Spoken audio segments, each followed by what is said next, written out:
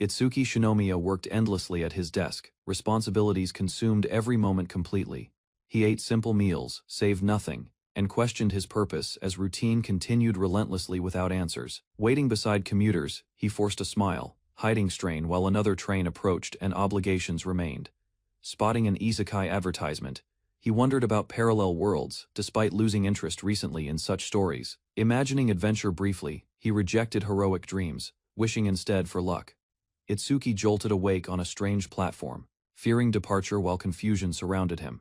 Rushing forward, he reached the train, relieved immediately when doors remained open before him. A mysterious goddess greeted Itsuki personally, leaving him startled and questioning her identity. Smiling confidently, the goddess announced his transfer toward a parallel world, changing everything from that moment. Ignoring objections, she revealed his death and sent him away toward another existence beyond his understanding. The goddess confirmed Itsuki's death, offering special abilities before sending him toward another world soon. Shocked yet curious, Itsuki learned he could freely choose one skill for himself there. Considering possibilities carefully, he rejected combat abilities, preferring something useful without constant fighting demands. Remembering his frustrations, Itsuki selected a skill supporting enjoyment, determined to change everything. The goddess hesitated briefly, suggesting alternatives, while Itsuki confidently insisted upon his decision. The goddess sent Itsuki away, urging caution while transporting him toward his supposed destination unexpectedly. Arriving abruptly, Itsuki discovered a giant monster instead of town, freezing before immediate danger. Realizing the mistake, he fled desperately, cursing the goddess while avoiding the pursuing creature. Fear overwhelmed him as he questioned why his promised slow life began with chaos. A young fighter appeared suddenly, striking the monster fiercely and preventing Itsuki from harm. The swordsman checked Itsuki's condition, arriving just in time and drawing immediate admiration from him instantly. Introducing himself as Hayato Hayakawa, he dismissed gratitude and explained drifters shared similar circumstances. Hayato revealed reincarnation origins, prompting introductions while leading Itsuki toward companions awaiting their new acquaintance. Itsuki encountered several women traveling together, mistakenly assuming Hayato possessed an enviable harem. The group welcomed Hayato warmly, leaving Itsuki watching quietly as unfamiliar relationships unfolded before him naturally. Riding toward the city, Itsuki learned several companions also remembered Japan and shared nostalgia. Hayato asked about his unique skill, prompting curiosity from everyone traveling alongside him there. Proudly demonstrating it, Itsuki activated pocket money, producing coins and surprising the entire group. Explaining further, he revealed daily income scaled with level, eliminating employment concerns completely. Confident about prosperity, Itsuki considered future plans while recalling additional gifts received earlier. Approaching civilization, Hayato suggested guild work and alchemy training, while Itsuki avoided dangerous combat. The carriage reached a sprawling city, and Itsuki eagerly admired his destination from afar. Entering bustling streets, he reflected briefly before deciding exploration came first in this world, dreaming of comfort. Itsuki planned using his skills wisely, while pursuing an easygoing lifestyle. Standing confidently beneath open skies, Itsuki embraced fresh beginnings as his new journey started. Exploring the city alone, Itsuki enjoyed food, studied Hayato's map, and searched purposefully onward. While walking casually, he noticed someone tugging his clothing, and turned around immediately curiously. Discovering a hungry cat girl, Itsuki offered food kindly, then noticed a strange collar attached. Before understanding circumstances fully, a passing man called out and approached them from behind. The man explained, feeding slaves required permission, leaving Itsuki shocked by the girl's situation. Yasus introduced himself calmly, suggesting purchase of the cat girl, while Itsuki immediately refused the proposal, learning slavery existed here. Itsuki distracted Yasus by pointing toward a massive approaching monster. While Yasus looked away, Itsuki urged the cat girl onward, helping her escape unnoticed quickly. Reaching the alchemy guild, Itsuki recalled Hayato's advice and prepared necessary registration documents carefully. Entering the building alone, he greeted whoever remained inside and awaited a response quietly. Inside the alchemy guild, Itsuki called politely, unaware someone was already listening carefully nearby. An elderly woman appeared immediately, speaking bluntly and questioning his purpose with intimidating presence. Nervous yet determined, Itsuki requested registration, mentioning Hayato's recommendation while enduring her scrutiny. The woman recognized his name, referencing earlier trouble involving aristocrats and another acquaintance before. Without explanation, she handed over an item, triggering a sudden magical reaction around them.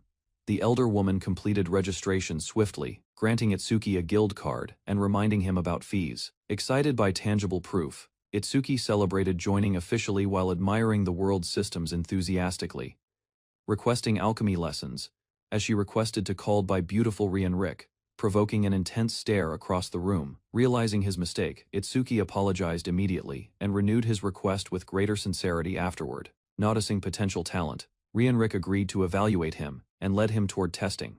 Rienric introduced basic alchemy materials, instructing Itsuki to craft a simple potion manually first. While grinding ingredients, Itsuki questioned manual work, but Rienric stressed fundamentals improved future results. Following instructions carefully, Itsuki completed a potion and learned technique influenced success rates. Rienric explained alchemy principles, teaching disassembly, synthesis, and reconstruction as essential foundations first.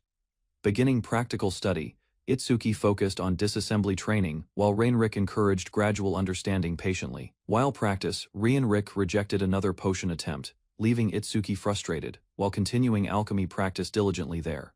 Following further instruction, Itsuki studied techniques intensely until magical exhaustion overwhelmed his concentration. Collapsing from fatigue, he discovered numerous successful potions, earning Rienric's quiet acknowledgement and approval. Rienric paused training, then welcomed Riet home while instructing her to assist Itsuki. As Itsuki and Rienric dinner, Riet served tea and food kindly, giving Itsuki a needed break from studies. During a meal, Rienric praised Itsuki's potential and instructed him carefully while discussing future. Her blunt expression unsettled him greatly, creating an awkward moment between teacher and student. Rienric arranged lodging expenses and planned selling his potions, helping establish financial stability. Learning potions remained profitable. Itsuki eagerly admitted, needing money and welcomed the opportunity. Hearing commotion outside, Itsuki rushed toward shouting townspeople after someone reportedly stole merchandise. Chasing the thief, armed men threatened civilians recklessly while panic spread through the crowded street. Sorte intercepted the attack decisively, disarming one assailant and protecting bystanders from immediate danger. Anina joined effortlessly, overpowering another criminal, while Sort praised her quick and effective response. Checking the fallen men, Ina wondered briefly whether excessive force was used during battle. Grateful townspeople identified Ina and Sort as heroes, while witnesses discussed their intervention afterward. Rienric directed Itsuki toward the Adventurer Guild, believing affordable lodging awaited him along that route. Reaching the destination confidently, Itsuki reflected on unexpected progress and prepared for opportunities ahead. During supper, Hayato and Rienric discussed familiar sights, while Itsuki resting peacefully, adjusting gradually to another world. Hayato handed Rienric a gift to Itsuki, intending to pass the bag onward discreetly later. The next day, carrying potions inside the bag, Itsuki entered a crowded tavern seeking Hayato among patrons. Approaching unfamiliar adventurers, Itsuki greeted them cautiously, immediately sensing hostility from their reactions. Disturbed by the atmosphere, Itsuki disliked the establishment and regretted entering the tavern. Noticing suspicious adventurers watching him, Itsuki approached a receptionist, hoping she could assist instead. He offered numerous potions for sale, requesting bulk purchases and surprising the receptionist immediately. Nearby adventurers recognized the valuable potions, realizing their worth despite the tavern's tense atmosphere. The receptionist explained those potions were low quality, disappointing observers who expected something exceptional. Suddenly, someone recognized the potion's origin, drawing attention toward Itsuki and destroyed his potions. Itsuki noticed suspicious adventurers gathering around him, realizing attention toward his potions was broken. The adventurers mocked him openly, refusing sales while mentioning conflicts involving the pharmaceutical guild. Itsuki remembered when Rienric praised his potions, provoking anger from men determined to intimidate him. Confused but resolute, Itsuki questioned their intentions while others encouraged confrontation around him. Escalating matters further, the hostile adventurer drew a weapon despite desperate attempts to stop. Furious over destroyed potions, Itsuki charged forward, determined to confront the responsible adventurer directly. Before violence erupted, Ina stepped between them, stopping Itsuki's reckless attack immediately there. Recognizing Ina, the aggressor hesitated while she firmly questioned his threatening behavior toward others. Sorte grabbed Itsuki's face, ordering him calmly to abandon thoughts of fighting completely. Introducing themselves properly, Sort and Ina took control, shifting attention away from conflict. Hearing Red Front mentioned, Itsuki listened closely while admiring Ina and seeking clarification afterward. Ina explained affiliations carefully, prompting Itsuki to reveal membership within the Alchemy Guild. Presenting his guild card, Itsuki clarified matters, leaving everyone surprised by unexpected information. Realizing their mistake, The adventurer returned the bag and apologized before Aina firmly intervened. Unsatisfied, Itsuki criticized their behavior, while Sort stepped forward and confrontation him for accused Aina that way. Aina accepted responsibility, offering compensation for destroyed potions while Sort prevented further arguments. Embarrassed, Itsuki faced Aina's sincere request, struggling to refuse her apology despite frustration. Suddenly, Rienric arrived, drawing attention across the tavern and interrupting ongoing discussions immediately. Rienric condemned the incident firmly, insisting apologies alone could not resolve damages caused to guild products. Demanding accountability, Rienric ordered the guild master summoned first, postponing further explanations completely until proper review. Rienric comforted Itsuki, explaining responsibility belonged elsewhere and urging him against blaming himself, though discouraged. Itsuki struggled emotionally, while Rienric insisted anger should target offenders instead of himself. Rienric decided to make no more deal anymore with the guild, shocking everyone present greatly. The staff apologized repeatedly, admitting mistakes and proposing compensation for losses caused earlier during verification failures. Defending her student, Rienric demanded accountability, refusing excuses and confronting Aina directly afterward for the damage. Rienric recognized Hayato's introduction letter, immediately understanding Itsuki's background and circumstances surrounding him. Mentioning Hayato revealed his fame, shocking everyone as the legendary Dragon Slayer hero panicking. The manager offered compensation and punishment, hoping to resolve the escalating dispute quickly. Rienric questioned the proposed amount sternly, suspecting the manager had misspoken during negotiations. Sorte protested the enormous payment, while Itsuki worried compensation had grown excessively large. Rienric fiercely defended Itsuki, declaring Hayato's support and rejecting objections from everyone present. Itsuki attempted calming tensions, yet arguments continued while Rienric dismissed excuses and interruptions without hesitation. Anana understood compensation demands, surprising companions when she offered payment for damages herself without seeking assistance. Determined to resolve everything, Anana volunteered becoming a slave, leaving Itsuki and Sort astonished beyond belief. Aina stunned everyone by offering slavery, believing earned money could resolve escalating guild troubles. Itsuki questioned her decision while shocked adventurers reacted loudly, unable understanding such sacrifice. Rienric urged calm discussion, blaming herself instead, while Itsuki struggled following the conversation around him. Concerned members warned slavery would damage reputations. Yet Aina requested alternatives without hesitation from anyone present. Despite objections, Aina comforted Ferris gently, insisting sacrifices remained necessary for everyone involved in the matter. Itsuki rejected the proposal completely, questioning Rienric's actions while criticizing Aina's reckless self-sacrificing decision. Sorte fiercely objected, arguing destroyed potions never justified Aina surrendering her freedom for repayment. Aina maintained responsibility belonged to her, while Sort worried deeply about their adventuring group's future. Aina explained knights remained capable protectors, yet Sort feared ordinary people losing dependable support. Seeking forgiveness from Sort, Aina persisted stubbornly, while Itsuki firmly refused supporting Rienric's plan. Itsuki lamented complicated problems, imagining absurd outcomes, where Aina's proposal ruined his peaceful ambitions. Rejecting immediately, Itsuki dismissed slavery entirely, leaving Aina confused while he avoided further discussion. Itsuki stated, slavery solved nothing, causing Aina, Sort, and guild members to reconsider matters. He argued becoming a slave contradicted heroic ideals, stressing everyone remained safe because of. Itsuki continued firmly, saying Hayato's assistance changed nothing and never justified Aina's sacrifice.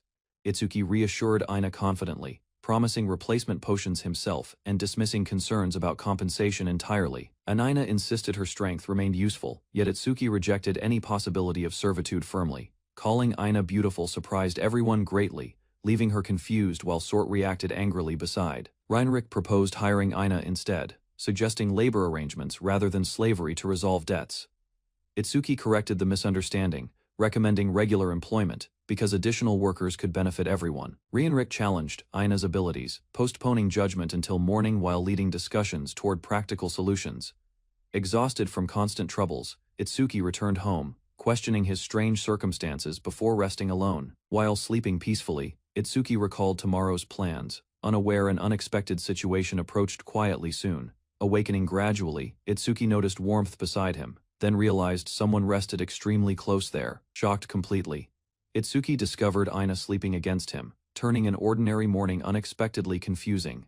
Itsuki panicked awake beside Aina, Learning Rienric instructed her to remain there obediently. Frustrated greatly, Itsuki blamed Rienric again, while desperately trying avoiding misunderstandings with Aina. Covering his eyes, Itsuki urged Aina dress properly, fearing complications from appearances alone. Aina questioned her worth sadly, leaving Itsuki scrambling awkwardly to reassure her sincerely.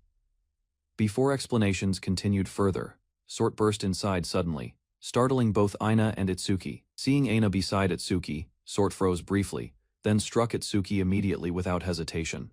Instantly, Sort launched a hard kick as punishment fiercely, knocking Itsuki down before hearing any explanation. Convinced danger existed, Sort declared rescue intentions, while Itsuki desperately denied every accusation. Aina tried stopping arguments before matters worsened further, while Rienric enjoyed the spectacle calmly. Itsuki arrived in another world, endured rough treatment, and encountered a gigantic caterpillar. He then met Aina, a mysterious warrior seeking slavery, leaving him deeply confused. While sharing a meal, Aina insisted they visit a slave trader for evaluation and further discussion. Aina requested care from Itsuki, proposing titles affectionately, though he rejected immediate familiarity and remained cautious. Explaining her customs, she declared first-night marriage traditions, startling Itsuki and everyone present at the table. Sorte rejected assistance, declaring determination to purchase Aina's freedom herself, despite limited personal resources. Walking together, Sort insisted on buying Aina back, though Aina questioned her reasoning sincerely.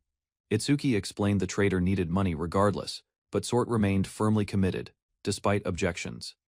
Aina appreciated Sort's feelings yet refused reconsideration, causing Itsuki to question her stubbornness. Sorte joined Aina immediately, promising protection while warning Itsuki against mistreating her companion ever. Itsuki asked whether visiting the slave trader remained necessary, and Aina calmly agreed. Aina sympathized with Sort's intentions, while Itsuki admitted confusion regarding her determined behavior and motives.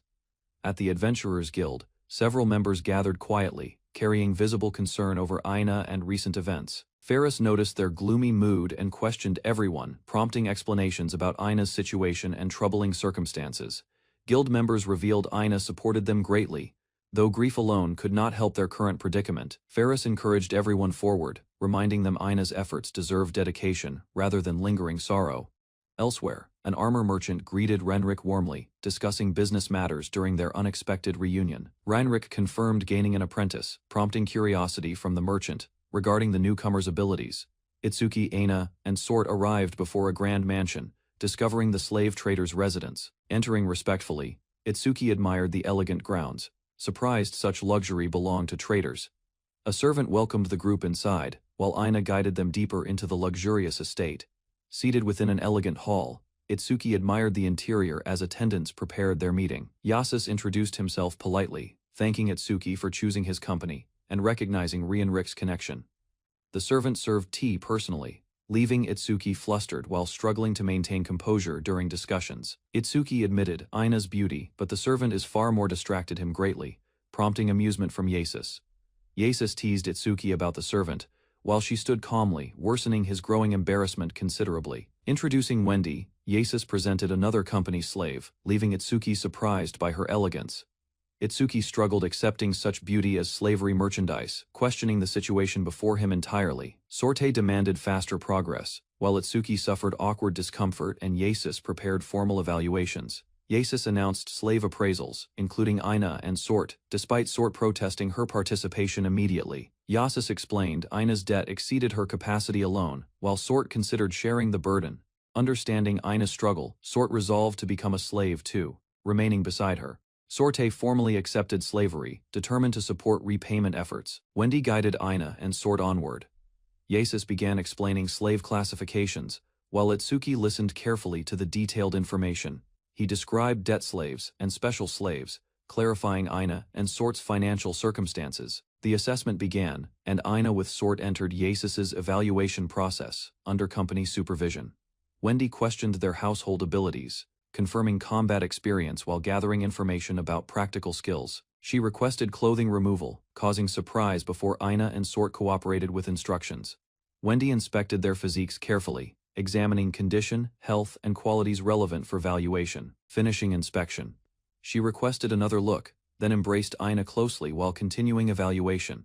Sorte interrupted Wendy's close inspection, pushing her away protectively. while Ina reacted with surprise. Wendy teased Sort's concern, hinting money remained insufficient, leaving the cat girl visibly frustrated and discouraged. Returning downstairs, Wendy finished assessments and informed Itsuki the contract evaluation process concluded for both slaves. Asked about events upstairs, Itsuki received evasive answers as embarrassed Ina avoided explanations completely and remained silent. Yasis reviewed assessments, comparing Ina and Sort's abilities, noticing unusual personal evaluations beyond combat. Itsuki watched quietly, while Yasis concluded both warriors excelled fighting yet lacked broader talents and skills. Questioning Sort's report, Yasis noted Ina seemed ordinary, prompting Wendy to explain circumstances. Wendy revealed Sort remained underaged, despite strength, rejecting inquiries while mentioning further inspections of private areas. Understanding emerged, Wendy clarified physical maturity limits, leaving Itsuki embarrassed while Yasis accepted the explanation. Wendy presented final assessments, showing compensation values, while Ina appeared 600.000 nar and Sort only 400.000 nar. Yasis gathered everyone inside a magic circle, preparing formal contracts between Itsuki and companions. The ritual activated immediately, forcing joined hands together as magical energy established binding agreements. A glowing crest appeared upon hands, shining intensely while Itsuki reacted with visible confusion. Yasis, explaining contract protections. The slave will get punishment when try to hurt their master. Sorte eagerly tested the contract, swinging her weapon toward Itsuki before completing the attack motion. Contract magic activated instantly, causing severe pain and headaches, forcing Sort onto the floor helplessly. Itsuki checked her condition, while Sort recovered slowly, appearing irritated by the contract's restrictions. Itsuki teased her behavior, calling her dog-like, while Sort loudly insisted she was wolf. Both denied enjoying their argument, yet Wendy observed them smiling and considered exchange entertaining. The contract concluded successfully, and Yasis thanked them warmly before they left. Outside, Ina apologized respectfully, suggesting guild reporting duties, while Itsuki considered their next move. Elsewhere, camp residents noticed Hayato missing, prompting concern as darkness covered surrounding wilderness and quiet campsites. Hungry companions discussed scarce meat supplies, while someone searched storage despite immediate objections from others present. Abather emerged requesting soup, startling everyone and shifting attention from provisions toward unexpected circumstances completely. The elf dismissed concerns casually, teasing Letty while discussing Hayato's absence and bathing habits openly. Mentioning Hayato, again, the elf encouraged bathing, embarrassing Letty while offering unsolicited personal advice. Sorte remained focused entirely on meat, ignoring surrounding conversations while hunger dominated her thoughts. Far away, Hayato sat alone beneath starlight, observed silently by an owl watching closely. A mysterious woman approached Hayato, warning about cold weather while his marked hand drew attention. Chris comforted Hayato gently, though he concealed worries while expressing concern for Itsuki's situation. Both watched the moonlit landscape quietly, reflecting upon separation and wondering about Itsuki's condition. Meanwhile, Itsuki celebrated inside the Adventurers Guild, raising drinks alongside gathered adventurers cheerfully together. As festivities continued, guild members encouraged Itsuki warmly, requesting effort despite his attempted departure. The adventurers apologized sincerely for previous actions, crediting Aina's influence and seeking forgiveness respectfully. Guild members spoke optimistically with Itsuki, discussing futures while acknowledging his unusual drifter status openly. Itsuki defended Aina passionately, scolding rude comments as Sort listened and reacted with surprise. Frustrated, Itsuki declared exhaustion with misunderstandings, leaving both Aina and Sort speechless momentarily there. Several adventurers called Itsuki over, while Aina and Sort remained seated observing events quietly. Sorte warned Aina carefully, suspecting Itsuki's intentions, though Aina seemed uncertain about everything still. Sorte criticized Aina's straightforward thinking, while Itsuki enjoyed drinks alongside friendly adventurers during celebrations. Reflecting quietly, Aina considered the remark seriously, revealing unexpected agreement with the observation herself. Aina smiled as admitted that, appearing more relaxed while observing the cheerful atmosphere surrounding everyone. Itsuki praised another world enthusiastically, then offered to demonstrate his unique skill before curious adventurers. Confidently, Itsuki activated pocket money, preparing a demonstration while onlookers watched with anticipation eagerly. Itsuki proudly displayed a silver coin, as the adventurers boasting about pocket money celebrating his skill enthusiastically. The adventurers questioned remaining funds, yet Itsuki continued cheering loudly, atop a table confidently. Outside observers heard the commotion, wondering whether Itsuki remained sensible during the gathering there. Horrors passed beneath moonlight, leaving adventurers exhausted as drinks covered tables throughout the guild.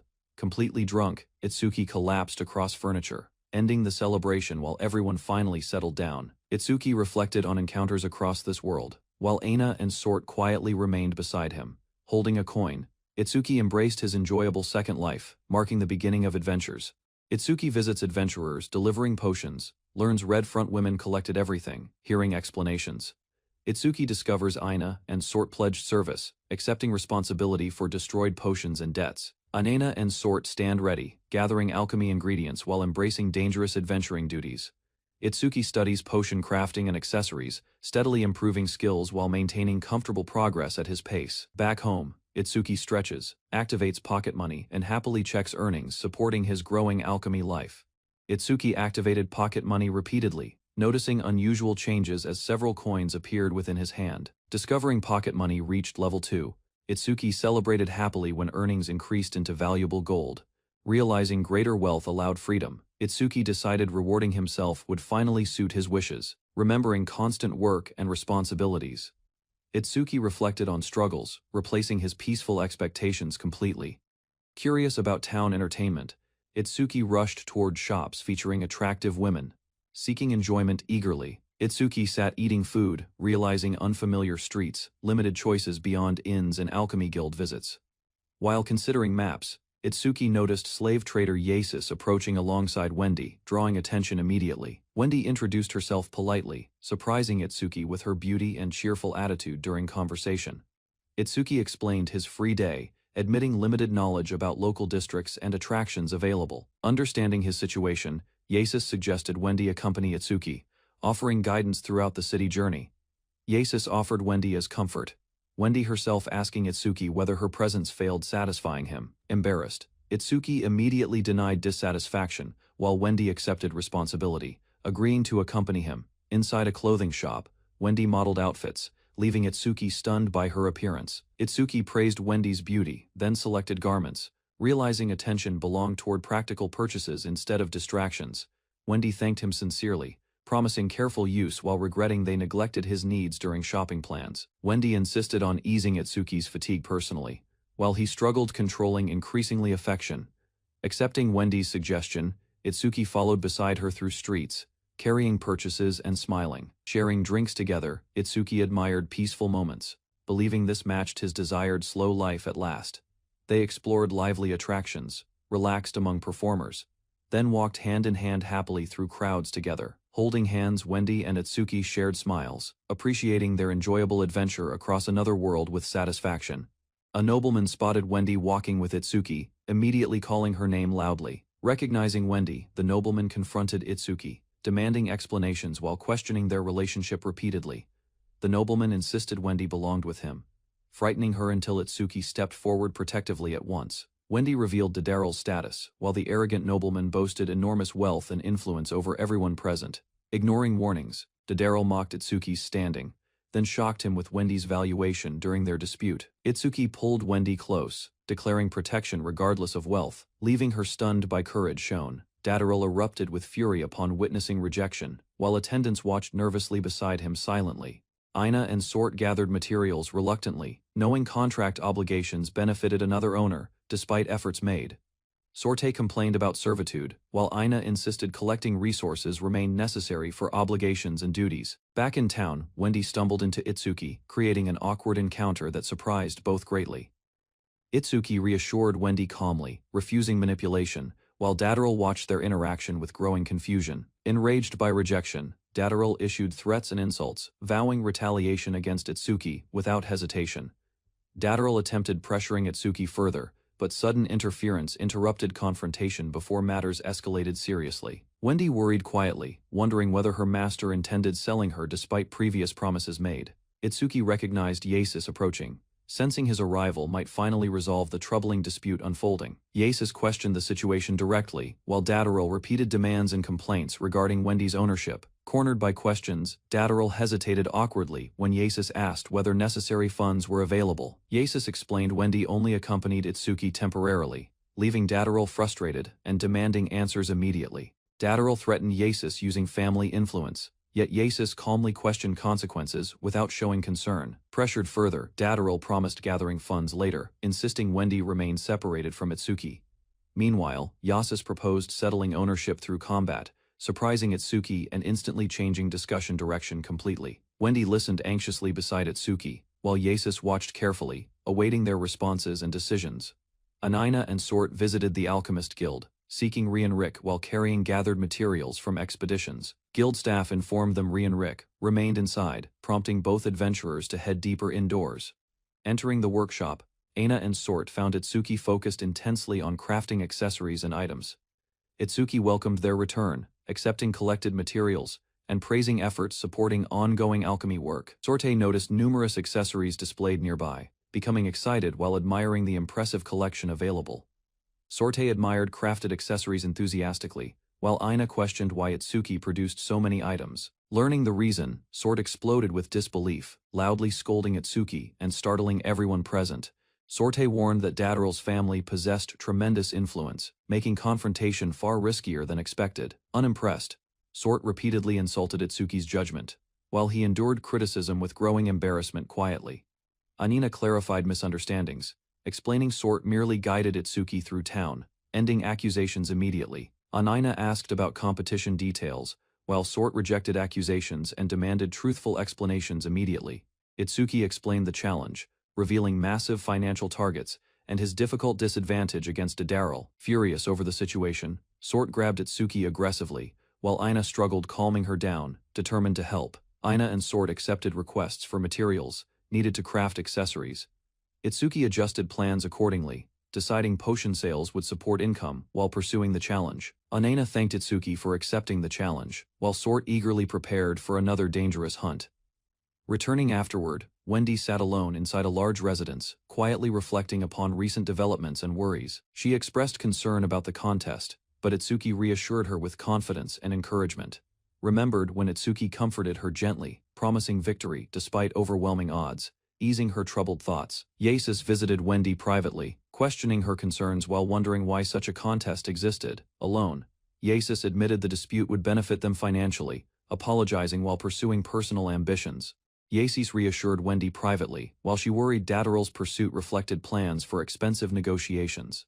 Wendy understood her value allowed choosing masters, suspecting Yasis sought maximum profit from Dadaril. Remembered earlier confrontation directly, Wendy silently arguing Yasis became bargaining material without her consent. Returning home, Yasis questioned Wendy calmly, seeking honest thoughts regarding her experiences with Itsuki. Remembering enjoyable moments with Itsuki, Wendy admitted great satisfaction, while Yasis encouraged pursuing such happiness repeatedly. Wendy angrily questioned Yasis's risky arrangement, doubting anyone could gather enough wealth within 1 week. Yasis asked whether success seemed impossible, while Wendy hesitated, uncertain about Itsuki's chances completely. Confidently, Yasis declared Itsuki would never abandon Wendy, strengthening her resolve and trust considerably. While working alone, Itsuki considered future plans, believing current circumstances could benefit everyone involved. Rienric advised moderation, discussed recent events, then questioned Itsuki about opening an accessory shop. Rienric teased Itsuki's behavior, while Wendy served tea and listened quietly during discussion there. Itsuki explained abandoning accessories, preferring refined potion sales independently without relying upon guild support. Rienric dismissed that concern, instead asking whether Itsuki understood Dadaril's actual business operations completely. She revealed Dadaril controlled a pharmacy guild, despite appearing foolish through his unusual behavior. Learning potion profits faced obstacles, Itsuki realized independent sales would prove far more difficult. Rienric encouraged broader ambitions, then handed Itsuki correspondence that unexpectedly mentioned someone named Hayato. Reading the message, Itsuki recognized Hayato immediately, surprised by contact from his former companion. The letter described urgent matters involving monsters, prompting Itsuki's concern and attention toward danger. Elsewhere, adventurers confronted a gigantic griffin, maintaining formation despite overwhelming pressure from enemies. The mage unleashed powerful wind magic, while the warrior attacked swiftly, supporting allies against advancing monsters. Guided by instructions, adventurers used special equipment carefully, coordinating attacks against the massive griffin together. Their combined assault struck successfully, forcing monsters backward while demonstrating effective teamwork and preparation. Hayato encouraged allies confidently, promising stronger support later while observing battlefield progress with satisfaction. Moving swiftly through danger, Hayato launched a precise attack, injuring the griffin during combat. Continuing relentless pressure, Hayato landed another powerful strike, impressing companions and weakening their enemy. Hayato accepted requests confidently, while companions celebrated victory and prepared remaining tasks around battlefield. Back home, Itsuki resumed work, appreciating guild communication tools that simplified contact across distances. Itsuki practiced crafting techniques diligently, spending long hours improving skills under re-enriched supervision steadily. During hunting activities, Sort tracked prey carefully, eliminating targets efficiently, while avoiding unnecessary noise. Satisfied with successful hunting, Sort released stress completely, while Aina suggested returning with enough gathered materials. Aina gathered useful materials for crafting, though she disliked the uncomfortable method required during collection. While bathing nearby, Sort complained openly, and her companion suggested she judged Itsuki too gently. She reflected on Itsuki's behavior, feeling conflicted because annoyance mixed strangely with growing curiosity. Discussing her feelings further, Sort admitted confusion, unable to clearly decide how she viewed him. Despite lingering uncertainty, she rejected romantic thoughts completely, stubbornly dismissing qualities she secretly noticed. Sorte returned cheerfully, deciding Itsuki needed more work despite his exhausted condition and recent efforts. Heinrich discovered her dangerous drink idea and immediately rejected it, alarming everyone nearby greatly.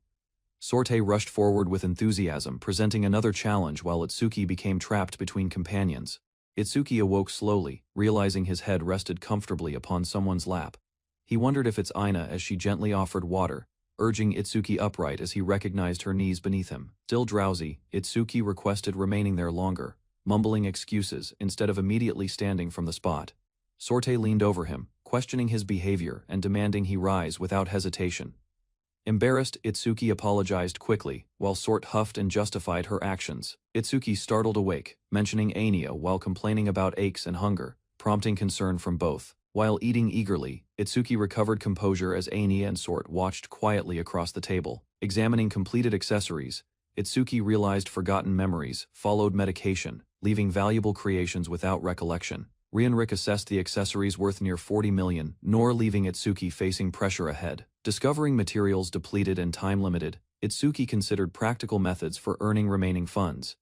Itsuki conceived a new alchemy project after noticing vibrating ore, sparking inspiration from scarce materials. Remembered as an ordinary office worker, Itsuki reflected briefly on his unusual journey. He tested countless designs from memory, discarding failures while struggling through difficult development and repeated setbacks. Persistence paid off when Itsuki completed a pink rotor, celebrating success with visible excitement and relief. Aina and Sort watched curiously as Itsuki presented the invention, awaiting reactions together. Itsuki proudly revealed the mysterious device, struggling to explain its purpose while avoiding direct answers. Hearing Aina mention shoulder stiffness, Itsuki suggested testing the invention on her armored body. Aina reacted with surprise, clearly uncertain about the strange proposal presented before her. Suddenly, the device vibrated repeatedly against Aina, easing tension while leaving her flustered and bewildered. Observing everything closely, Sort questioned the method, while Itsuki braced for criticism from her. Explaining the device's origin vaguely, Itsuki embarrassed Sort, who understood its purpose far too well. Mortified and furious, Sort grabbed her weapon, declaring murderous intent while Aina questioned everything calmly. Itsuki retreated strategically as Aina inspected Sort, suspecting the tool caused unexpected emotional reactions.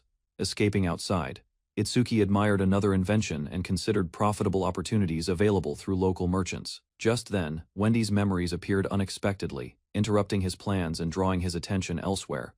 Carrying his invention toward a buyer, Itsuki noticed several suspicious men approaching him unexpectedly nearby. Before reacting properly, Itsuki stumbled as the group deliberately obstructed his path during pursuit. Realizing hostility, Itsuki crawled away while the men mocked him and pressed their advantage. Negotiations failed immediately when they demanded outrageous compensation, revealing motives beyond simple medical expenses. Grabbing one attacker, Itsuki confronted them directly, suspecting Datarel secretly arranged the entire encounter. Pressing for answers about Datarel, Itsuki received denials while one thug attempted escaping from questioning. Seizing the opportunity, he fled swiftly, distracting pursuers with a coin tossed behind him. While running desperately, Itsuki realized his pocket money skill had failed activating this time. Danger approached suddenly until a beast girl charged forward, knocking attackers aside and stopping their advance. Standing protectively before him, the beast girl revealed she followed deliberately, leaving Itsuki genuinely surprised. Itsuki noticed the cat girl shielding him beneath moonlight, leaving him confused. He recognized her as the street girl from Arrival, discovering she lived enslaved there for years. While sharing food together, Itsuki observed her habits and politely asked her name during a meal. The girl introduced herself as Shiro, then confronted strangers blocking their path aggressively without showing fear. Standing before Itsuki, Shiro declared herself his shield, protecting him from danger faithfully. Shiro warned the men against harming Itsuki, calmly declaring deadly consequences while protecting him firmly. One thug ignored her warning, charging recklessly towards Shiro while threatening violence with confidence. Shiro effortlessly avoided his attack, leaving the stunned man confused as his strike missed completely. Drawing her blade, Shiro prepared a finishing strike, but Itsuki urgently stopped her immediately. Shiro obeyed Itsuki's command, sparing the terrified thug and leaving surrounding witnesses speechless completely. Shiro leaped forward fiercely, frightening remaining thugs as her overwhelming strength crushed resistance completely. The confrontation ended quickly, leaving defeated men trembling while observers realized Shiro's exceptional combat abilities. Itsuki thanked her sincerely, learning Yasis assigned her protection duty and loyalty toward him. Expecting purchase arrangements, Shiro looked disappointed when Itsuki explained immediate payment remained impossible currently. Wanting further discussion, Itsuki requested Yasis a favor, then invited Shiro to accompany him. Shiro rejected childish treatment, while Itsuki awkwardly offered hands before she suddenly dashed ahead with excitement. Itsuki caught up and walked beside Shiro, whose cheerful mood softened her guarded demeanor considerably now. Reaching Yasis, he expressed gratitude for Shiro, prompting the trader's thoughtful attention and quiet curiosity immediately. Yasis noted Shiro's attachment, while Itsuki dismissed it as friendliness and gently patted her head repeatedly. Discussing Shiro's future, Itsuki revealed plans to find ownership elsewhere, surprising Yasis and raising new questions. Itsuki shocked Yasis by requesting 40 million, revealing an ambitious proposal instead of purchase. Presenting a massage device, Itsuki clarified he intended selling distribution rights rather than merchandise itself. Yasis quickly understood, realizing Itsuki offered retail rights while retaining ownership over production entirely. Interested by potential profits, Yasis requested contract details and listened carefully to Itsuki's explanation. They discussed revenue-sharing terms, while Shiro rested comfortably beside Itsuki during negotiations quietly. Yasis rejected 40 million immediately, arguing uncertain supply and investment risks made agreement impossible. Itsuki promised stable production through trusted companions, but Yasis raised concerns about reliability instead. Accepting the criticism, he admitted his position seemed unstable because he lacked local foundations. Yasis explained trust required time, warning that recent acquaintances could not guarantee dependable business. To secure negotiations, Itsuki boldly offered himself as collateral, astonishing Yasis with determination alone. Yasis stared in surprise, questioning Itsuki's extreme commitment, while Shiro quietly watched their discussion. Wendy's image appeared, while Yasis expressing disbelief that Itsuki truly understood his bold offer. Amused by his resolve, Yasis accepted negotiations and dismissed changing Itsuki's slavery status entirely. He proposed purchasing permanent rights instead, explaining servitude held no value during contractual cooperation. Setting strict conditions, Yasis demanded loyalty from Itsuki, who nervously agreed without further objections. Itsuki requested another favor before leaving, while Yasis resumed discussing their 40 million agreement. Exiting the meeting, Itsuki noticed daylight arriving and reflected on exhausting production efforts already. Shiro struggled with sleepiness during travel, while Itsuki encouraged her as they approached headquarters. Unable to continue walking properly, Shiro climbed onto Itsuki's back and remained protective still. Elsewhere, the defeated thugs received harsh scolding, facing humiliation for failing their assignment completely. Datarol's subordinate warned against sabotage, but Datarol confidently dismissed concerns and trusted his own strength. While bathing, Wendy reflected quietly on her master, Itsuki, showing concern and deep personal attachment. The following day, Itsuki arrived at the Alchemist Guild, preparing for the anticipated showdown ahead. Datarol confronted Itsuki directly, demanding surrender, but Itsuki remained calm and accepted the challenge. Itsuki confronted Datarol confidently, while the nobleman mocked him and assumed victory remained unquestioned throughout. Itsuki ridiculed Datarol relentlessly, provoking anger, while Ina and Sort watched quietly and awaited results patiently. Yasus announced Itsuki's victory before completion, confirming the contest's outcome and ending disputes. Itsuki revealed earnings totaling 80 million, leaving Dadarel shocked as overwhelming evidence appeared before. Claiming victory proudly, Itsuki pointed toward Dadarel, celebrating success while his defeated rival fumed. Yasus confirmed Dadarel's defeat officially, explaining Itsuki's customer achieved the required goal before him. He declared completion firmly, yet Dadarel rejected defeat completely and protested the verdict loudly. Dadarel accused Rienric angrily, claiming she secretly funded Itsuki and manipulated events behind scenes. Rienric presented documents calmly, leaving Dadarel startled as evidence surfaced directly before his eyes. The records revealed guild purchases worth 40 million, explaining Itsuki's profits through legitimate transactions. Rienric confirmed the valuation confidently, defending Itsuki's alchemy while dismissing Dadarel's objections completely outright.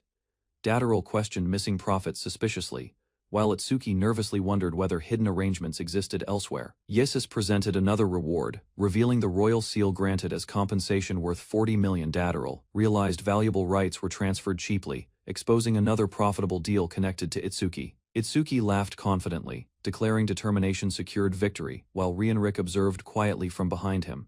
Wendy approached Dadarel calmly, urging acceptance of defeat, while his stubborn refusal continued despite judgment. Rejecting Dadarel completely, Wendy declared loyalty toward her master, refusing demands and choosing freedom.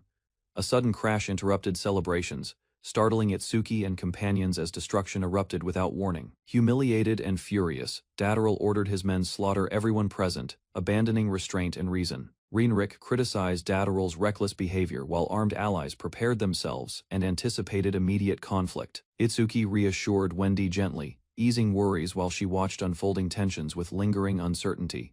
Aina promised protection confidently, while Sort protested jokingly and prepared herself beside determined allies. Shiro revealed additional support, then charged forward alongside Aina, initiating battle against attackers immediately. Aina and Sort rushed together, surrounding hostile fighters before they could organize defenses properly. Sorte and Shiro struck swiftly, disrupting attacks, while Aina engaged opponents directly and pressured them relentlessly. Itsuki admitted his fears honestly, holding Wendy close, while promising protection despite personal uncertainty. Itsuki confessed weakness openly, explaining his limitations while refusing to release Wendy's hand ever. Declaring genuine feelings, he revealed he wanted Wendy beside him. Regardless of circumstances, Wendy remembered meeting Itsuki, becoming emotional as his words reached her heart deeply. While she reflected quietly, Dadarel furiously demanded slaughter, pushing the conflict toward escalation. Aina noticed approaching footsteps, while defeated attackers remained grounded, and everyone turned toward newcomers cautiously. Darwin arrived through damaged walls, confronting Rienric calmly, while questioning responsibility for the disturbance. Itsuki observed Darwin carefully, learning the newcomer supervised regional affairs and possessed considerable authority. Attention shifted toward Darwin's companion, leaving Itsuki curious about the mysterious girl accompanying him. Darwin immediately approached his son Dadarel, intending investigation, while the frightened Dadarel struggled explaining circumstances clearly. Darwin angrily asked why Dadarel called him father, while so far called him by Papa. Revealing their relationship, Itsuki watched confusedly, while Darwin questioned Dadarel's strange wording, showing little concern whatsoever there. Darwin appeared intimidating despite calm behavior, causing Itsuki to sense overwhelming pressure from him. Dadarel attempted excuses again, but Darwin focused instead on the dispute involving Wendy directly. Darwin dismissed complaints firmly, reminding Dadarel defeat remained final regardless of excuses or schemes. Shiro threatened Darwin fiercely for approaching Itsuki, while Darwin calmly identified the victorious challenger. Darwin praised Itsuki's capable companions, leaving him uneasy while acknowledging their strength with amusement. Darwin requested calm discussion, asking Shiro to lower her weapon while tensions remained high everywhere. Shiro reluctantly agreed, warning Darwin sternly, before allowing negotiations to begin without immediate violence. Darwin settled comfortably with his companion, preparing to hear explanations regarding the chaotic incident. Itsuki and companions listened carefully as Darwin summarized events, gathering details from everyone. Dadarel pleaded desperately for support, but Darwin criticized his behavior and doubted his claims. Dadarel claimed family ties desperately, yet Darwin coldly denied any blood relationship between them. Darwin harshly rebuked Dadarel, declaring his disgraceful conduct unworthy of recognition or respect. Supported by Mara's confirmation, Darwin reminded Dadarel to accept defeat gracefully and maturely. Yasus listed violations carefully, explaining Datarel's actions, breached rules, and warranted official punishment. Darwin and Yasis demanded compensation, seeking repayment for damages, violence, and resulting distress. Yasis accepted compensation demands calmly, while Itsuki imagined consequences and felt uneasy about them. Rick demanded repairs and financial penalties, then targeted Yasis's banking privileges as punishment. Darwin reacted immediately, recognizing Rick's intentions, while Mara appeared unsurprised by the proposal. Darwin protested the severity slightly, but Rick insisted authority allowed interference with future loans. Itsuki questioned suspicious dealings, prompting Rick to threaten reporting Datarel's misconduct to church authorities. Darwin condemned Datarel's hidden schemes harshly, warning eventual punishment despite previous escapes from justice. Frightened by exposure, Datarel accepted defeat quietly, while others prepared, returning him home immediately. Darwin questioned Itsuki directly, offering assistance while listening to concerns from the gathered group. He praised Shiro's loyalty jokingly, though her intimidating presence clearly discouraged further approaches. Darwin invited Wendy over kindly, but Itsuki stepped forward protectively before she answered. Itsuki defended Wendy firmly, criticizing Darwin's approach while reaffirming their bond without hesitation whatsoever. Darwin noticed Itsuki's determination, comparing it favorably against his earlier aggressive and protective behavior. Itsuki joked confidently about survival, while Darwin doubted such attitudes usually ended well. Itsuki declined further demands, accepting Datarel's punishment alone as sufficient resolution for matters. Darwin suggested marrying Mara jokingly, then offered assistance sincerely before preparing to leave. Mara teased Itsuki playfully, suggesting marriage possibilities while evaluating his reaction with amusement openly. Itsuki declined nervously, admitting incompatibility, while Mara accepted the response without taking offense. Encouraged by others, Itsuki considered a request carefully, wondering what mattered most presently. Later, Itsuki sat quietly outdoors, reflecting peacefully while a drink was served nearby. Rick discussed recent troubles calmly, while Itsuki noted events ultimately concluded favorably overall. Rick defended her compensation calmly, explaining damages justified rewards gained from Datarel's misconduct. Ina and Sort approached Itsuki, while he laughed awkwardly about Datarel's failed intentions. A messenger arrived with Darwin's delivery, prompting Itsuki to leave and receive instructions. Rick assigned a task, while companions accompanied Itsuki through town toward their destination. Following a map together, the group searched eagerly as Aina anticipated the assignment ahead. Following Rick's directions, Itsuki, Ina, and Sort arrived somewhere significant and examined it carefully. The group discovered a large mansion, realizing Itsuki finally owned a home within another world. Itsuki arrived before a large house with Ina and Sort, studying its appearance. Ina praised the residence enthusiastically, while Itsuki questioned her reaction and Sort watched silently. Facing the entrance, Itsuki hesitated nervously, then reached forward while companions observed quietly beside him closely. Holding the key, Itsuki reflected on past dreams, realizing ownership exceeded expectations greatly for him. Standing inside, Itsuki examined the rooms, struggling emotionally while accepting his new home and future responsibilities. Inside the mansion, Wendy greeted Itsuki formally, presenting herself gracefully while showing deep loyalty. Itsuki recognized Wendy, yet her unexpected greeting as master left him completely bewildered. Wendy explained her responsibilities confidently, insisting preparation came first whenever serving Itsuki directly. Darwin arrived unexpectedly, while Wendy's affectionate welcome overwhelmed Itsuki with embarrassment and delight beyond his expectations. Darwin confirmed every arrangement completed, leaving Itsuki astonished that the mansion belonged entirely to him now. Darwin showcased luxurious rooms and facilities, then transferred ownership, ensuring Itsuki possessed everything necessary comfortably. He departed confidently, mentioning Yasir's arrival, while Itsuki expressed gratitude for the generous gift. Itsuki welcomed Ina and Sort warmly, permitting free use of rooms, as Wendy served. Wendy announced dinner preparations, while Itsuki arranged sleeping places, assigning accommodations throughout the mansion. Testing the bed, Itsuki admired its comfort as Aina and Sort relaxed together happily. Sorte eagerly pulled Aina toward the bath, while Aina worried about Itsuki returning soon. Inside the basement bath, Itsuki soaked peacefully, enjoying warm water and rare comfort completely alone. Relaxing deeply, Itsuki stretched his body freely, appreciating the spacious bath and soothing atmosphere. Remembering exhausting workdays, Itsuki compared the bath favorably to expensive spas from his past. While bathing, Itsuki considered practical inventions, wondering whether alchemy could create useful refrigeration devices. While bathing peacefully, Itsuki suddenly encountered Wendy, whose unexpected appearance immediately shattered his composure completely. Wendy calmly explained her intentions, leaving Itsuki flustered as he struggled understanding her actions. Continuing her service, Wendy offered personal assistance freely, causing Itsuki increasing embarrassment throughout bathing. Wendy washed Itsuki carefully while he fought distractions and desperately maintained control over himself. As Wendy continued helping, Itsuki faced greater discomfort, realizing the situation remained dangerously awkward. Wendy's closeness unsettled Itsuki greatly, forcing him to struggle against overwhelming embarrassment and confusion. She expressed sincere happiness and gratitude, explaining her devotion while remaining close beside Itsuki. Their conversation softened briefly, yet both remained nervous as emotions quietly surfaced between them. Before anything progressed further, Sort interrupted firmly, reminding everyone the bath was shared. Anina entered alongside Sort, leaving Wendy and Itsuki startled while the awkward moment ended. Sorte misunderstood the situation completely, scolding Itsuki loudly, while Aina witnessed the embarrassing scene. Believing Aina disliked him now, Itsuki panicked helplessly as Aina quietly walked away. Itsuki attempted explaining himself, while Sort apologized sincerely and Wendy observed the misunderstanding unfold. Aina declared servants should assist baths, volunteering eagerly, which surprised everyone present greatly there. Sorte insisted on fulfilling duties too, prompting Itsuki to flee before matters worsened further. Itsuki's peaceful bath collapsed completely as Sort dragged Aina closer, creating fresh embarrassment immediately. Elsewhere, people gathered within Darwin's residence, discussing unresolved matters involving their foster father.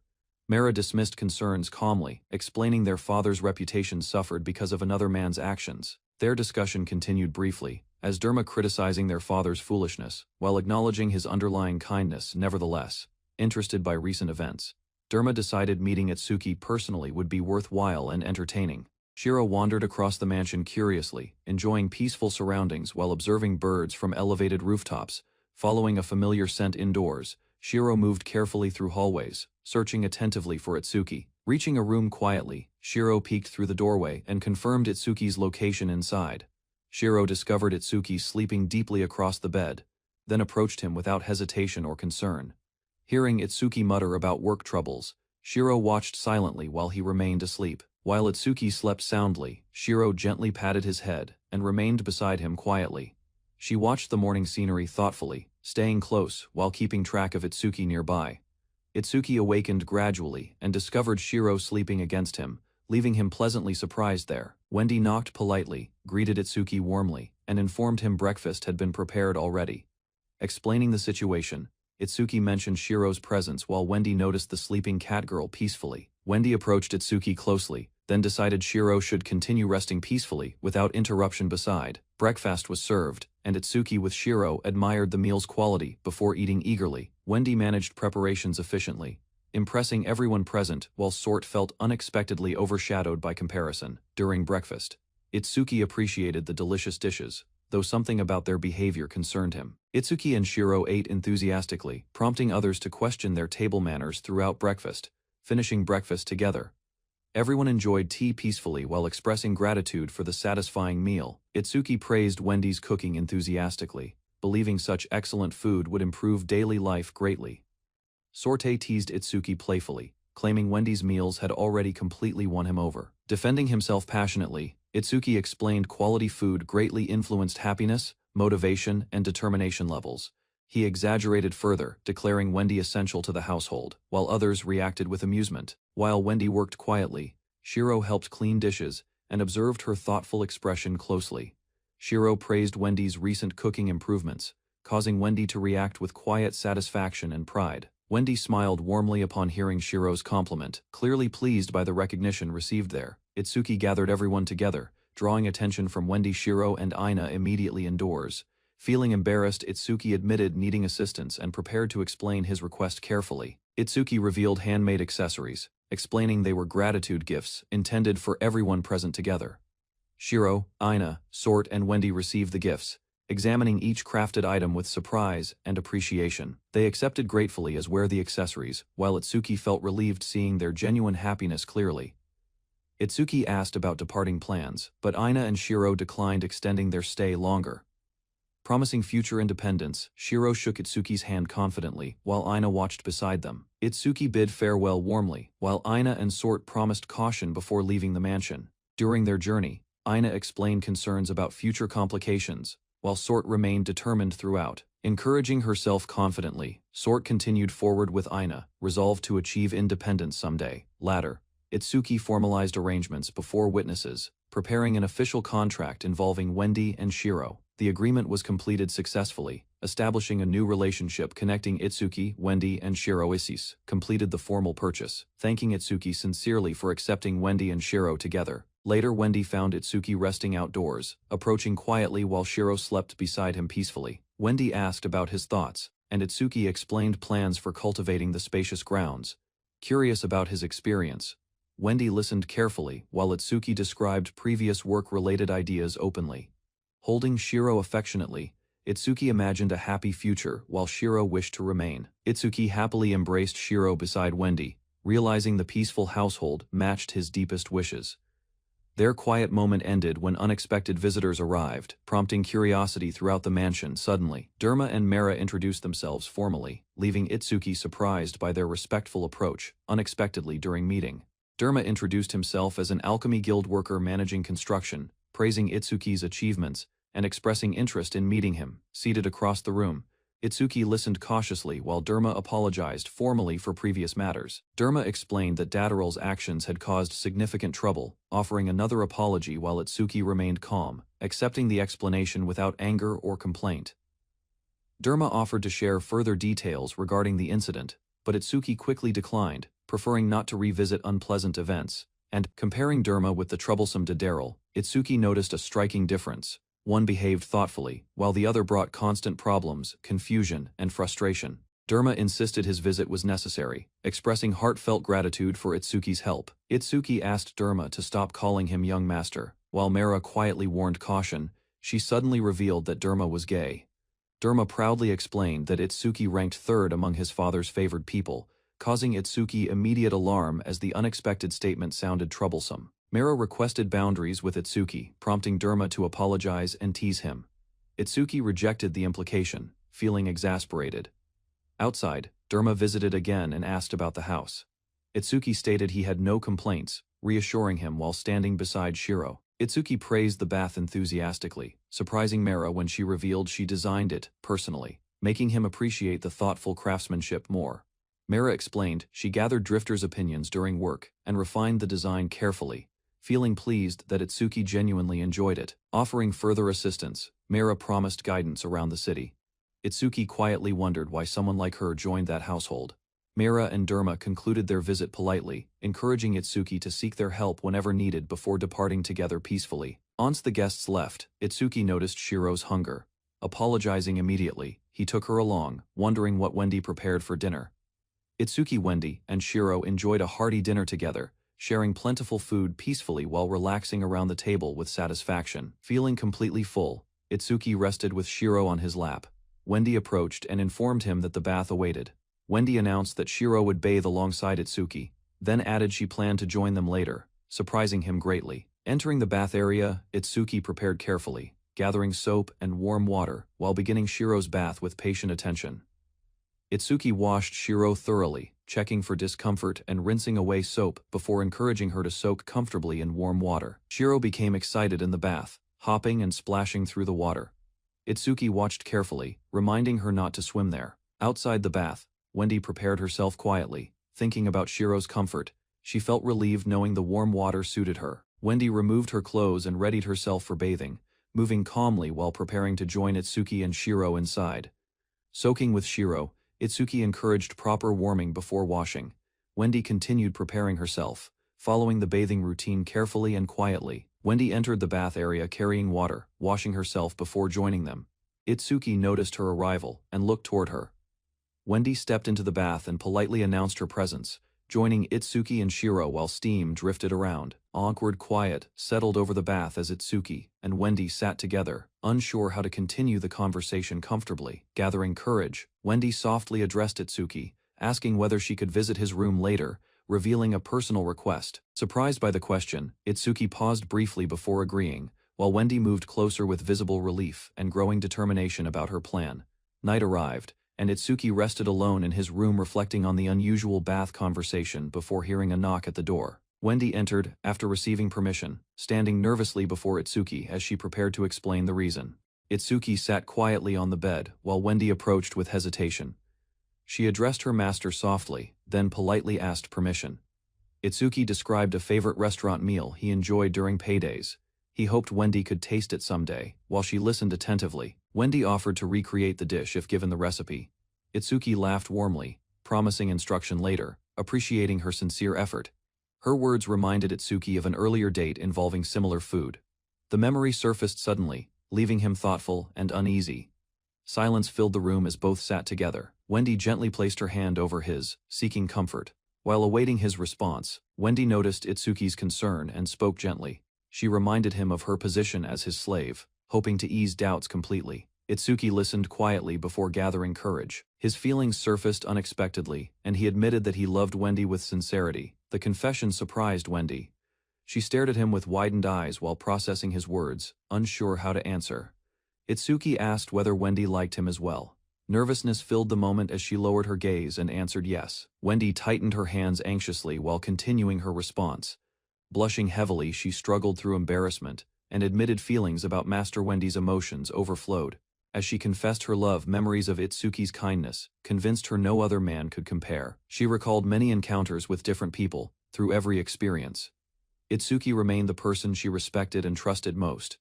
Moving closer, Wendy declared her feelings surpassed any contract. She wanted acceptance as someone precious rather than merely a slave. Wendy pressed herself against Itsuki and pleaded softly. Startled by her sudden approach, he struggled to process everything happening. Gathering all her courage, Wendy voiced her deepest wish. She asked Itsuki to choose her and become truly connected. Wendy lay beside Itsuki, overwhelmed by emotion after her confession. She called to him softly while he struggled with surprise. The room's door opened unexpectedly. Shiro appeared and questioned Wendy's actions with the Lord, interrupting the tense moment completely embarrassed. Itsuki quickly explained Wendy was feeling unwell. Shiro accepted the explanation calmly and asked whether Wendy was all right. Itsuki guided Shiro away toward the bathroom, ending further questions. Wendy remained alone on the bed, collecting herself quietly. Bright daylight filled the scene. Itsuki raised a hand toward his face, reflecting on the interrupted confession and recent events. Shiro informed Itsuki that breakfast was ready. Looking tired from sleepless thoughts, he acknowledged her message.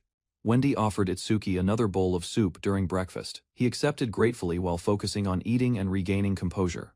Wendy and Itsuki exchanged quiet glances across the table. Shiro continued eating while he announced plans to visit Rick for a while later. As Itsuki prepared to leave, Wendy responded immediately when called. He reminded her to be careful before heading toward the door. Outside the residence, Itsuki waved goodbye to Wendy. She watched quietly as he departed, then he promised next time he would respond. Wendy smiled warmly and told Itsuki to return safely. Her gentle farewell eased his mind as he prepared to leave. Walking through town, Itsuki recalled Wendy's confession. A smile appeared naturally, while he reflected on their changed relationship. Itsuki arrived at the Alchemist Guild and presented a potion. Rick praised its improved accuracy and quality greatly. The conversation shifted from business to personal matters. Rick teased Itsuki about being surrounded by attractive slaves. Itsuki explained he retreated to his room following Wendy's confession. Rick criticized his reaction, calling him hopelessly dense. Rick scolded Itsuki harshly for leaving Wendy behind. Calling him disappointing, she insisted he needed serious relationship guidance immediately. Ignoring his objections, Rick handed him a drink and potion. She ordered him to finish them before continuing discussion. Itsuki explained he feared hurting Wendy by acting recklessly. Rick dismissed his reasoning, criticizing his hesitation and lack of confidence. Rick advised that genuine feelings eventually reveal themselves. Itsuki questioned her experience, earning an irritated response and ending that topic. Their conversation concluded with renewed determination from Itsuki. Raising his drink confidently, he declared his intention to face everything properly. Wished Itsuki good night before leaving. Exhausted from drinking and conversation, he remained outside, and quickly fell asleep at the table. Rick approached the sleeping Itsuki and covered him carefully. Despite her complaints about his behavior, she quietly looked after him. While smoking beside him, Rick reflected on Wendy's situation. She concluded the girl had become deeply attached through their daily interactions. Itsuki returned exhausted and distracted. Wendy greeted him menacingly at the entrance. Her unusual smile made him increasingly nervous. The moment he stepped inside, he knelt before Wendy. She welcomed him enthusiastically. Her behavior felt unusually forceful. Wendy served a hot drink and attentively cared for him. Shiro observed the situation and concluded Wendy seemed strangely upset. Itsuki reflected on his unfinished response toward Wendy. Realizing his mistake, he resolved to address her feelings properly soon. Wendy assured him everything was fine, despite being alone. Her calm words contrasted with her expression, deepening Itsuki's concern. Alone with her thoughts, Wendy hugged a tray tightly. She admitted disappointment, revealing she had waited hopefully for Itsuki. Elsewhere, Itsuki rested beneath a tree while reflecting quietly. The situation weighed heavily on him as regret continued growing. Imagining Wendy's reaction, Itsuki remembered his past relationship where he criticized his lover for acted like a tantrum kid, make his lover annoyed. Because the statement accepting responsibility, Itsuki decided to apologize sincerely. He resolved to face Wendy directly, regardless of whether forgiveness awaited him. Itsuki finally met Wendy again beneath the trees. She listened silently, then asked permission to sit beside him there. Itsuki and Wendy sat together beneath the trees. An awkward silence followed as both struggled to begin expressing their feelings. Determined to make amends, Itsuki stood suddenly and bowed deeply. He offered a sincere apology, catching Wendy completely off guard. Itsuki admitted he failed to keep his promise. He apologized earnestly, hoping Wendy would understand his hesitation and confusion. Wendy laughed softly at his serious apology. Despite teasing him lightly, she revealed she had been waiting faithfully for him. Overcome with emotion, Wendy embraced Itsuki tightly. She asked him not to leave her alone again, and he agreed. Wendy planned to prepare lunch while listening to Itsuki. He asked Shiro to accompany him later, leaving her curious. During lunch cleanup, Shiro questioned Itsuki about his request. He confirmed the topic concerned something he wanted to discuss. Itsuki explained his desire to become more self-reliant. Wanting protection less often, he revealed a new idea he developed, demonstrating a strange item. Itsuki introduced space magic. Wendy reacted with surprise and admiration, wondering whether it was unique. Itsuki explained the item box came from a goddess. After gaining levels, he tested it despite already owning storage magic.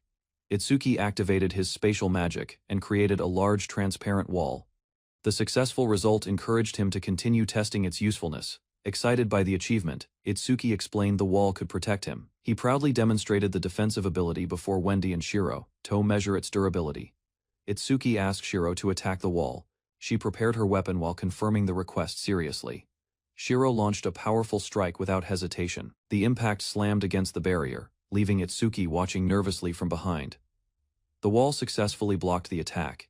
Itsuki praised the result, then requested repeated strikes to further evaluate its limits.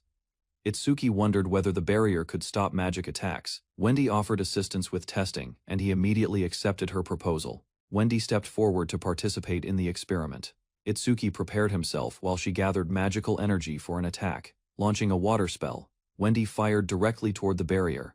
The transparent wall intercepted the attack and dispersed its force. Satisfied with the results, Itsuki felt more confident about self-defense. He thanked Shiro and promised a reward later.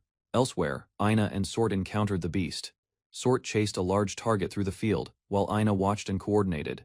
Ina moved swiftly through the battlefield and struck a monster cleanly. Her precise attack demonstrated experience while maintaining complete control. Sorte finished another monster with a decisive blow. Looking around afterward, she confirmed every nearby threat had been eliminated. The hunting session ended, and Ina prepared a meal outdoors.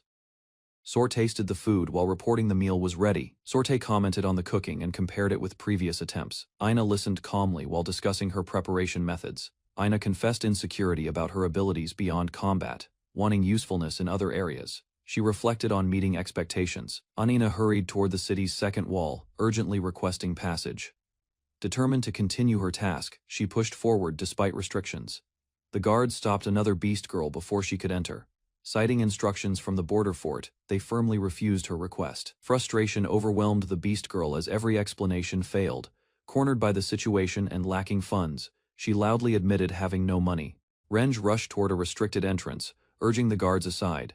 Her urgency drew attention, but she remained focused on reaching someone inside. Renge suddenly stopped and sensed danger approaching. Her ears twitched sharply and she warned the guard while preparing herself. The guard looked confused by Renge's warning. Before he understood her meaning, she reacted first and moved. Renge launched herself forward and struck the guard hard. The unexpected attack knocked him aside before he could question her actions. Using the opening she created, Renge slipped past the checkpoint. The stunned guards shouted behind her, but she continued onward. Renge sprinted through the streets, determined to help Ina. She apologized briefly while charging ahead, ignoring obstacles and concentrating entirely ahead.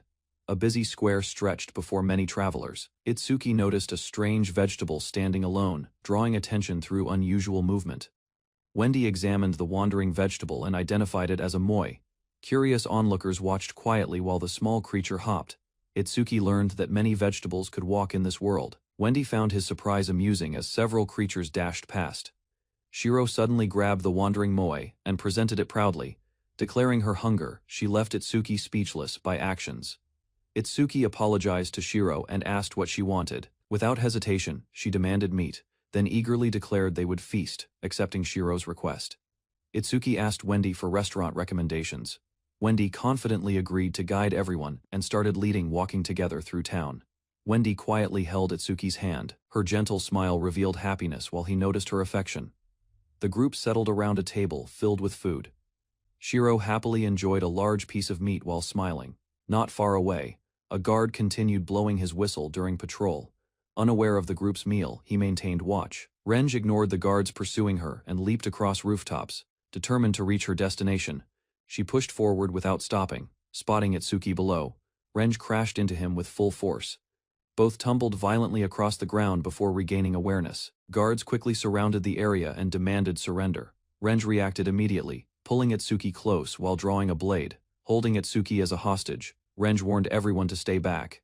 The guards hesitated, unwilling to risk his safety. Despite her threat, Renge quietly explained her situation. She needed help rescuing friends and asked Itsuki for cooperation. Shiro stepped forward and stopped Renge immediately. Wendy looked worried while the tense standoff continued, leaving everyone awaiting decisions. Itsuki remained calm despite being restrained. He instructed Shiro to escort Wendy away, while guards steadily closed the distance. Trusting Itsuki's judgment, Renge moved with him toward escape. Following his directions, she rushed toward a narrow alleyway. While running, Itsuki prepared a space magic spell. The pursuing guards gained ground, forcing him to act without delay. A shimmering barrier appeared across the passage behind them, blocking pursuit successfully. Itsuki urged Renge onward and escaped temporarily. The guards crashed into the magical barrier while chasing them. Their pursuit stalled immediately as confusion spread among the group. Itsuki apologized innocently and pretended ignorance. The guards argued among themselves, unable to understand what had just happened. Taking advantage of the confusion, Itsuki urged Renge forward. She followed beside him, though uncertainty briefly crossed her face. From a rooftop, Shiro watched the escape unfold below. Wendy requested her help, asking her to protect Itsuki safely. Shiro accepted Wendy's request without hesitation. Leaping from the rooftop, she moved swiftly toward Itsuki's location below. Itsuki and Renge entered a brothel for cover. The workers welcomed customers warmly, helping them avoid attention from pursuers. A hostess guided them deeper inside the establishment. While waiting, Itsuki observed the surroundings and considered their next move. Renge questioned why they were hiding there. Itsuki explained the guards could not search so deeply, making it safer. Itsuki learned Renge's troubles began over unpaid tolls. Embarrassed by her situation, she admitted lacking enough money. Renge revealed her friends were facing serious trouble. Introducing herself properly, she prepared to explain everything to Itsuki. Renge explained her missing companions were Ina and Sort. She showed Itsuki a letter describing captivity under a suspicious drifter. Reading the letter, Itsuki found Sort admitted disturbing claims and exaggerated complaints. The contents sounded ridiculous, leaving him frustrated and confused. Renge insisted the situation was serious, despite appearances. She believed the letter referred to her and demanded immediate rescue. A brothel worker overheard their discussion and approached casually. Mentioning the red front became Itsuki's slave. She shocked Renge with unexpected recognition. Renge suddenly struck Itsuki, recognized he was the one who made Aina and Sort became his slaves. Itsuki listened in confusion while Renge pieced together accusations. The revelation suggested one man had controlled their companions previously through force and ownership. Several months before, Itsuki visited the Adventurers Guild. Members discussed assigning quests that would shape events involving Renge, Aina, Sort later. Guild staff presented a nomination concerning Renge. Aina received the report, though details remained uncertain and required verification. Sorte checked the information and confirmed an Earth Dragon. Renj urged haste, while Ina accepted the mission calmly, having faced similar requests before. Before departure, Sort warned Renj to stay cautious. She trusted Renj's strength, yet worried her careless habits might cause trouble. Renj laughed confidently and dismissed concerns, claiming the assignment looked easy. She prepared herself eagerly and welcomed action. Reaching Rokaki, Renj paused beneath the harsh climate. Sweat formed quickly as she surveyed distant structures and surroundings. Walking through town, Renj remarked on the heat. A small tug interrupted her attention, prompting curiosity about its source and the person responsible. Several children recognized Renj immediately.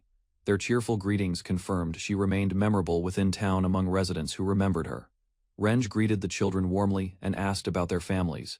Noticing Shama's injury, she quickly shifted attention toward his condition. Shama explained that an earth dragon attack injured both him and his father.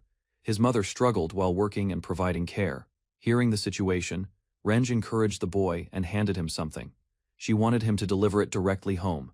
The gift turned out to be money. Renj explained she owed his father a debt and regretted delaying repayment for long. With the matter settled, Renj asked the children to greet their father.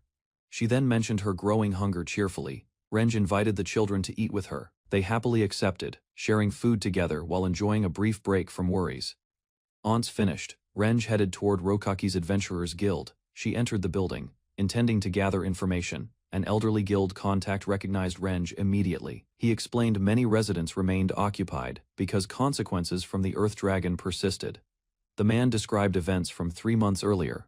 Adventurers confronted the Earth Dragon, yet its tough scales resisted ordinary weapons. He suspected surviving offspring remained scattered across the desert. Providing recent sightings, he apologized, while Renj listened from the sand. Renj searched the desert alone, believing solitude suited this task better. Hidden rustling around, sparse bushes confirmed movement beneath sand.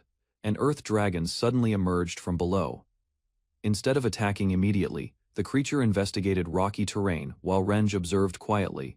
3 days of surveillance finally produced results. Renj prepared her weapon, deciding the newly appeared target could no longer escape. Renj launched her attack without hesitation. Confronting the dragon directly, she declared punishment had arrived and forced the beast back. The scene shifted to the residents later. Ina informed Sort the bath was free, while Renj planned entering afterward. While resting at home, Sort wrote a letter about recent events. Concern for Renj lingered strongly as she watched outside. Far away, Renj continued battling beneath the moonlit sky. The earth dragon struck fiercely, forcing her into direct combat. Renj dodged a sweeping attack and countered immediately. Despite avoiding damage, she realized the creature possessed considerable strength and speed. The dragon rolled its armored body across the sand. Renj narrowly escaped, admitting the opponent proved tougher than expected. Assessing the battle seriously, Renj abandoned playful confidence.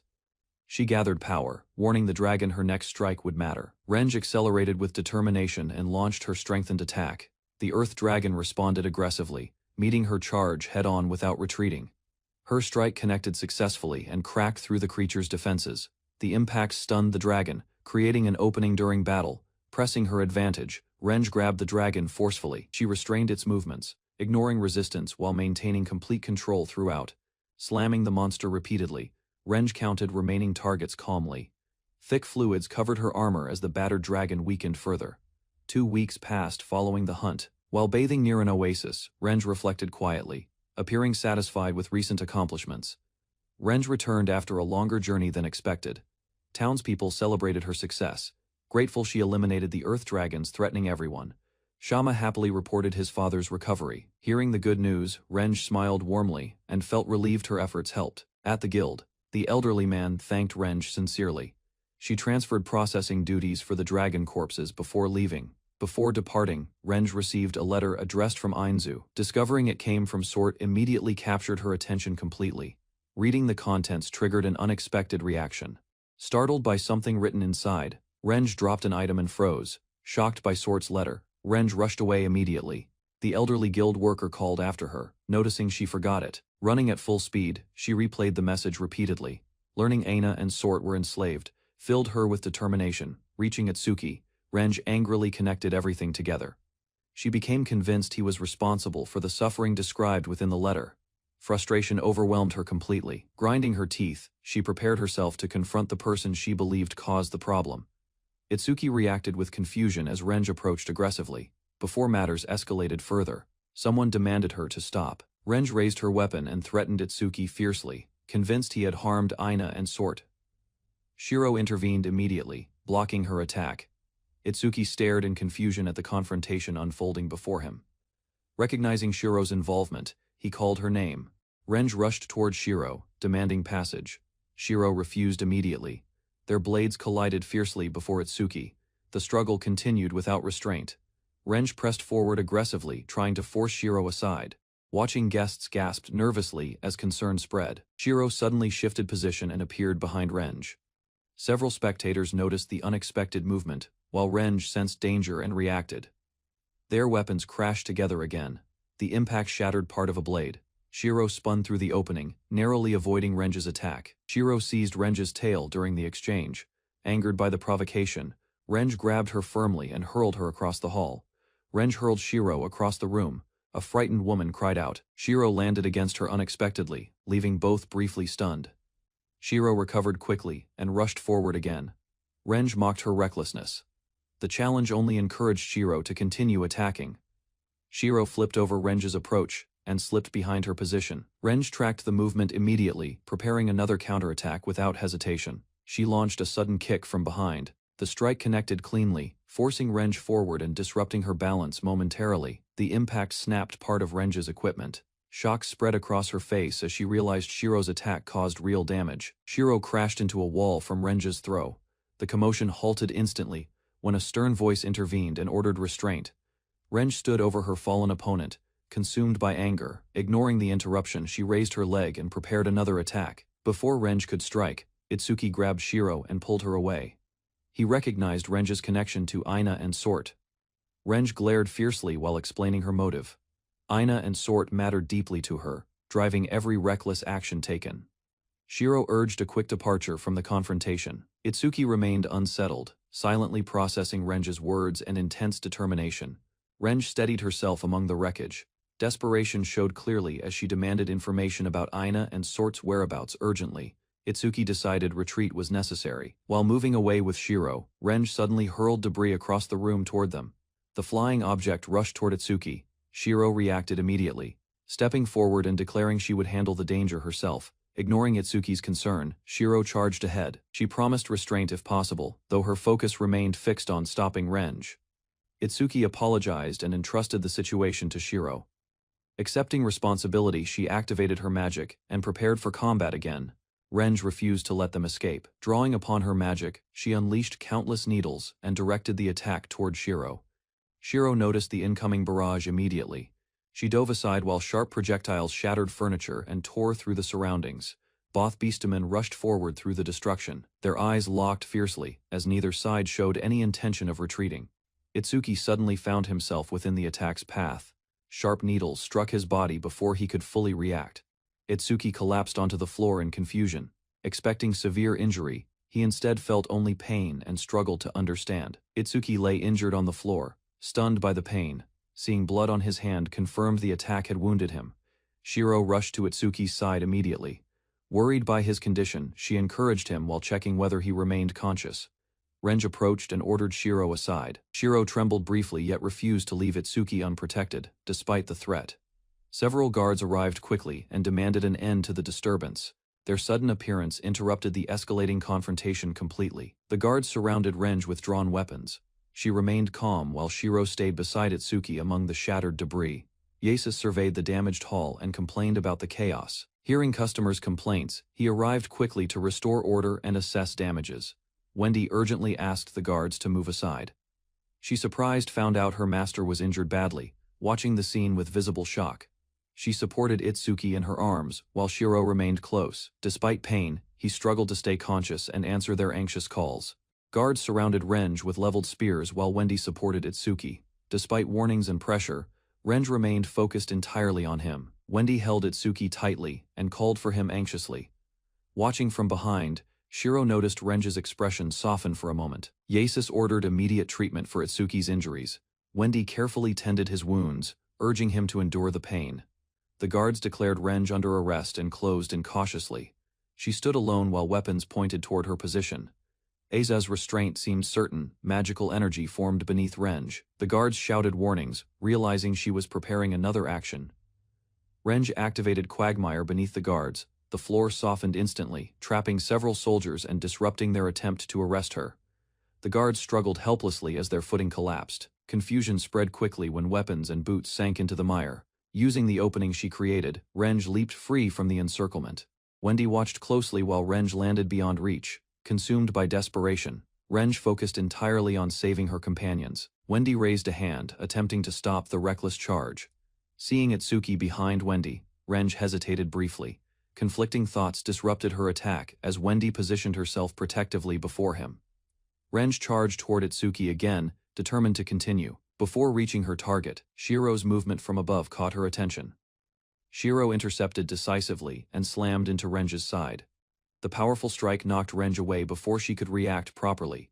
She watched closely as Renge crashed through debris. The unexpected counterattack left Renge momentarily stunned and unable to respond. Standing over the fallen beastman, Shiro confirmed the fight's outcome. Renge remained buried among rubble while struggling to recover. Frustration filled both fighters as the confrontation ended. Following the captain's order, guards moved forward and prepared Renge's detention. Shiro dismissed the praise and focused on Itsuki's condition. She insisted helping her master mattered more than receiving recognition. Yasus ordered Itsuki transported immediately. Guards carried him away while discussing whether the Adventurers Guild could provide proper treatment. Wendy suggested obtaining healing potions from the church. The captain agreed, acknowledging the recommendation and its practical value. Yasus requested custody of Renge and promised to address the matter personally. Guards asked how they should handle her. With decision settled, attention shifted toward the Adventurers Guild. The captain prepared to oversee the remaining consequences of incident. Itsuki regained consciousness in a rented room. Hearing Wendy's voice nearby, he stirred weakly and slowly opened his eyes. Wendy noticed immediately and smiled with relief.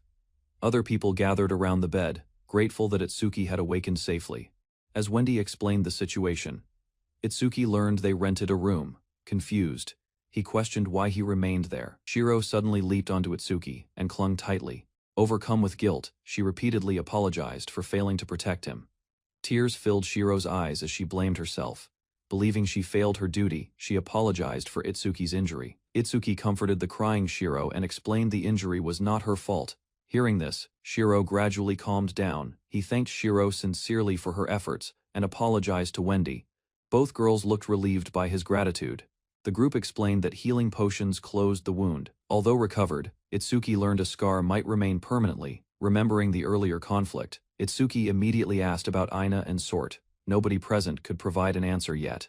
Their discussion ended when another visitor arrived. She informed everyone that Renge was currently staying at Yasus's mansion. Ina entered the room and revealed she had learned everything from Yasus. Itsuki immediately recognized her and listened carefully, bowed. Ina apologized deeply for the incident. Although she knew words could not fix everything, she wanted to accept responsibility. The others questioned her sudden apology. Ina explained that Renge, the person who injured Itsuki, had once traveled with them. Learning the attacker was Renge shocked everyone. Ina struggled to understand why one of her friends acted violently. Itsuki asked about Sort's whereabouts during the discussion. Wendy remained angry over the danger while Ina hesitated before answering. At Yasus's mansion, Renge remained chained while Yasus listed her crimes. Numerous offenses had accumulated from her reckless actions. Yasus continued recounting the damage she caused. Property destruction, attempted murder, and other violations left her facing severe consequences. Hearing that Itsuki survived and received treatment, Renge relaxed slightly. His safety mattered more to her than punishment. Yasus showed little sympathy toward her situation. Calmly, he informed Renge that her circumstances remained extremely unfavorable. Renge struggled desperately against her restraints. The chains refused to break, forcing her to confront her helpless position. Yasus explained. The restraints were specially made for powerful monsters. The chains blocked magic completely, leaving Renge unable to escape. Renge continued struggling despite her hopeless situation. Sort suddenly noticed her condition, recognizing Renge's distress and calling out urgently. Sort nervously called Renge's name while facing Yasus. Renge, restrained and anxious, looked toward them. Yasus remained silent, listening without changing expression. Sorte stepped forward and protested firmly. She demanded fair treatment for Renge. Beside her, Renge raised objections, supporting Sort's stance. Yasus challenged Sort's accusation and blamed her actions. He revealed severe consequences, including destruction, injuries, and danger threatening innocent people. Faced with evidence, Sort hesitated and struggled responding. Yasis presented a letter, explaining her decision triggered events leading everyone's suffering. Yasis stated intentions mattered less than consequences. He pointed toward the situation before them, insisting responsibility remained despite lacking malice. Yasis continued his accusations. Sort froze in shock as he declared her companion had become a criminal, causing grave harm elsewhere. Sorte desperately shouted for Yasis to stop. He remained firm, repeating blame toward her. The accusations left her shaken and speechless. Unable to endure listening further, Renge raised her voice. She challenged Yasis directly, demanding why Sort alone carried responsibility. She boldly accepted responsibility for her actions. She declared no regret, insisting she acted willingly to protect Sort and Aina. Sorte immediately rejected Renge's confession. Tears filled her eyes while she denied the claim, unwilling to let Renge suffer. Sorte trembled and clutched her chest. She explained that she and Aina had never faced hardship. Overwhelmed, Sort covered her face and apologized, repeatedly. Renge looked confused and concerned, unable to understand. Yasis then revealed the truth. Sort and Aina had entered a slave contract with Itsuki through debt repayment obligations alone. Because of damages caused by adventurers, Sort and Aina accepted responsibility themselves, protecting the guild from consequences and mounting claims against everyone involved. Renge listened in disbelief while recalling reports that the owner treated his slaves well and maintained surprisingly positive relations with both women involved. Yasis questioned the letter's credibility. Renge explained it continued earlier messages from Rukaku, insisting careful reading would reveal the complete truth. Yasis stepped forward while holding another document. He revealed it arrived from Rukaku recently, suggesting important information remained undisclosed there. Turning serious, Yasis accused Sort of instigating events. He prepared to address responsibility directly, forcing her to confront consequences. Tears formed as Sort remembered meeting Itsuki. She initially disliked his constant involvement, viewing him as an unwanted presence between relationships. Sorte reflected on growing jealousy. She wanted Itsuki gone quickly and disliked seeing Aina smile warmly whenever she spent time. Sorte remembered Itsuki's kindness. Despite her jealousy and selfish thoughts, he never rejected her, instead treating her gently and sincerely. Receiving a gift from Itsuki changed her feelings. Sort realized being teased and laughing together brought happiness she had never expected. Remembering her actions, Sort felt deep shame. She regretted writing the reckless letter and blamed herself for everything that followed. Tears streamed down Sort's face. She called herself childish and foolish, grieving over placing Itsuki and Renge in danger. Unable to bear her guilt, Sort lowered herself before Yasis. She repeatedly apologized, accepting responsibility. While trembling with remorse and regret, Sorte bowed deeply before Yasis, accepting blame for everything. She begged him to forgive Renge, and offered anything in return. Renge immediately objected. She shouted at Sort to stop, insisting the slave trader alone deserved blame, rather than her friend. Yasis dismissed the argument and focused on responsibility. Renge declared herself guilty, claiming punishment should fall upon her instead. Sorte tearfully apologized to Renge. She regretted causing trouble, despite Renge's kindness, repeatedly expressing remorse for her selfish actions. Yasis suddenly applauded their exchange. Praising their loyalty and bond, he remarked that such devotion matched expectations from Red Front. Yasis declared the law was completely absolute. Ignoring tears and protests, he stated both women would face judgment according to the Lord's authority. He coldly described possible punishment. He suggested criminal slavery was appropriate, leaving Sort distressed as harsh consequences became clearer. Renge desperately called out to Yasis. He remained unmoved, insisting their actions constituted crimes and must be handled legally. Before matters progressed further, Itsuki arrived unexpectedly. He interrupted the proceedings calmly, drawing everyone's attention toward his presence there. Standing with Aina and Shiro, Itsuki requested a chance to speak. Sort looked relieved while Yasis listened cautiously.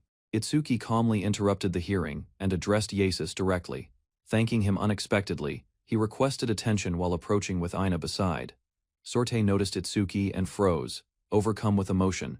She struggled speaking as he entered and looked directly toward her. Unable to hold back anymore, Sort knelt and apologized repeatedly. She admitted causing serious trouble and believed her mistakes unforgivable. Itsuki gently comforted Sort instead of blaming her. He dismissed her fears and promised to discuss the letter separately. He embraced the crying Sort and told her to trust him. Renge watched silently, surprised by his unexpected response. Itsuki requested Renge's restraints be removed temporarily. Yasis refused immediately, insisting she remained a dangerous criminal despite circumstances presented, ignoring resistance. Itsuki offered compensation for damages. He argued responsibility could be settled fairly, but Yasis insisted judgment belonged elsewhere. Itsuki increased his offer and promised additional payment. Yasis acknowledged his generosity yet remained silent, carefully considering the proposal presented. He continued pleading on their behalf. Yasis firmly rejected every argument, declaring forgiveness impossible, regardless of compensation or victim testimony. Aina stepped forward and supported Itsuki's request. She offered compensation personally and accepted responsibility, asking mercy for Renge and Sort. Aina offered herself in exchange for both women. Yasis questioned her resolve, surprised she would accept criminal slavery willingly. Instead, Sorte immediately objected and begged Aina to stop. Itsuki also rejected the proposal, refusing to let her sacrifice herself. Yasis asked whether Aina truly meant those words. She answered firmly, determined to settle the matter without lingering regret. Itsuki interrupted and argued everyone misunderstood the issue. Yasis responded that forgiveness alone could not resolve what happened here. Itsuki explained that lawbreakers must face justice. Aina and Sort listened quietly, as he emphasized maintaining order through proper judgment. Yasis stood firm and refused compromise. He insisted that, as a citizen, he must uphold the city's laws faithfully. Itsuki agreed with Yasis's reasoning, calling it an undeniable fact. He surprised everyone by accepting the importance of law. He changed the discussion completely. He asked Yasis to answer not as a citizen, but as a merchant instead. Presenting a new approach, Itsuki explained he possessed uncommon knowledge from distant experiences, and suggested that knowledge held value. Yasis became interested and questioned his intentions. Itsuki revealed he believed alchemy possessed significant potential, preparing a business proposal. Itsuki stepped forward confidently and proposed a solution. He offered a one-sided loan immediately, presenting an alternative path forward. Ignoring objections, he continued negotiating with Yasis. He acknowledged the proposal seemed unreasonable, while requesting consideration for a separate arrangement. Itsuki remained offer the idea. He declared willingness to accept every condition and challenged Yasis to a competition. Renge listened closely while restrained. Itsuki revealed his goal clearly, hoping victory would free Renge and spare punishment. Yasis rejected the request calmly. He explained authority over Renge's fate belonged elsewhere, leaving Itsuki's proposal without immediate effect. Yasis accepted the proposal's possibility but demanded consequences. He questioned what Itsuki would surrender personally should the challenge end unsuccessfully. Without hesitation, Itsuki offered himself as collateral. He declared lifelong servitude if defeated, shocking Sort Aina and Renge immediately. Renge protested fiercely against the sacrifice. She could not understand why Itsuki would risk everything for someone else's mistakes. Itsuki reflected briefly before answering. He considered Aina and Sort family, making their troubles impossible for him to ignore. His words stirred strong reactions throughout the room. As discussions continued, Renge suddenly seemed to recognize something important about him. Renge watched Itsuki and broke into tears. Despite everything happening, she considered him a hopeless yet genuinely caring fool. Shiro approached and checked on Itsuki. She explained Yasis's merchant partner, Jordan, was absent, leaving uncertainty around arrangements. Itsuki confidently asked Shiro whether defeat seemed likely. Yasis laughed with interest while Shiro answered with a reassuring smile. Yasis finally accepted the challenge. He declared refusing would damage his honor as a merchant and agreed to compete. With terms requiring confirmation, Yasis referenced an earlier game. Itsuki immediately agreed, showing enthusiasm and confidence toward the contest. Yasis explained the challenge conditions. Itsuki would win by earning compensation matching store damages, reaching 120 million nori. Additional restrictions followed immediately. Assistance from guilds was forbidden, though cooperation from Red Front members involved remained permitted instead. Itsuki accepted every condition without resistance. Yasis warned that failure meant Sort and Renge would remain under his custody. The meeting finally ended. Leaving the building together, the group reflected quietly while Itsuki remarked on the exhausting ordeal. Renge approached Itsuki with hesitation, bowing deeply. She apologized sincerely for her actions, believing forgiveness would not come easily. Sorte tearfully admitted responsibility again. She insisted Renge was innocent, confessing her own mistakes, while struggling to control emotions. Itsuki listened patiently and accepted her apology. Treating her gently, he reminded Sort that friends could discuss problems together. Anana also apologized for the incident. Itsuki reassured both women, explaining their injuries had healed and concern was unnecessary. With tensions easing, Itsuki suggested returning home. The group left together and finally arrived back at the residence safely. Their welcome felt unusually tense. Wendy greeted them politely, while Itsuki and Shiro immediately sensed she was extremely angry. Itsuki apologized to Wendy for leaving her alone again. Wendy noticed Renj immediately and slapped her hardly. Wendy directly addressed Renj while surprising the group. She then instructed everyone else to prepare breakfast and enter the dining room. Left alone with Itsuki, Wendy finally expressed her feelings. She admitted she never wanted to be separated again. Itsuki apologized quietly, realizing nothing more could change what had already happened. Breakfast was prepared while matters settled. The household gathered around the table once more. Despite recent troubles, peace returned gradually, though challenges still awaited ahead. Itsuki slept peacefully while morning sounds filled the area. Birds flew overhead, marking another ordinary beginning within the unfamiliar world. Reflecting on his journey, Itsuki recalled arriving in another world. Numerous events followed, transforming his circumstances far beyond expectations. His peaceful plans collapsed when conflict erupted. A misunderstanding involving Renj and Sort dragged Itsuki into dangerous and chaotic situations. Despite hardships, Itsuki survived the ordeal. Determined to help Sort and Renj, he prepared to challenge Yasis directly soon. 7 days remained before the match. Itsuki focused on preparation, spending his time researching and developing strategies for victory. Yasis explained the challenge conditions. Itsuki needed 120 million Nords within 7 days without assistance from adventurer or alchemist guilds. Itsuki calculated the restrictions carefully. Even valuable resources were banned, leaving available options limited and insufficient for reaching target. While considering solutions, he decided to visit the bathhouse. He wondered how he could gather the enormous sum. Shiro followed him without hesitation. Itsuki explained. He wanted to clear his thoughts first, then continue working seriously.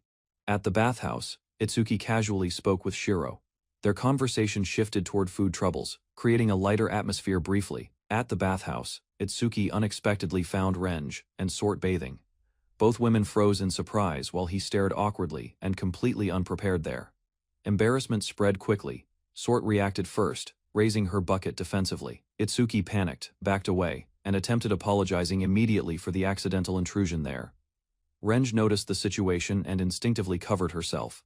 Her warning stopped Itsuki from looking further, while tension remained extremely high between everyone present. Itsuki tried easing the atmosphere with an innocent observation about Renj's reaction. The comment only created greater awkwardness and confusion among the group. Sorte immediately struck back with sharp irritation, while Renj watched silently. Itsuki received the backlash and regretted speaking at all during that encounter. Renj helped wash Shiro in the bathhouse. Sort watched quietly while Shiro responded innocently, leaving the atmosphere surprisingly calm and free from tension. Renj moved closer and carefully washed Shiro with soap. She instructed her to close her eyes while continuing the bath without any hesitation. She asked whether Shiro had been hurt during yesterday's incident. Shiro answered she was fine, praising Renj for handling the situation extremely well. Shiro admitted the blow hurt a little. The comment amused everyone and prompted light-hearted reactions, while Itsuki remained in the background, watching quietly. Elsewhere, Wendy shared food with Aina in the kitchen. They enjoyed the meal together, expressing gratitude, while relaxing peacefully and recovering from recent troubles. Aina praised their flavor. She listened quietly while Wendy planned to bring some later herself. Suddenly, Aina praised Wendy was amazing. She suddenly apologized and criticized her own weakness. Comparing herself unfavorably to others, she admitted relying heavily on her master. Wendy questioned Aina's harsh judgment. Their conversation continued privately as Aina expressed disappointment and frustration with herself openly there. Wendy explained her devotion honestly. Having dedicated herself completely to her master, she claimed she would do anything requested. Her thoughts turned toward Itsuki. Wendy admitted her deepest wish was remaining beside him, openly confessing love and affection toward him. Wendy encouraged Aina sincerely. She explained certain roles suited Aina better, motivating her friend to contribute through her own strengths. Aina accepted the encouragement warmly. Determined to help, she promised to do her best supporting efforts surrounding the challenge. 5 days remained before the deadline. Itsuki worried constantly calculating possibilities and considering materials while struggling to create profitable products. Frustration pushed Itsuki into absurd imagination. He pictured becoming an elderly man's companion, highlighting his desperation to earn money. Itsuki rejected unrealistic options and reconsidered his situation. Remembering Darwin's abilities, he concluded relying on him might become necessary. While struggling with the challenge, Itsuki resolved to find a solution. Wendy then informed him that an unexpected visitor arrived. The visitor proved to be Mara, Darwin's daughter. Her sudden appearance surprised Itsuki, leaving him nervous and uncertain about intentions. Mara calmly greeted him and mentioned hearing about recent events. Their conversation began casually while Itsuki tried hiding discomfort. Discussion quickly shifted toward the challenge. Mara asked whether the required money was prepared, and Itsuki admitted progress remained difficult. Rather than offering sympathy, Mara presented a question. She suggested Itsuki examine his own situation first, hinting at another perspective. Mara questioned Itsuki about abilities beyond pocket money and alchemy. Remembering his status as a drifter, she suggested hidden possibilities remained unexplored. Leaning closer, she proposed examining potential new skills. Her suggestion sparked interest, giving Itsuki a possible path toward solving his financial crisis. Mara asked about the abilities granted by the goddess. Itsuki considered the question carefully, focusing his thoughts on skills and growth. Itsuki retrieved his status card and prepared an inspection.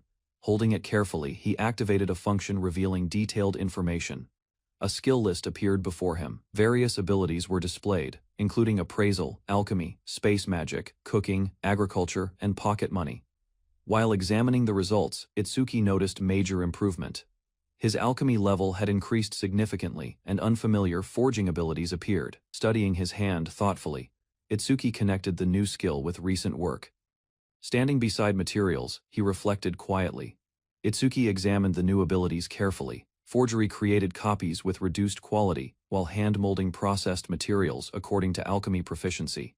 Understanding their uses, Itsuki formed a plan. He could manufacture accessories efficiently though. Copied products would lose value and performance.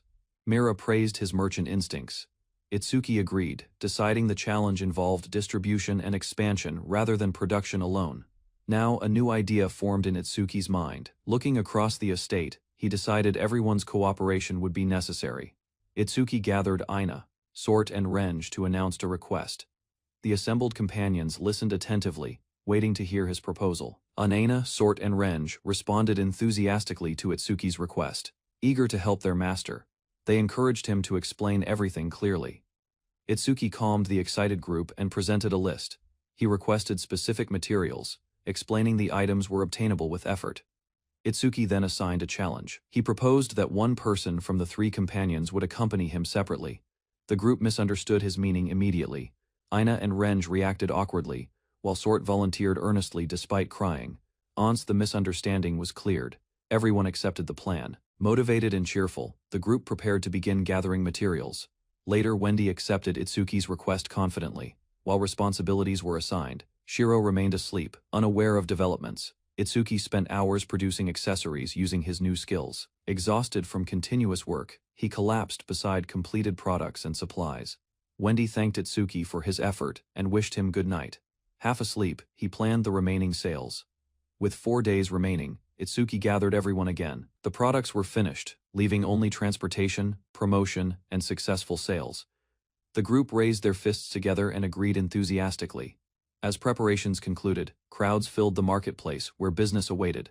The marketplace was crowded with curious visitors. Hearing about an unusual store, many people gathered eagerly and moved closer together. Aina, Sort and Renge stepped forward as representatives. Their appearance immediately attracted attention, causing onlookers to focus on the stall eagerly. Itsuki loudly promoted the accessories. Confidently calling customers over, he emphasized quality, reliability, and value beyond the asking price. Sorte and Renge demonstrated the products directly. They explained the accessories provided comfort, durability, and beneficial effects for adventurers everywhere. Aina highlighted their fashionable appeal. She described the accessories as practical equipment while remaining elegant enough for everyday wear. The promotion attracted immediate attention. Customers crowded around the stall, comparing accessories and eagerly asking about prices and availability. Sales increased rapidly as visitors gathered. The companions interacted with customers enthusiastically, while one watched the overwhelming response silently. Mara approached Itsuki and observed the success. Pleased with the results, she asked how he felt about progress. Itsuki explained the strategy behind demand. Seeing respected women wear the accessories encouraged customers, creating long lines and strong interest. Mira praised the marketing approach. As stock moved quickly, she joked that attractive accessories naturally appealed to many customers. Itsuki discussed the successful sales with Mira. She redirected gratitude elsewhere, while he downplayed his role and responsibilities. Mira found Itsuki interesting and observed him carefully. Meanwhile, another companion called him away, seeking clarification about an accessory. The remaining days passed in relentless work. Itsuki repeatedly produced and sold accessories, pushing himself toward the approaching deadline. Their efforts finally succeeded. The group reached the required sales target, celebrating together while thanking everyone for contributing diligently. Itsuki praised Wendy's support and design ideas. Relieved and happy, they enjoyed the achievement while looking toward future plans. Itsuki arrived at Yasis's residence carrying the promised payment. Presenting the money confidently, he fulfilled the agreement they established.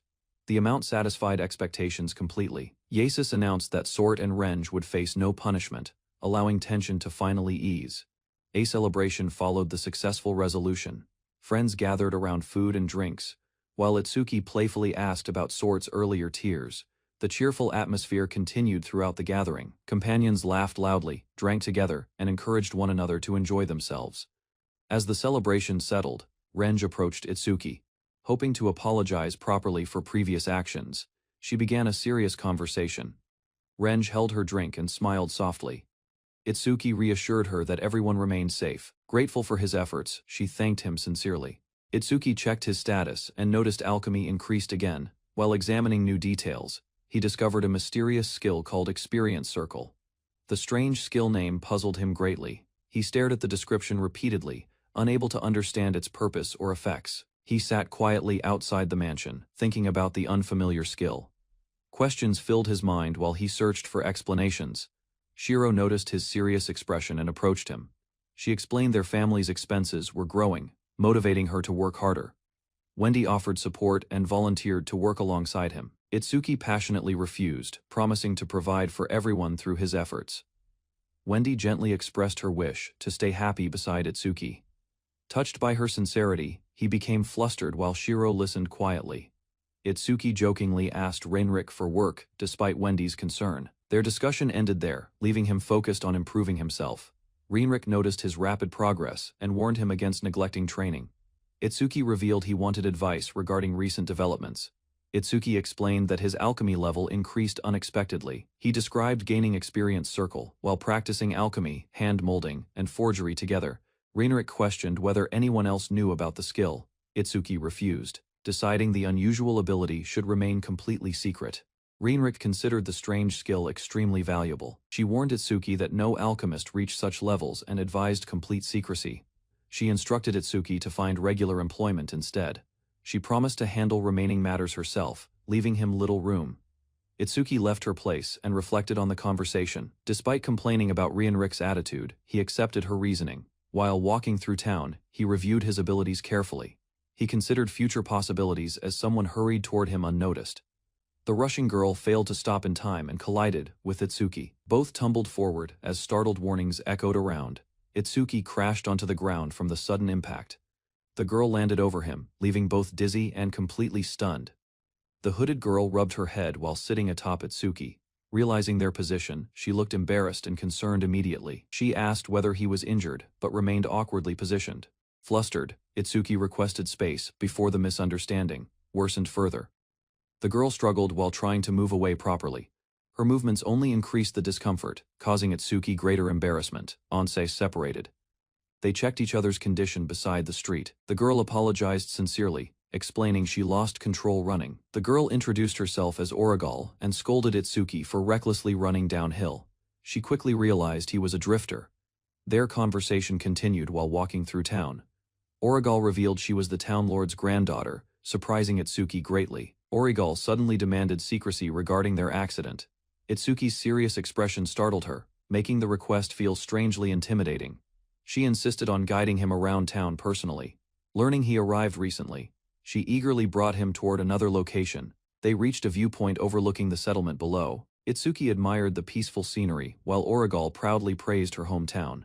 Itsuki explained that his previous world was not entirely terrible. He simply felt uncomfortable there, and rarely smiled comfortably. Origal questioned his view, so Itsuki clarified further. Difficulties existed everywhere, yet people still shared happiness and companionship. Itsuki thanked her for showing him around town. He explained that her hometown's atmosphere greatly increased his appreciation. Origal happily revealed she had lived there forever. Grateful for his praise, she departed, while Itsuki jokingly warned her. Their farewell ended as attendants prepared a carriage nearby. Origal instructed the workers briefly before continuing with her duties. Yasis arrived at the lord's estate and requested an audience. Servants quickly informed the lord about his unexpected visit. Inside the mansion, Yasis reported everything regarding the recent incident. The lord reviewed the details and accepted his explanation. The lord stated punishment remained necessary, despite the victim's wishes. Yasis questioned the decision, believing the matter seemed minor. The lord explained that Itsuki was unusually interesting and connected elsewhere. Yasis admitted agreement, recognizing his distinctive personality and background. Curious about those connections, Yasis asked for clarification. The lord revealed he had already encountered that particular person before. Origal, the lord, relaxed comfortably while recalling her encounter with Itsuki, smiling to herself. She admitted he was her type. Origal lounged confidently, while revealed that Itsuki was her type. She quietly judged him suitable, while Yasis showed concern. Yasis approached the throne room and noticed Origal coughing repeatedly. Her weakened condition became obvious, prompting concern despite her composed expression.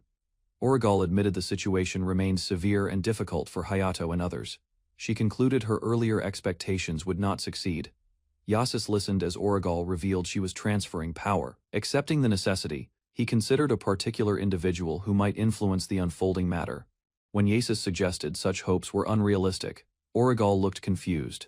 His cautious response challenged her assumption, leaving questions unanswered. Yasis entrusted the matter to Origal and urged her to protect herself. He departed quietly, leaving Origal alone with lingering thoughts. Standing beside a window, Origal gazed across the city. She regretted having limited opportunities to witness more of its growth. Strong winds swept through the area as Wendy and Renge managed drying laundry. Their clothes and hair fluttered. Wendy apologized for requesting assistance with household work. Renge dismissed the concern, explaining she had no pressing responsibilities occupying her. Wendy asked whether Ina and Sort would visit the guild.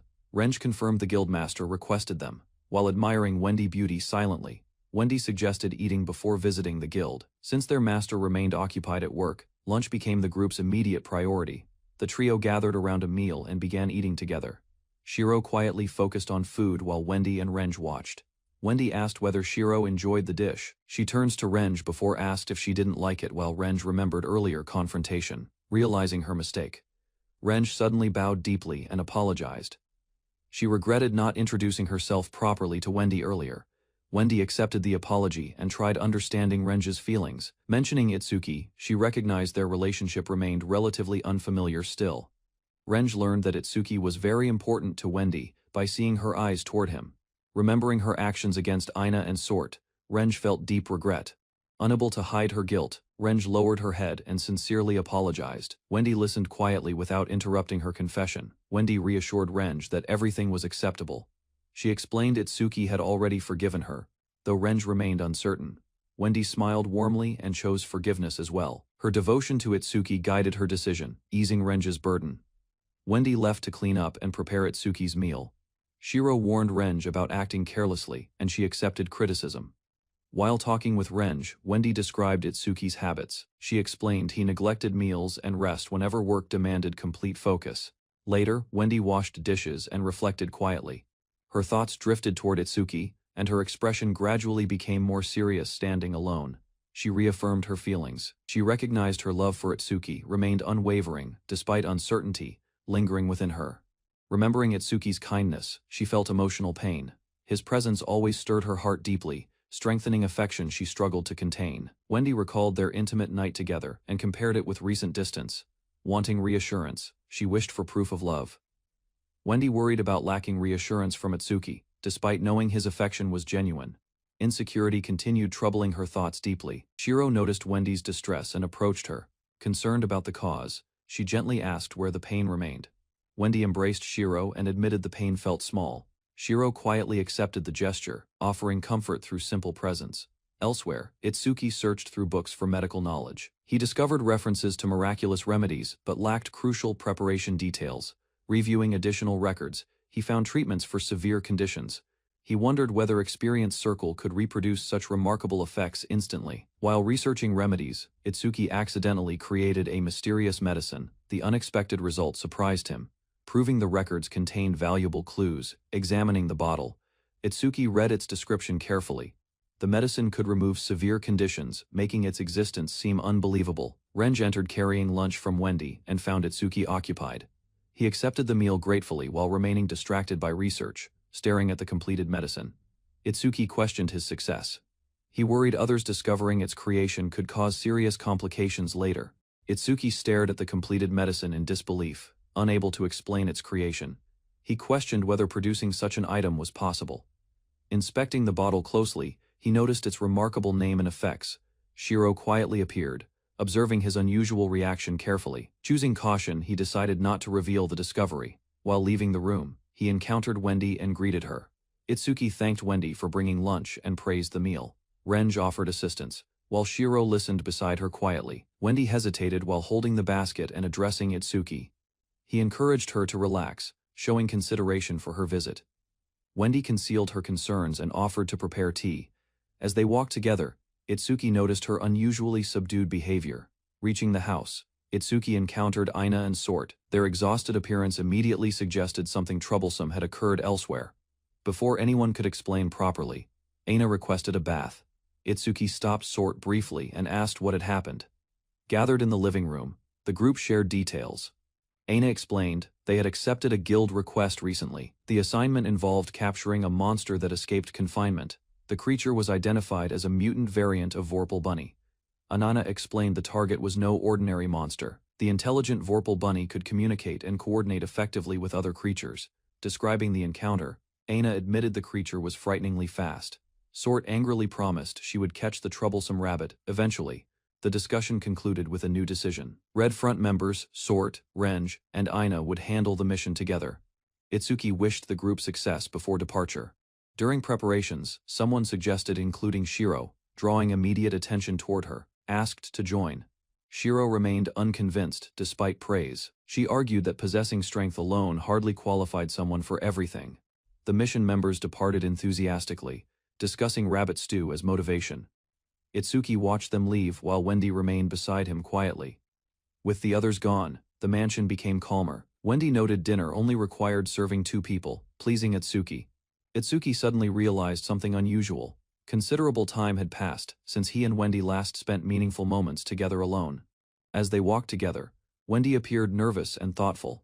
Itsuki became increasingly aware of her presence and feelings. The pair shared a peaceful meal without interruptions, sitting across from each other. They enjoyed rare private time together, unable to relax. Itsuki stood beneath the moon and reflected. Being alone with Wendy made him unusually conscious and restless. Embarrassed by his own thoughts, Itsuki scolded himself repeatedly. He resolved to behave properly instead of overthinking everything. Trying to regain composure, he left the balcony quickly. Despite his determination, nervousness remained visible across his expression. While bathing, Itsuki continued repeating reminders to act normally. Even simple routines failed to settle his unsettled mind. Returning indoors, he still struggled with embarrassment. He kept muttering encouragement to himself, while anxiously anticipating Wendy's presence. Itsuki stood before Wendy's door, gathering courage. He raised his hand to knock, then hesitated at the last moment. Doubts overwhelmed Itsuki as he questioned his intentions. Embarrassing thoughts distracted him, causing an internal struggle before entering her room. Before the door opened, and Wendy appeared unexpectedly from behind. Startled by her presence, Itsuki awkwardly denied having improper motives whatsoever. Wendy calmly asked what assistance he needed. Flustered and speechless, Itsuki failed to answer clearly and entered instead. The two sat facing each other in silence. Nervous tension filled the room as both searched for words carefully. Wendy offered tea to ease the awkward atmosphere. Before she could leave, Itsuki reached out and gently stopped her. Gathering his courage, he called Wendy's name firmly. His sudden determination caught her attention and halted her movement completely. He reminded Wendy about a promise made previously. Holding her hand, he asked whether she still wished to keep it. Overcome with emotion, Wendy accepted immediately. Clasping his hand against her lips, she expressed gratitude and long-suppressed happiness sincerely. She confessed her desire to remain beside Itsuki forever. She wished for his affection, touch, and companionship without restraint. Moved by her honest feelings, Itsuki embraced Wendy and kissed her. Wendy returned his affection, finally receiving reassurance she needed. Under bright moonlight, Itsuki embraced Wendy beside the window, and their feelings finally connected as they shared a tender kiss together. He pulled back with embarrassment and apologized softly, yet Wendy refused his concern, holding him closely while accepting his feelings. Next morning, a bird chirped outside the residence while silence returned indoors, leaving the closed window and quiet room marking passing hours. Itsuki slowly woke from sleep, gathered his thoughts, and sat upright, noticing unfamiliar circumstances surrounding him within the room. Turning beside him, Itsuki discovered Wendy sleeping peacefully near his body, then gently touched her head while watching her rest. Itsuki quietly called Wendy's name while she opened her eyes, meeting his gaze warmly as both remained close beneath blankets. They exchanged gentle morning greetings, then shared another kiss on the bed, confirming their affection without hesitation or awkward distance. Deep within the forest, Sort chased a swift rabbit through thick grass, refusing to surrender, despite repeated escapes, frustrating her. Sorte pressed forward with determination, swinging her weapon while tracking the rabbit's movements, convinced she would finally capture it. The rabbit suddenly changed direction, forcing Sort into a sharp maneuver as she lunged ahead, concentrating completely on pursuit. Sorte charged through the forest expecting another chase, but a roaring bear appeared before her, blocking her path and provoking irritation. Refusing retreat, Sort attacked immediately and struck the beast repeatedly, driving it backward while maintaining pressure against its powerful frame. Renge watched calmly and pointed elsewhere, warning that another target approached while the wounded bear reacted with confusion. The rabbit emerged between them and continued running ahead, drawing attention away from the bear as pursuit resumed. Renge stepped forward confidently and declared the rabbit could not escape anymore, preparing to intercept it before another sudden turn. Renge focused sharply on the rabbit's movements, then swung her tail across its path, attempting to cut off escape routes. Her strike missed completely as the rabbit slipped past effortlessly, leaving Renge startled while the target continued running freely. Renge analyzed the situation and realized speed alone was insufficient, deciding she needed a different method to secure victory. She launched a stronger attack across the terrain, smashing obstacles apart and forcing the rabbit toward a narrower route. The rabbit suddenly leaped upward, avoiding danger again, while Renge reacted instantly and prepared another attempt before losing it. Anina's attack finally cornered the rabbit, allowing Sort to celebrate excitedly while both believed their exhausting chase had reached completion. Anina questioned whether cooking the rabbit was appropriate, while Sort defended completing the request, despite causing considerable trouble. Inspecting their catch, they discovered stitched markings and unusual features, Sort annoyed as realizing the rabbit was fake. The rabbit suddenly moved, despite being captured, then quietly regained awareness, revealing it remained active and completely unharmed. Shiro froze in disbelief as the rabbit approached confidently and made a sound overturning expectations surrounding their hard-earned capture. The strange rabbit calmly walked away from Shiro, leaving her speechless while its unusual behavior raised even more unanswered questions.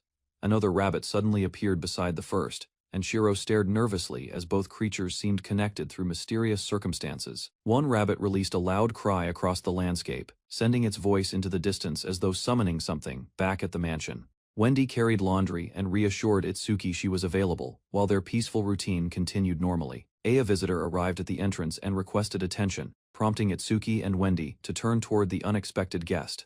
An elderly man and Origal standing before the mansion entrance as unexpected visitors, suggesting important business awaited Itsuki and the household.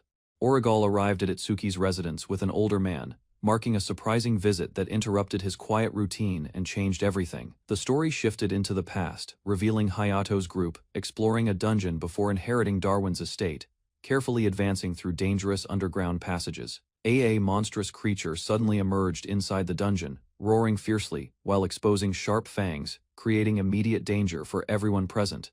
Hayato reacted swiftly, drawing his weapon and delivering a powerful slash that struck the monster, stopping its attack completely. Once the battle ended, he checked his companion's condition, while the adventurers confirmed their safety and remained prepared. Hayato checked on Chris after the battle, while Letty suggested a brief rest, noticing exhaustion spreading across the injured companion. The group paused inside the dungeon, preparing a warm drink while Letty assisted Hayato, creating a calm moment amid exploration. Hayato explained that locating the elixir required reaching the deepest area, while Letty worried about Origal's worsening condition steadily. Letty suspected poison was involved, and remarked that harming someone valued by others revealed a cruel and malicious nature. Hayato insisted the situation could not be ignored, causing Letty to stare quietly, her emotions stirred by his concern. While resting, Hayato discussed Itsuki with Letty, explaining communication was impossible inside the dungeon, and trusting his alchemy work and current efforts. Letty questioned Hayato's concern, then learned he respected Itsuki greatly, and even carried a souvenir promised from home as a meaningful gift. Their conversation turned chaotic when the catgirl Meaty demanded food, grabbed Letty's skirt, and complained that soup lacked substance for her growing appetite. An elf, Emily, reminded everyone to stay quiet, warning that excessive noise could attract dangerous monsters lurking within the dungeon's deeper passages. Chris reassured Hayato about his recovery, while Letty scolded the catgirl for her careless behavior and embarrassing actions during their break. The party resumed their journey, determined to save their feudal lord, while Origal carried renewed hope despite hardships ahead. Itsuki heard an unexpected visitor's name and stared quietly. An elderly butler escorted Origal forward. Recognizing the situation, Itsuki answered cautiously. He sat across from Origal while the butler remained standing watching their meeting. Origal laughed warmly and dismissed formal behavior. Itsuki awkwardly apologized for their previous encounter, trying to ease tension between them. The butler listened as Origal brushed aside concerns. Itsuki remained embarrassed when her teasing remarks drew attention from everyone present, making him uncomfortable. Origal introduced herself as a halfling and mature adult. With Soma the butler's support, she formally greeted Itsuki and expressed pleasure at making acquaintance. Origal examined Itsuki's estate with interest, asking about ownership. He explained receiving it from Darwin, while Soma described its spacious facilities and rooms. She relaxed comfortably on the sofa, praising the bath. She encouraged Itsuki to enjoy the estate fully. Itsuki enthusiastically recommended Hinoki baths, claiming they surpassed ordinary tubs. During his explanation, Origal suddenly coughed, drawing concern. He turned toward Wendy and requested a specific item. Wendy accepted the task while he remarked that Origal looked pale. Wendy returned carrying a restorative curial potion. Soma presented it carefully, and Itsuki urged Origal to drink it, hoping the remedy would help. Origal drank the potion without hesitation and listened as Itsuki reassured her. She worried about its value, but he dismissed concerns. The medicine worked quickly, easing Origal's discomfort. She thanked Itsuki sincerely and admitted feeling much better. Wendy approached carrying refreshments while Itsuki observed calmly. With Origal recovered, he finally asked the purpose behind her unexpected visit. Origal remembered her reason for coming and shifted topics. She explained that her business concerned Genikin and matters connected to him. She revealed she had investigated the incident thoroughly, gathering testimonies, guard reports, and Yasushi's account. She prepared detailed findings for Itsuki. Origal explained that Itsuki and Yasushi appeared to have reached mutual understanding. She considered that detail secondary to broader concerns. She acknowledged Itsuki's good intentions and understanding nature. Still, she insisted on addressing one matter directly, instead of overlooking it. Itsuki thanked her politely while listening. Origal explained no formal complaint existed, though witnesses and subordinates had observed the incident. Origal suddenly pointed at Itsuki and voiced frustration. She argued that countless troublesome situations kept appearing around him repeatedly. Soma stepped forward and respectfully supported Origal's concern. He requested that Itsuki avoid attracting further trouble so Origal could remain at ease. Origal suddenly suffered another coughing fit during discussion. Soma supported her immediately while she insisted nobody interfere, despite obvious discomfort. Itsuki expressed concern as Origal struggled to recover. Apologizing softly, she explained, feeling unwell, and decided to end her visit. She departed by carriage with Soma accompanying her, watching them leave. Itsuki worried whether her condition was truly stable. Returning home, Itsuki and Wendy were greeted enthusiastically. Aina and others announced their arrival and proudly declared success in their task. Itsuki asked about their results with curiosity. Renj reported minor difficulties as Sort confidently presented their achievement, describing it as easy. Sorte proudly displayed their captured rabbit. Without warning, it leaped free, startling Itsuki and Wendy as chaos erupted suddenly. The rabbit scrambled into Wendy's clothing while everyone panicked. Itsuki tried helping immediately, but confusion only worsened the embarrassing situation. Far away, Origal remained bedridden inside the Lord's mansion. Despite her apology, attendants urged her to rest and recover. A concerned visitor arrived, seeking news about Origal. Soma explained she was sleeping again, confirming her condition had not improved. The visitor revealed that Hayato's requested dungeon elixir had failed completely. Worried and frustrated, he questioned whether any solution remained. Origal lay weakly in bed as others searched desperately for answers. They learned her condition resembled a curse beyond ordinary healing. Itsuki reflected on the failed curial and questioned everything. Since it provided no relief, he doubted her suffering was illness.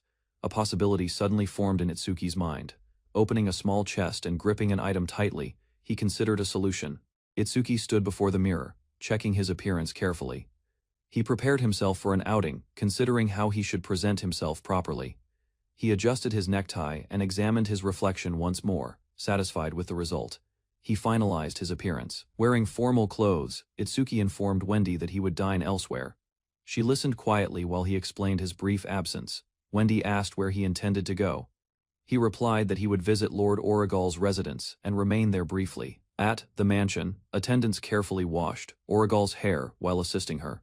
Despite weakness from illness, she received proper care patiently. Origal smiled weakly while attendants cared for her. Aware her condition worsened steadily, she reflected calmly on uncertain remaining time.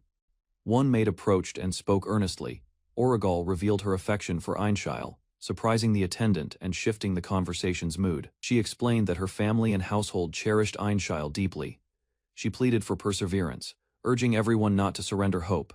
Gathering courage, Origal expressed another wish, though embarrassed by her feelings. She admitted there was still something she desired. She walked toward the window and gazed across the town. The sight captured her attention while attendants watched silently behind. Origal gazed toward the doorway and permitted the visitor's entry. Soma announced that Milady had arrived from the Alchemist Guild. Itsuki walked beside Soma through the corridor. While approaching Origal's room, he stated he wished to speak with her. Before entering, Itsuki apologized for interrupting. Soma explained, renewed hope had emerged regarding Origal's condition, replacing earlier disappointment completely. Escorted inside, Itsuki greeted Origal respectfully. She sat comfortably while attendants remained present, then asked what matter brought him. Itsuki bowed deeply and apologized for appearing suddenly. Origal reacted playfully, telling him such humble behavior embarrassed her greatly. Itsuki revealed a special item he had brought. Holding the strange container confidently, he announced he wished to give it. The attendant stared with curiosity as Itsuki displayed the shining bottle. When questioned about it, he called it miracle drug. Soma and another attendant reacted with shock, demanding its origin. Itsuki avoided details briefly and focused on something important. Facing Origal directly, Itsuki questioned her illness. He suspected an abnormal cause existed behind the condition consuming her body. The room fell silent following his observation. Soma finally revealed her suffering was not an illness, but a curse. Itsuki questioned the curse's origin. Soma explained a former worker, serving as butler, had secretly become the responsible culprit. Soma revealed the butler acted under orders from Dadaril. Hearing the name, Itsuki immediately recognized the influential mastermind involved. The attendants wondered why Dadaril targeted Origal. They struggled to understand what possible benefit could come from such actions. Origal calmly explained the motive. With her gone, Darwin could gain promotion and authority, making political ambition the true reason. She noted the scheme ultimately failed to achieve expectations. Itsuki apologized regarding Hayato, reflecting quietly on the unfortunate outcome. Itsuki offered the miracle drug to Origal, confident in its effectiveness. He urged her to accept it without hesitation. Origal received the bottle with trembling hands, deeply moved by his effort. She thanked Itsuki and held it closely. The attendants expressed overwhelming gratitude toward Itsuki. They even offered compensation, leaving him surprised by their emotional response. Hearing their proposal, Itsuki considered an appropriate reward. Origal listened quietly while waiting for his answer regarding payment. He finally named his price with a smile. He requested only a comfortable place within town for living. Origal accepted Itsuki's proposed payment without objection. Smiling gently, she agreed to provide the residence he requested. Leaving the mansion, Itsuki appeared satisfied with the arrangement. Near the gate, something unexpected caught his attention immediately. He approached a commotion and questioned the guards. They explained nobody could enter without permission from their master. The source of the disturbance became clear. Itsuki found several familiar companions arguing with the guards outside. His companions hurried over and questioned his safety. Realizing they worried about him, he felt quietly pleased inside. Itsuki suddenly invited everyone for drinks. His unexpected suggestion surprised the group, leaving them confused about his cheerful mood. Declaring the gathering was his treat, Itsuki led them onward. The companions accepted happily, then enjoyed the outing together. Itsuki enjoyed a peaceful tea break, believing recent troubles had settled. He reflected on Renja's situation while appreciating rare calm moments. Itsuki praised Wendy's tea, finding its flavor soothing. The drink eased his mind as he relaxed and enjoyed the quiet atmosphere. Yasis sampled the tea with interest and asked about its leaves. Rick questioned Itsuki's guild visits and training progress recently. Darwin bluntly accused Itsuki of enslaving Renj. He criticized the situation harshly, claiming it dishonored the Red Line and Lady Killer. Itsuki sat between the arguing elders as tensions rose. Frustrated by their presence, he wished the troublesome discussion would disappear. Itsuki noticed influential figures gathering around him, realizing they investigated the failed assassination case. He worried another incident might emerge. Darwin tapped the table impatiently while speaking. Itsuki answered cautiously, sensing the conversation was shifting towards serious matters again. The elders revealed they had gathered magical tools from the kingdom's top alchemy rooms. Their discussion centered on valuable collections. Darwin proudly praised the collection's quality. Itsuki learned the items were purchased using profits earned from his alchemy business. Mira completed guild registration procedures and introduced herself warmly. Holding her identification card, she appeared pleased while Itsuki watched quietly. Itsuki learned Mira was Darwin's daughter. Though impressed by her appearance, he preferred avoiding involvement with her family, especially Derma the brother. Darwin shifted the discussion toward the miracle drug. He questioned Itsuki directly, asking whether he obtained or created it. Itsuki hesitated before answering. Mira watched quietly while Rick and Yasis observed, waiting for his explanation, without interruption there. He explained the goddess granted him the miracle drug upon arriving. Yasis accepted the possibility, citing his drifter status. Darwin remained unconvinced, despite the explanation. Raising his hand, he demanded proof and ordered Itsuki to present his guild card. Darwin demanded to see the guild card immediately. Cornered by everyone present, Itsuki reluctantly agreed, despite obvious discomfort and concern. The card revealed a legendary spatial magic skill. Darwin and Yasis examined it carefully, surprised by such extraordinary information there. Itsuki explained his pocket money ability generated coins daily. Rick remembered another person possessing that unusual skill before him. Darwin pressed further, questioning the miracle drug's origin. Itsuki worried exposure would reveal secrets about his involvement completely. The discussion halted when Origal suddenly arrived. Darwin recognized her instantly, while Itsuki and Mira reacted with visible surprise. Origal joined the gathering and asked about the elixir recovery. The elders welcomed her arrival, while Itsuki watched uneasily nearby. Ignoring formalities, Origal sat directly on Itsuki's lap. Her cheerful behavior startled him immediately, drawing attention from everyone present. The elders congratulated her on recovering successfully. Watching her cling closely to Itsuki, they joked about their relationship instead. Mira questioned Origal's presence at the meeting. Origal explained she was only half noble, making her attendance acceptable there. Origal eagerly invited Itsuki to bathe together. Reminding him about a promise, she pressed closer while he refused awkwardly. Darwin ended the discussion and dismissed Origal politely. Spotting Itsuki beside her, he loudly urged them to leave. Origal immediately grabbed the opportunity and proposed bathing together. Her enthusiasm left little room for objections from Itsuki. While walking through the building, Origal explained her recovery. Itsuki expressed relief, though Mira followed behind with curiosity. Preparing for the bath, Origal cheerfully changed clothes. Her excitement grew steadily as she anticipated spending time alongside Itsuki. Inside the bathhouse, Itsuki reflected on Origal's restored health. Watching her enter first, he followed with cautious embarrassment. Mira unexpectedly entered the bath area wearing swimwear. Startled by her appearance, Itsuki questioned her presence while she remained calm. She explained she reserved the bathing room originally. Curious about the bath, she decided to enter alongside them instead. The three shared the bath together peacefully. Itsuki struggled understanding the situation while Origal appeared completely comfortable beside him. Origal praised the bath enthusiastically and thanked Itsuki. He credited the creator instead, while Mira enjoyed the experience. Their conversation shifted toward Darwin and the elders.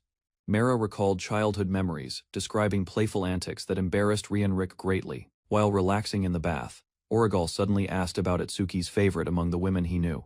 Mira listened with interest. Mira openly mentioned Darwin's wish for Itsuki to become family. Her bold remark embarrassed him, though she remained composed. The discussion escalated when both girls pressed closer, demanding clarity. Trapped between them, Itsuki panicked and begged for help. Itsuki left the room exhausted following the awkward bath. Mira and Origal stayed overnight, leaving him unable to rest properly. Wendy watched Itsuki walk away through the corridor, Seeing the situation unfold, she quietly struggled with uncomfortable feelings. Alone in the kitchen, she tried convincing herself nothing was wrong. She reminded herself that everyone remained close friends. Her frustration continued growing, despite those thoughts. When Itsuki appeared unexpectedly, Wendy reacted with surprise and confusion immediately. Itsuki simply wanted tea to stay awake. Wendy listened carefully, realizing his sleepless condition stemmed from recent events instead. While preparing tea, Wendy reflected on her reaction. Embarrassed by her feelings, she struggled understanding why emotions affected her. Itsuki noticed Wendy acting differently and mentioned it aloud. Renj and Sort immediately connected her behavior to recent events. Sorte asked whether Wendy felt upset about Mera and Origal staying with Itsuki. Oblivious, he dismissed the possibility entirely. Renj explained Wendy probably was not angry. She suggested Itsuki apologize anyway, leaving him confused about the situation. Taking the advice seriously, Itsuki loudly declared his intention to apologize. He rushed away immediately while everyone watched speechlessly. Anina approached Wendy and greeted her warmly. Looking for the master, she noticed Wendy's unusual behavior and growing uneasiness. She questioned Wendy's condition directly. Although Wendy denied any problem, her expression revealed lingering emotional turmoil beneath calm words. Observing Wendy carefully, Ina quickly understood the situation. A knowing smile appeared as she reached her own conclusion. Without hesitation, she grabbed Wendy's hand enthusiastically. She proposed taking a bath together, leaving Wendy completely surprised. Wendy stood speechless as Aina's invitation sank in. Moments later, splashing water signaled the beginning of their bath. Aina gently washed Wendy's back while speaking kindly. She encouraged conversation, hoping Wendy would reveal the feelings troubling her. She praised Wendy's beauty and apologized for dragging her along. Assuring complete privacy, she invited Wendy to speak openly. Wendy thanked Ina sincerely and admitted her trust. Feeling safe beside her, she slowly gathered courage to continue. As Wendy hesitated, Ina listened patiently without judgment. Her calm attitude encouraged Wendy to confront difficult emotions. Honestly, Wendy dismissed her worries as selfish desires. Ina immediately recognized the truth, realizing Wendy held strong feelings for Itsuki. Wendy finally admitted her feelings openly. Thinking about Itsuki's kindness and character, she confessed that she truly liked him. Recalling past experiences, Wendy described Itsuki as dependable and enjoyable company. Compared with others, she found him uniquely special. Ina reflected on her own view of Itsuki. Although she liked him, her feelings differed from Wendy's romantic affection. Considering his personality, she concluded Itsuki treated women too gently. Wendy agreed, understanding exactly why many trusted him. Ina reassured Wendy that Itsuki would never intentionally hurt her. Encouraged by those words, Wendy accepted them with relief. During dinner, Itsuki served a luxurious meal for Wendy and Ina. Both women enjoyed it greatly and expressed gratitude. The pleasant meal improved the atmosphere considerably. Wendy and Ina shared genuine smiles, appearing much closer than before. Renj and Sort noticed the pair's friendly interaction. Itsuki felt relieved seeing Wendy regain her cheerful mood completely. Resting alone afterward, Itsuki reflected on recent events. He regretted failing to apologize properly despite his earlier determination. A knock interrupted his thoughts before sleep. Opening the conversation, he discovered Ina wanted to speak privately with him. While resting in his room, Itsuki answered a late knock, curious about the unexpected visitor. He opened the door cautiously. He was stunned when Ina arrived accompanied by Wendy. Both women wore nightwear, leaving him completely unprepared for this. Ina explained she had heard the situation already, determined to help. She insisted Itsuki should stop worrying immediately there. Claiming harmony was important, she proposed settling misunderstandings together. She reminded everyone they served the same master faithfully. Before anyone could object, Ina boldly entered the room. Wendy hesitated briefly, while Itsuki desperately tried stopping events. Much later, Ina returned looking overwhelmed and embarrassed. Inside, Sort questioned her state, leaving her unable to explain. A loud announcement summoned everyone inside the mansion. Itsuki joined Wendy and Renj, wondering why such commotion erupted. Sorte declared the household's public morals broken beyond repair. Her fierce accusation confused listeners, leaving everyone staring. Itsuki questioned her claim, but Sort repeated it confidently. She paced irritably, insisting serious misconduct existed somewhere.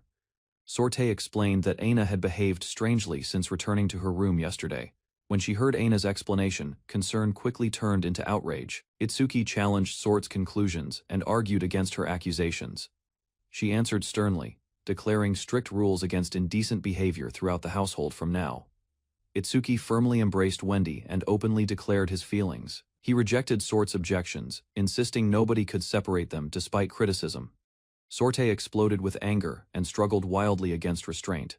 Itsuki argued this was his home, stating dissatisfied residents could leave.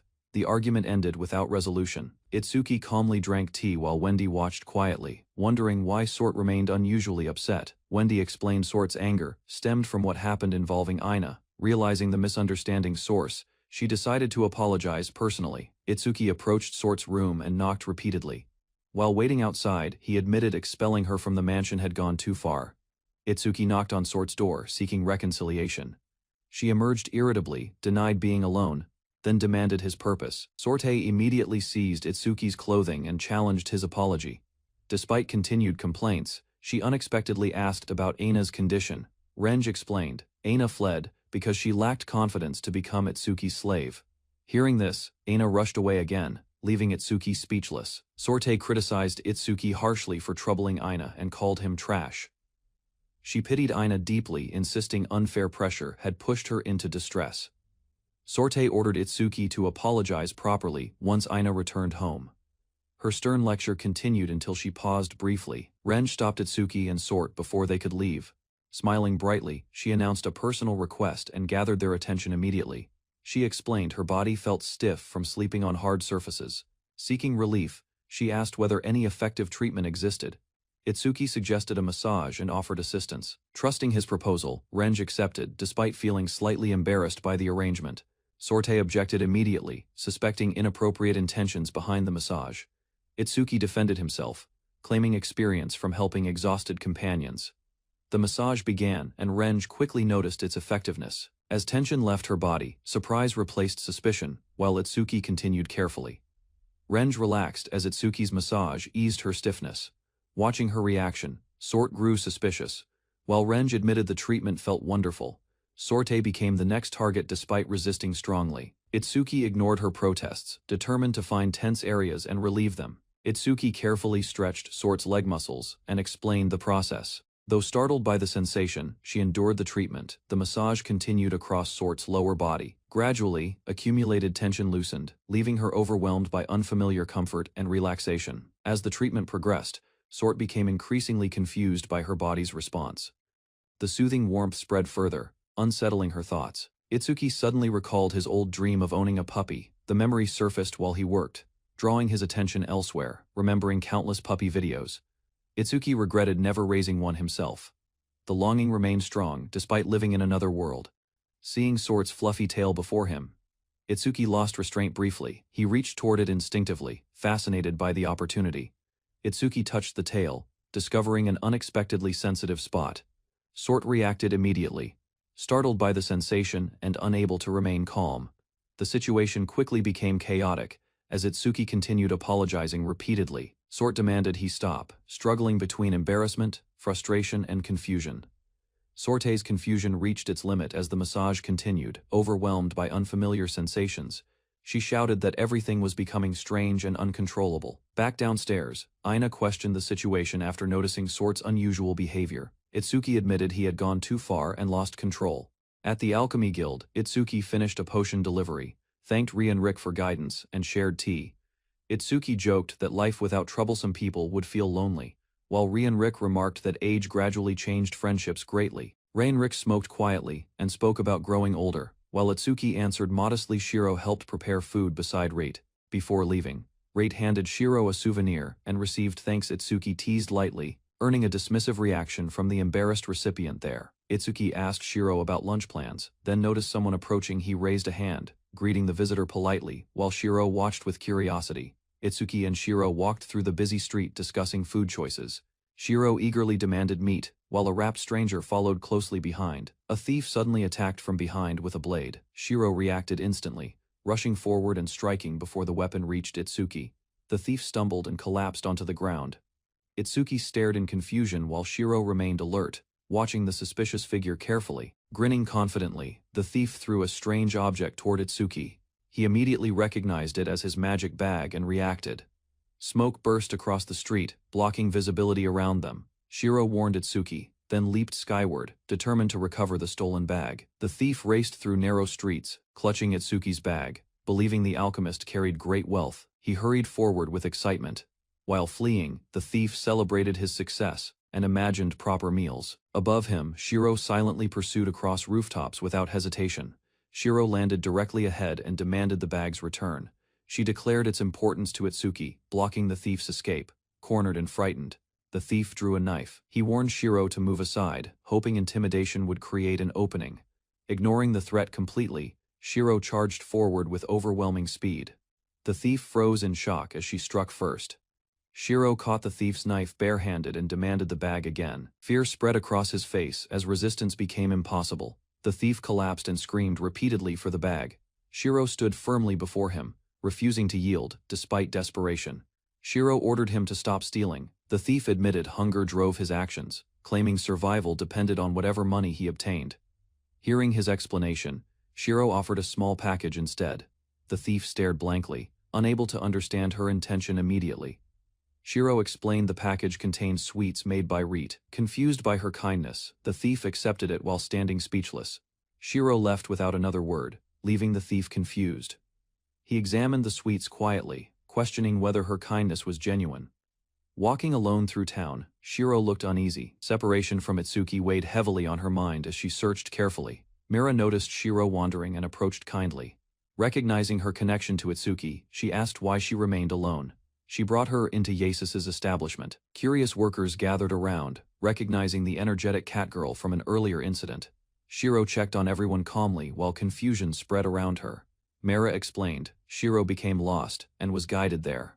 Shiro bowed her head and apologized for causing trouble earlier. Her sincere attitude embarrassed the girl, who quickly forgave her. Inside the shop, Mira received thanks for repairs. The women admired Shiro's outfit, believing it made her appear adorable.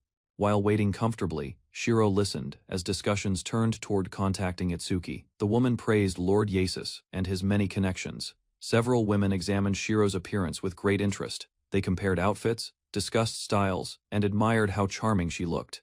Itsuki finally arrived and found Shiro surrounded by admirers. One woman requested Shiro stay, leaving him quietly speechless instead. Itsuki thanked Mira for watching Shiro and praised her effort recovering the stolen bag.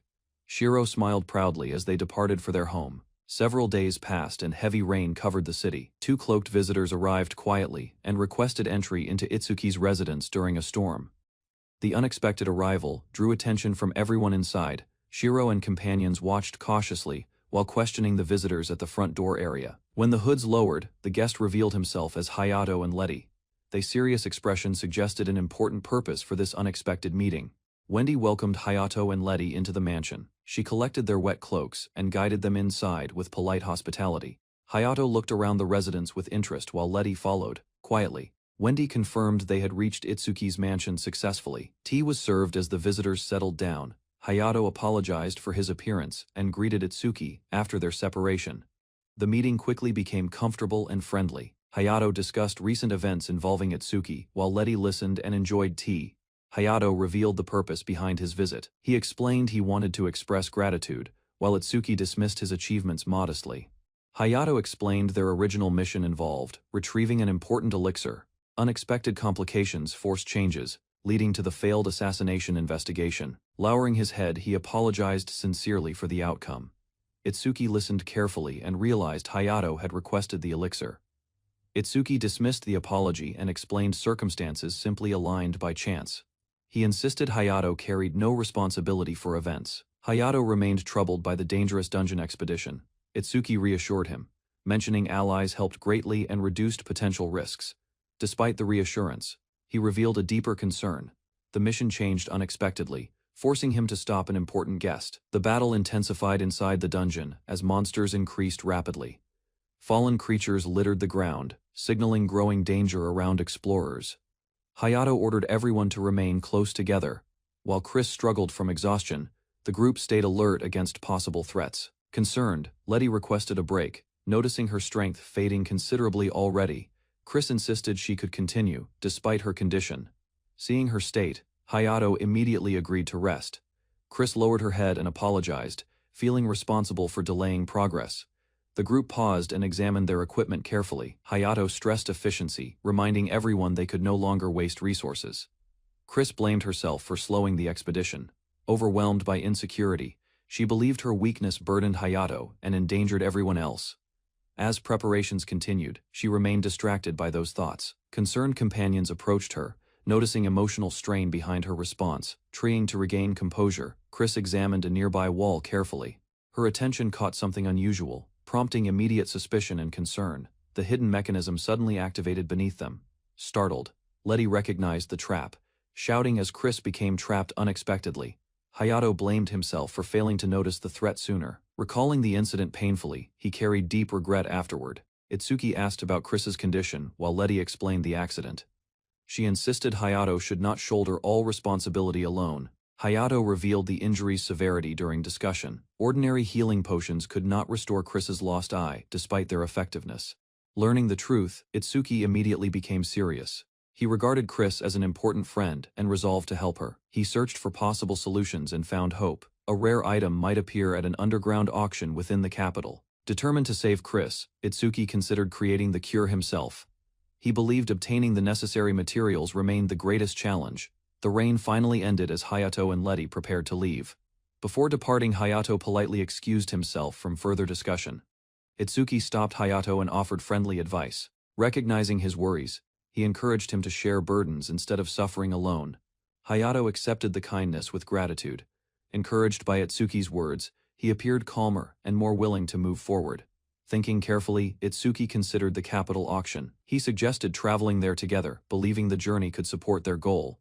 Hayato quickly agreed to the proposal. Learning the trip required several days, he began arranging transportation for everyone involved.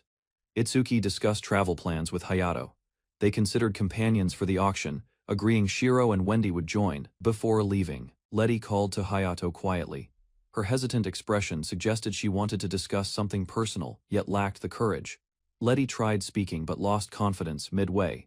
Itsuki misunderstood the situation, creating awkward tension between them and drawing visible embarrassment. Itsuki teased Hayato about Letty's feelings.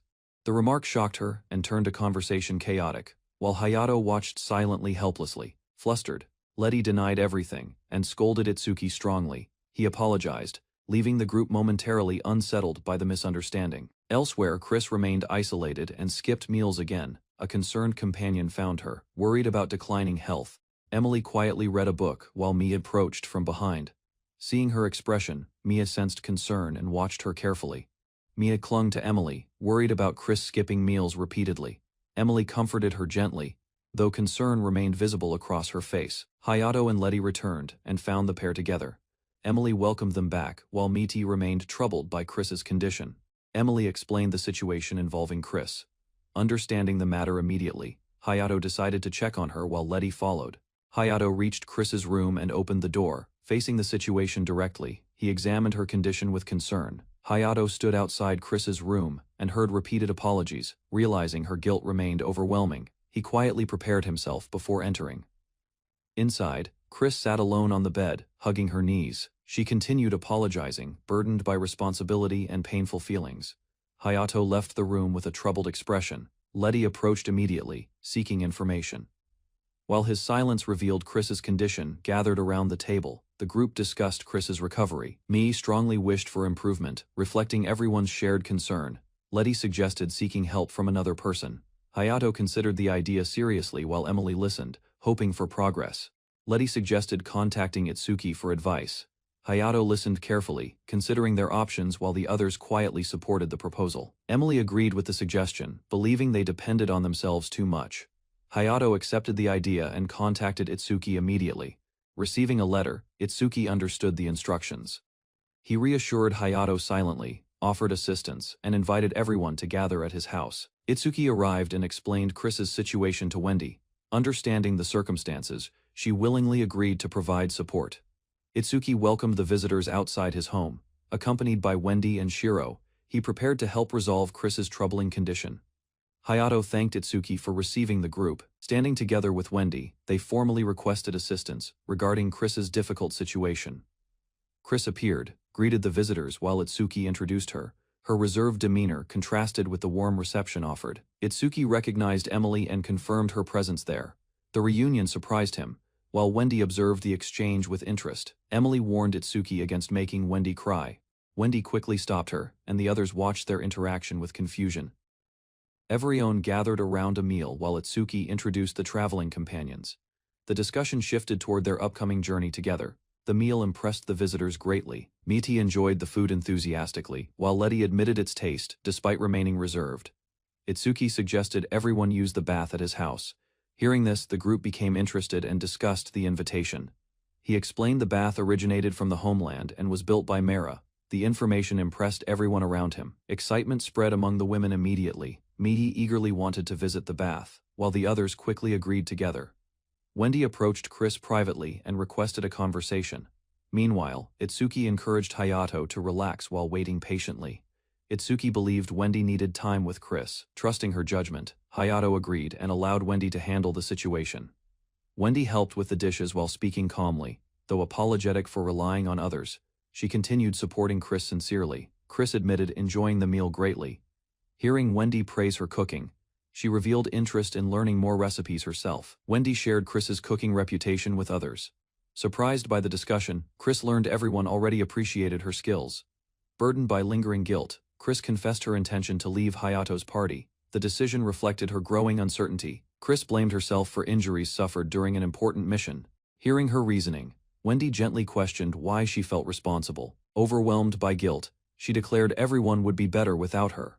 The painful belief reflected her deep emotional struggle. Wendy calmly challenged that conclusion and asked Chris honestly. Fighting back tears, she struggled to express her true feelings. Letty interrupted firmly and rejected Chris's decision. She explained the group depended on Chris and valued her presence greatly. Hayato and Emily supported Letty's words immediately. They assured Chris the party needed her, leaving her visibly shaken. Hayato gently rejected Chris's decision to leave. He reminded her the party wanted her beside them despite past mistakes and hardships.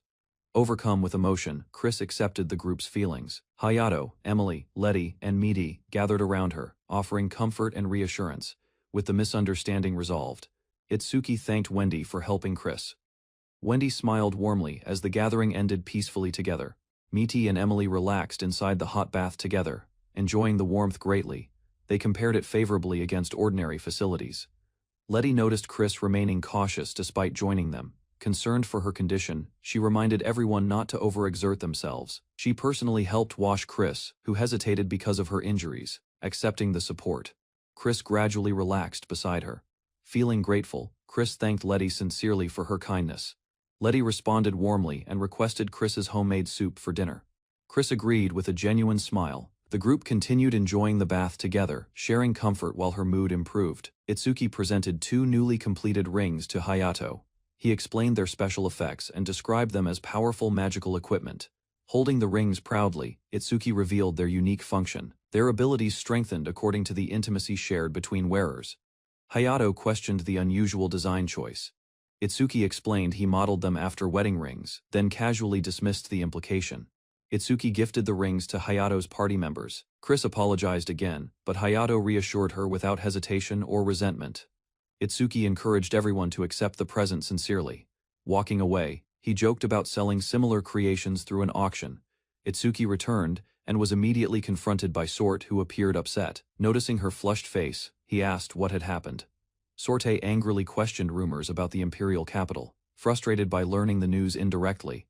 She demanded an explanation. Anina and Renge intervened and tried calming her down, confirming the trip was real. Renge explained Wendy had informed them. Still furious, Sort jumped onto Itsuki and scolded him. She complained there was barely enough time for preparations. While Itsuki endured the criticism, the others checked on him. Sort continued protesting his secretive and careless behavior. Hayato introduced himself to the newly arrived group. Hearing his name, Aina and others quickly realized they had met someone famous. Sorte excitedly confirmed Hayato's identity and greeted him warmly. She proudly introduced her companions while expressing admiration for his achievements. Aina introduced herself politely and exchanged greetings with Hayato. The conversation remained friendly as everyone became acquainted properly. Renge explained their sudden visit and apologized for the confusion.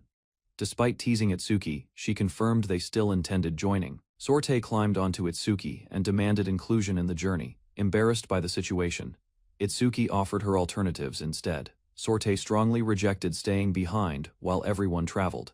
Determined to join the journey, she protested Itsuki's suggestion immediately. Anina and Renge supported taking Sort along. Hearing this, Sort became excited, despite Itsuki mentioning their limited preparation. Itsuki revealed he had already arranged everything required for travel. Confidently, he assured the group no problems remained. He explained he had prepared clothing and necessities beforehand. Sort listened suspiciously, wondering how he managed such detailed planning. Realizing Itsuki even knew their measurements, Sort became embarrassed. Carrying her away, he ignored her continued complaints completely.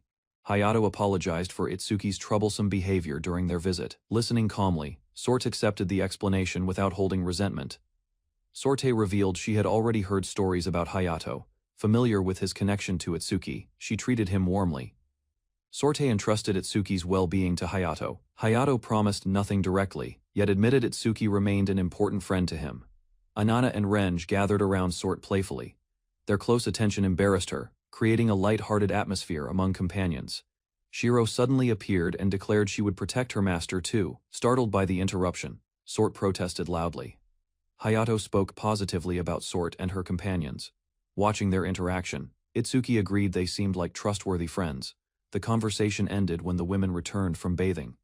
Chris and Emily appeared exhausted, requiring support from their companions. Concerned by their condition, Hayato asked what happened. The women explained prolonged bathing left them dizzy and unsteady. The group struggled to recover while teasing one another. Embarrassing moments accumulated, leaving everyone tired, but still cheerful. Morning arrived and preparations were finally complete. Itsuki boarded the carriage, beginning the long journey toward the imperial capital. Itsuki admired the clear sky, pleased by the outing. He prepared everyone for the capital journey. Ainina, Wendy, Sort, Shiro, and Renge received travel handbooks. They gathered attentively, studying instructions while awaiting further guidance. While Itsuki walked away cheerfully, Sort questioned the situation. Renge admitted feeling exhausted already, though she understood the purpose behind. Anina explained that travelers in Master Lord's world followed necessary rites before journeys. Sort listened carefully, realizing the custom carried importance for everyone involved. Wendy revealed the organizer of the preparations was called Kanza. Sort reacted with surprise, learning how seriously he planned every detail beforehand carefully. Sorte asked whether receiving newly tailored clothes was acceptable. She learned Itsuki arranged every preparation, making the journey feel increasingly extravagant. Anina explained the outfits matched high-quality provisions prepared for everyone. Renge listened quietly, surprised by the expense devoted toward them. Itsuki confidently assured the group not to worry, declaring himself their master. He promised their appearance would never bring embarrassment. Sorte admired Itsuki's confidence and praised him enthusiastically. He proudly accepted the compliment, then mentioned already recording everyone's measurements carefully. Itsuki noticed Wendy wearing the dress he once gifted her. Embarrassed yet happy, she explained its importance before departing. Itsuki scratched his head awkwardly while stood with Wendy. Sort spread her hands, teasing the pair about their recent awkward tension.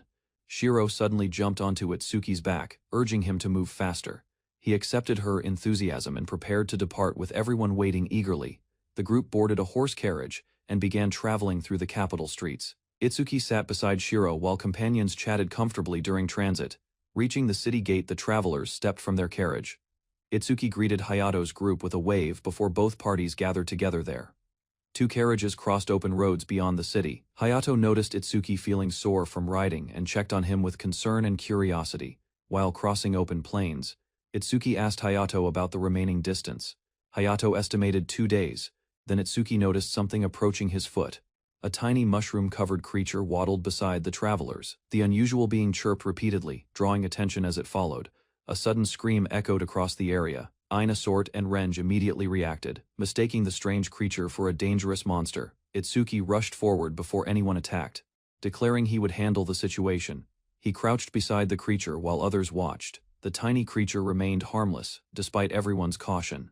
Observing its appearance closely, the group concluded it resembled a caterpillar child. Sorte calmly held the caterpillar child and assured Itsuki it was harmless. Panicking, he begged everyone to remove it quickly. Emily, Meaty, and Chris watched curiously. Expecting danger moments earlier, they became confused by Itsuki's exaggerated reaction. Hayato remained trapped in Itsuki's desperate embrace, explaining the situation. He revealed insects frightened him more than expected personally. The journey continued beside lakes and distant mountains. As daylight faded, Hayato suggested stopping soon and establishing camp before darkness. The travelers gathered around their parked carriages preparing for rest. Ina supervised the area while companions settled into camp. At the campsite, Itsuki joined Hayato to collect water from a stream. Carrying buckets together, they discussed camping experiences pleasantly. Hayato asked about Itsuki's familiarity with camping.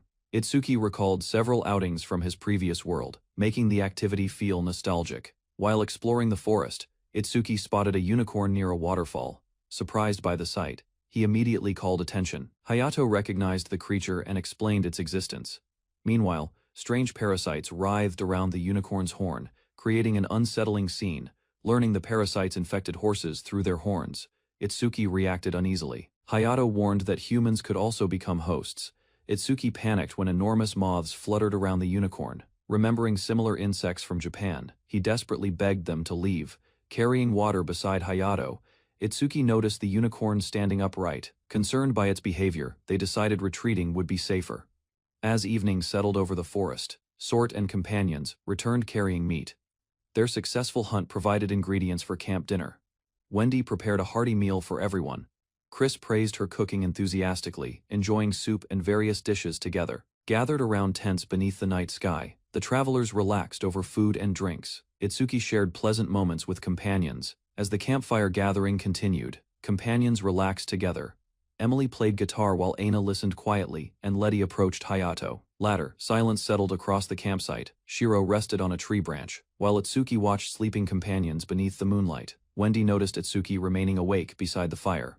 Concerned for him, she suggested resting soon before exhaustion affected his condition. She chose to stay beside Itsuki beneath the stars. Promising companionship, she shared a peaceful moment while gazing skyward together. During a travel break, the women discovered a forest stream, testing the water cautiously. They decided it was a suitable bathing place. Sorte and Renge relaxed in the water together. Used to baths at home, they found river bathing somewhat unfamiliar. More companions joined the stream and enjoyed the refreshing water. One woman quietly reflected while observing the peaceful gathering. Ina and Renge chatted cheerfully while resting together. Nearby, Sort looked sleepy, remaining comfortable among the group members. Ina and Renge continued enjoying the bath beside the stream. Watching everyone, Sort concluded each companion looked remarkably impressive. While bathing with the others, Letty compared herself unhappily. Sort noticed immediately and playfully teased her reaction there. Morning arrived at the campsite with breakfast preparations underway. Wendy greeted Itsuki warmly, while Hayato discussed independence and responsibility nearby. A large breakfast spread was prepared for everyone, drawn by the aroma. The group gathered eagerly around the meal. The travelers enjoyed eating together around camp. Several companions praised the cooking, while Itsuki commented he could live comfortably. Conversation continued as everyone finished breakfast. Chris and Emily remained thoughtful, while others happily focused on enjoying their food together. Wendy apologized to Itsuki while helping with breakfast duties. He reassured her warmly, explaining cooking together had been enjoyable. The group discussed their unusually filling breakfast while relaxing together. Grateful for the meal, everyone appreciated the effort behind it. Just as everyone seemed finished eating, Itsuki revealed another surprise. Holding a container, he announced dessert still remained. Curious companions gathered around as Itsuki demonstrated a special scoop, carefully serving portions. He introduced an unfamiliar sweet treat. Itsuki proudly revealed the dessert was ice cream. Hayato reacted with surprise, recognizing something unexpected from their previous world. Hayato examined the ice cream carefully. Its appearance and smell matched familiar memories, prompting him to ask permission before tasting. Receiving approval from Itsuki, Hayato scooped a portion carefully. He sampled the dessert, wondering whether it matched expectations completely. The flavor immediately impressed Hayato. Recognizing genuine vanilla ice cream, he reacted emotionally, enjoying a taste strongly connected to home. Itsuki explained creating ice cream through spatial magic research. By controlling temperature and preserving conditions, he successfully produced the frozen dessert. Still savoring the ice cream, Hayato reflected on missing sweets from his former world. The unexpected treat greatly lifted spirits. Hayato learned vanilla existed in this world as a herb. While discussing ingredients, companions sampled ice cream with growing curiosity. The group quickly embraced the unusual dessert. Even those unfamiliar with frozen sweets praised its refreshing taste and texture. Itsuki offered to teach Chris the recipe someday. Meanwhile, Shiro focused entirely on eating, ignoring proper table manners.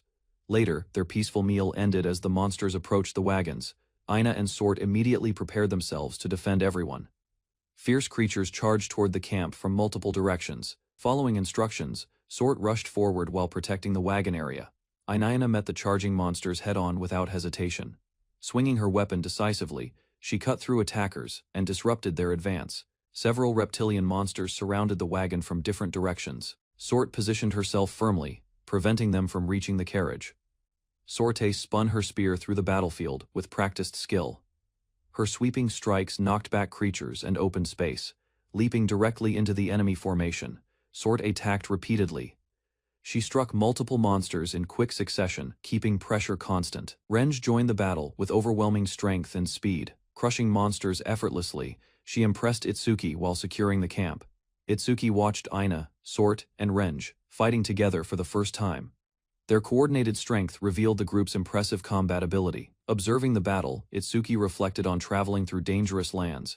Encountering monsters seemed common, though witnessing it remained striking. A monster suddenly lunged toward Itsuki during the confusion. Reacting instinctively, he activated Invisible Jail and trapped the attacker. Using Invisible Jail offensively produced unexpected results. The imprisoned creature was violently crushed, leaving Itsuki surprised by the outcome. With the immediate danger handled, Itsuki checked on everyone. Sort and Shiro appeared unharmed, though they questioned his unusual magic. Itsuki stared at the defeated monster in shock. Despite acting defensively, realizing he had taken a life unsettled him deeply. Sorte and Wendy quickly checked on Itsuki's condition. Noticing his pale expression, they worried he might have been injured, recovering his composure. Itsuki apologized and stepped back from combat. He reminded Sort about her training goals instead. Ina praised the impressive skill he displayed during battle. Hayato agreed, acknowledging Itsuki's contribution while the group regained calm. With the danger resolved, everyone packed camp and resumed traveling. Their carriages rolled steadily across wide plains toward destination. Several days later, the travelers finally reached Rishiyu. The enormous royal capital stretched before them, marking a major milestone. Itsuki and others reached the royal capital Rishiyu with his companions, the grand buildings and crowded streets. Itsuki observed elegant women throughout the capital, while comparing its atmosphere with Einshil. He noted distinct customs and styles. Seeing so many fashionable ladies, Itsuki jokingly shared his thoughts.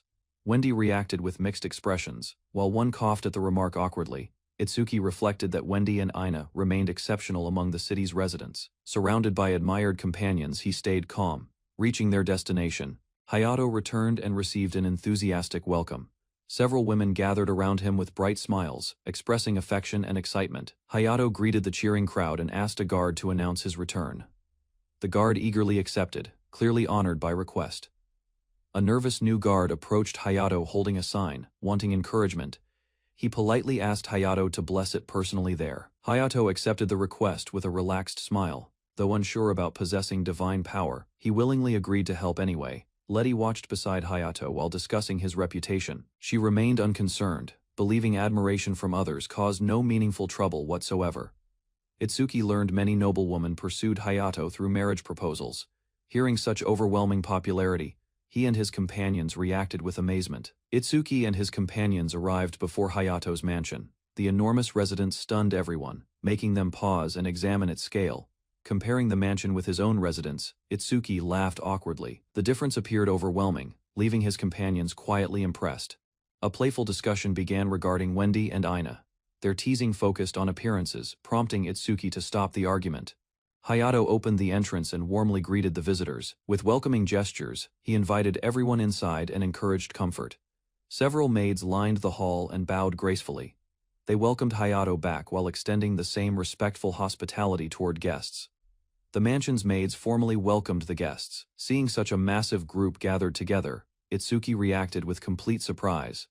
A towering butler introduced himself as Fried and greeted everyone politely. His refined manners contrasted sharply with his intimidating appearance. Itsuki stared at Fried in disbelief. The butler's enormous frame overwhelmed him, making the difference in size immediately obvious. Hayato explained that Fried was a giant half-human. Fried apologized for his imposing presence while maintaining respectful professionalism. Rather than feeling intimidated, Itsuki became excited. He admired Fried's powerful build and declared that a giant butler seemed incredibly cool. Fried smiled at Itsuki's reaction and revealed Hayato had once said the same thing. The unexpected comment left Itsuki puzzled. Introducing himself properly, Fried promised dedicated service throughout the visit. He accepted responsibility for Itsuki's comfort and guided him onward. Entering the guest room, Itsuki examined the furnishings carefully. The tasteful interior exceeded expectations and felt superior to his residence. Fried explained that 3 rooms were prepared for their group. Drawing lots would determine assignments while maids remained available. Anina immediately volunteered to share Itsuki's room. Wendy and Renge quickly joined the discussion, each wanting the same arrangement. Shiro and Sort opposed the room-sharing proposal immediately. They argued Itsuki should stay with Shiro, creating another dispute. Hayato explained he had been summoned by the king and would leave soon. He advised everyone to rest before the auction. Chris remained behind despite the others accompanying Hayato. She wished to learn ice cream making directly from Itsuki instead. While relaxing inside the mansion, Itsuki met Fried again. The butler praised Rienrick's teachings and served refreshments respectfully. Fried described Rienrick as an extraordinary alchemist renowned across the capital. Hearing such praise, Itsuki became interested in meeting him. While drinking tea, Itsuki asked Fried about attractions worth visiting. Fried recommended the cathedral and considered it essential sightseeing. Accepting the suggestion, the group prepared for an outing. Everyone agreed quickly, and a carriage was arranged for travel. Fried personally guided the carriage through the capital streets. Itsuki watched the surroundings while appreciating the butler's dedication. Passing through unfamiliar districts, Itsuki recalled business trips from his previous life. The lively atmosphere brought pleasant memories back. The carriage finally reached its destination. Fried thanked everyone for their patience, while Itsuki and his companions stared ahead curiously. Itsuki and his companions stopped before the royal cathedral. The magnificent structure towered above them, immediately capturing everyone's attention completely. Comparing it with churches from his previous world, Itsuki felt impressed. The cathedral's scale and presence exceeded expectations greatly. Before entering, the group thanked Fried for his assistance. Fried encouraged them to enjoy themselves and returned with carriage. A cheerful nun welcomed the visitors warmly and requested donations. Itsuki contributed for 6 people. Supporting the cathedral respectfully, the nun offered blessings and happily guided the group onward. Her unusually friendly behavior surprised Itsuki and amused companions. The cheerful nun guided Itsuki and his companions through the cathedral. They admired the spacious halls, towering pillars, and peaceful atmosphere. Reaching a secluded chamber, the nun introduced it as the chapel. Her announcement immediately caught Itsuki's attention and curiosity. Inside, Itsuki discovered a magnificent stained glass depiction of the goddess. Staring closely, he noticed a familiar resemblance and froze. Itsuki stood before the stained glass goddess and stared silently. His companions admired its beauty while he remained unusually focused. Sorte enthusiastically praised the artwork and asked for Itsuki's opinion. Instead of answering immediately, he continued staring at it. Without understanding the reason, tears suddenly flowed from Itsuki's eyes. Sort noticed quickly and became concerned by reaction. Confused by his emotions, Itsuki touched his face carefully. Only then did he realize he had been crying. Itsuki felt unexpected warmth within his heart while wiping tears away. His companions gathered around him, worried about condition. Another nun watched the group from a distance. Her expression suggested she had noticed something unusual about Itsuki. Concerned companions asked whether souvenirs should be purchased for Hayato and others. Itsuki assured everyone he was feeling fine. Returning his attention toward the stained glass, Itsuki continued observing the goddess. The strange emotional reaction still lingered within. Approaching him again, the nun interpreted his tears as proof of deep faith. Itsuki listened while considering her explanation. The nun seemed amused by her own conclusion and continued speaking confidently. Meanwhile, Itsuki remained uncertain about her reasoning. The nun became convinced Itsuki's emotions reflected strong faith. She encouraged prayer, believing it would deepen his spiritual connection. Following her suggestion, Itsuki observed the chapel quietly. The peaceful surroundings and goddess image continued, leaving a strong impression. The nun declared that Itsuki possessed remarkable divine energy. Though confused, he listened as she confidently explained her assessment. She compared his condition to candidates chosen for the goddess baptism. Her words suggested unusual potential beyond ordinary believers.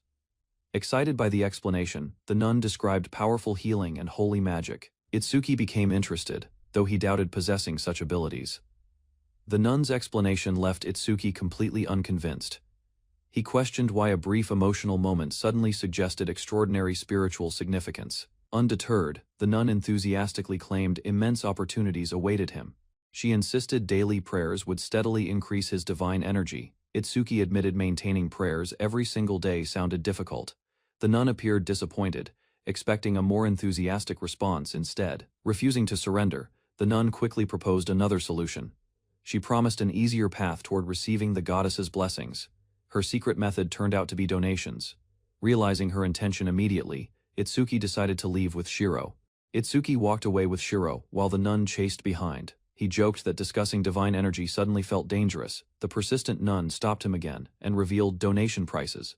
She repeatedly lowered the amount, trying desperately to persuade him. Amused by her determination, Itsuki finally offered a coin. Treating it casually, he dedicated the donation to Goddess. The nun gratefully accepted the contribution and immediately delivered a blessing. Her attitude changed into complete satisfaction and appreciation. Leaving the cathedral, Itsuki compared her tactics to aggressive salesmanship. Feeling exhausted from the encounter, he continued onward. While leaving the cathedral, Itsuki noticed Shiro suddenly stop, following her gaze. He wondered what had caught attention there.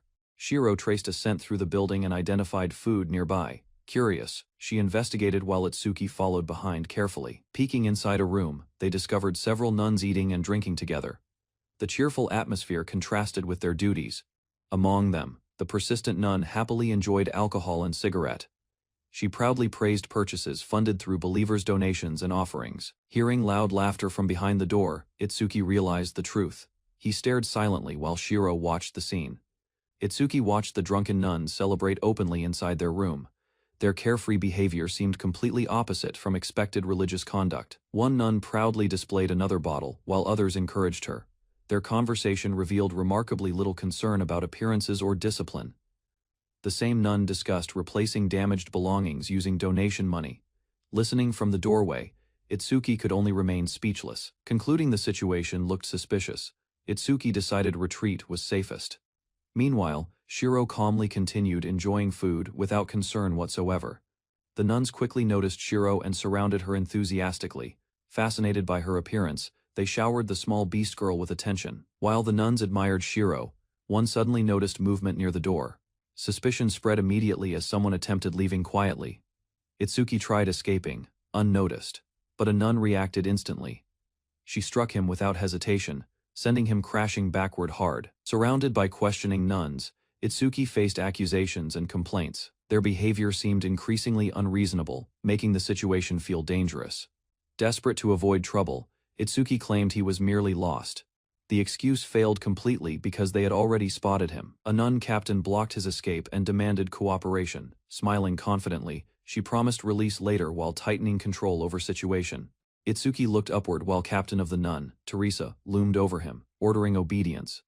Confused by her behavior, he silently questioned why everyone acted strangely. Bound to a chair, Itsuki watched nuns surround him carrying books. Shiro ate calmly nearby, while Teresa examined him closely. Itsuki struggled against thick ropes, searching for options. Shiro happily enjoyed food, showing little concern about his predicament there. Teresa blocked the doorway with authority, preventing escape. Holding a book, she questioned Itsuki eagerly about something he witnessed. She leaned closer and demanded an answer immediately. Staring blankly, Itsuki replayed recent events, still unsure what mattered most. Itsuki listened as several nuns casually drank alcohol and smoked cigars. Their behavior completely contradicted the strict image he expected. Trying to explain himself, Itsuki claimed everything was a misunderstanding. Teresa immediately interrupted him. Insisting silence would serve him better, she faced him confidently and repeated that he misunderstood the situation. She appeared convinced his assumptions were completely incorrect, bound in place. Itsuki questioned the explanation. The surrounding nuns watched quietly while Teresa maintained her firm and confident stance. Itsuki pointed out that church sisters were drinking and smoking openly. His remark left several nuns reacting while Teresa remained present. Itsuki criticized the sisters' habits, prompting shouted from several nuns. Teresa declared his conclusion mistaken, while others seemed amused. Teresa explained the cigar used special leaves instead of tobacco. She added church rules permitted only alcohol among similar products, accepting part of the explanation.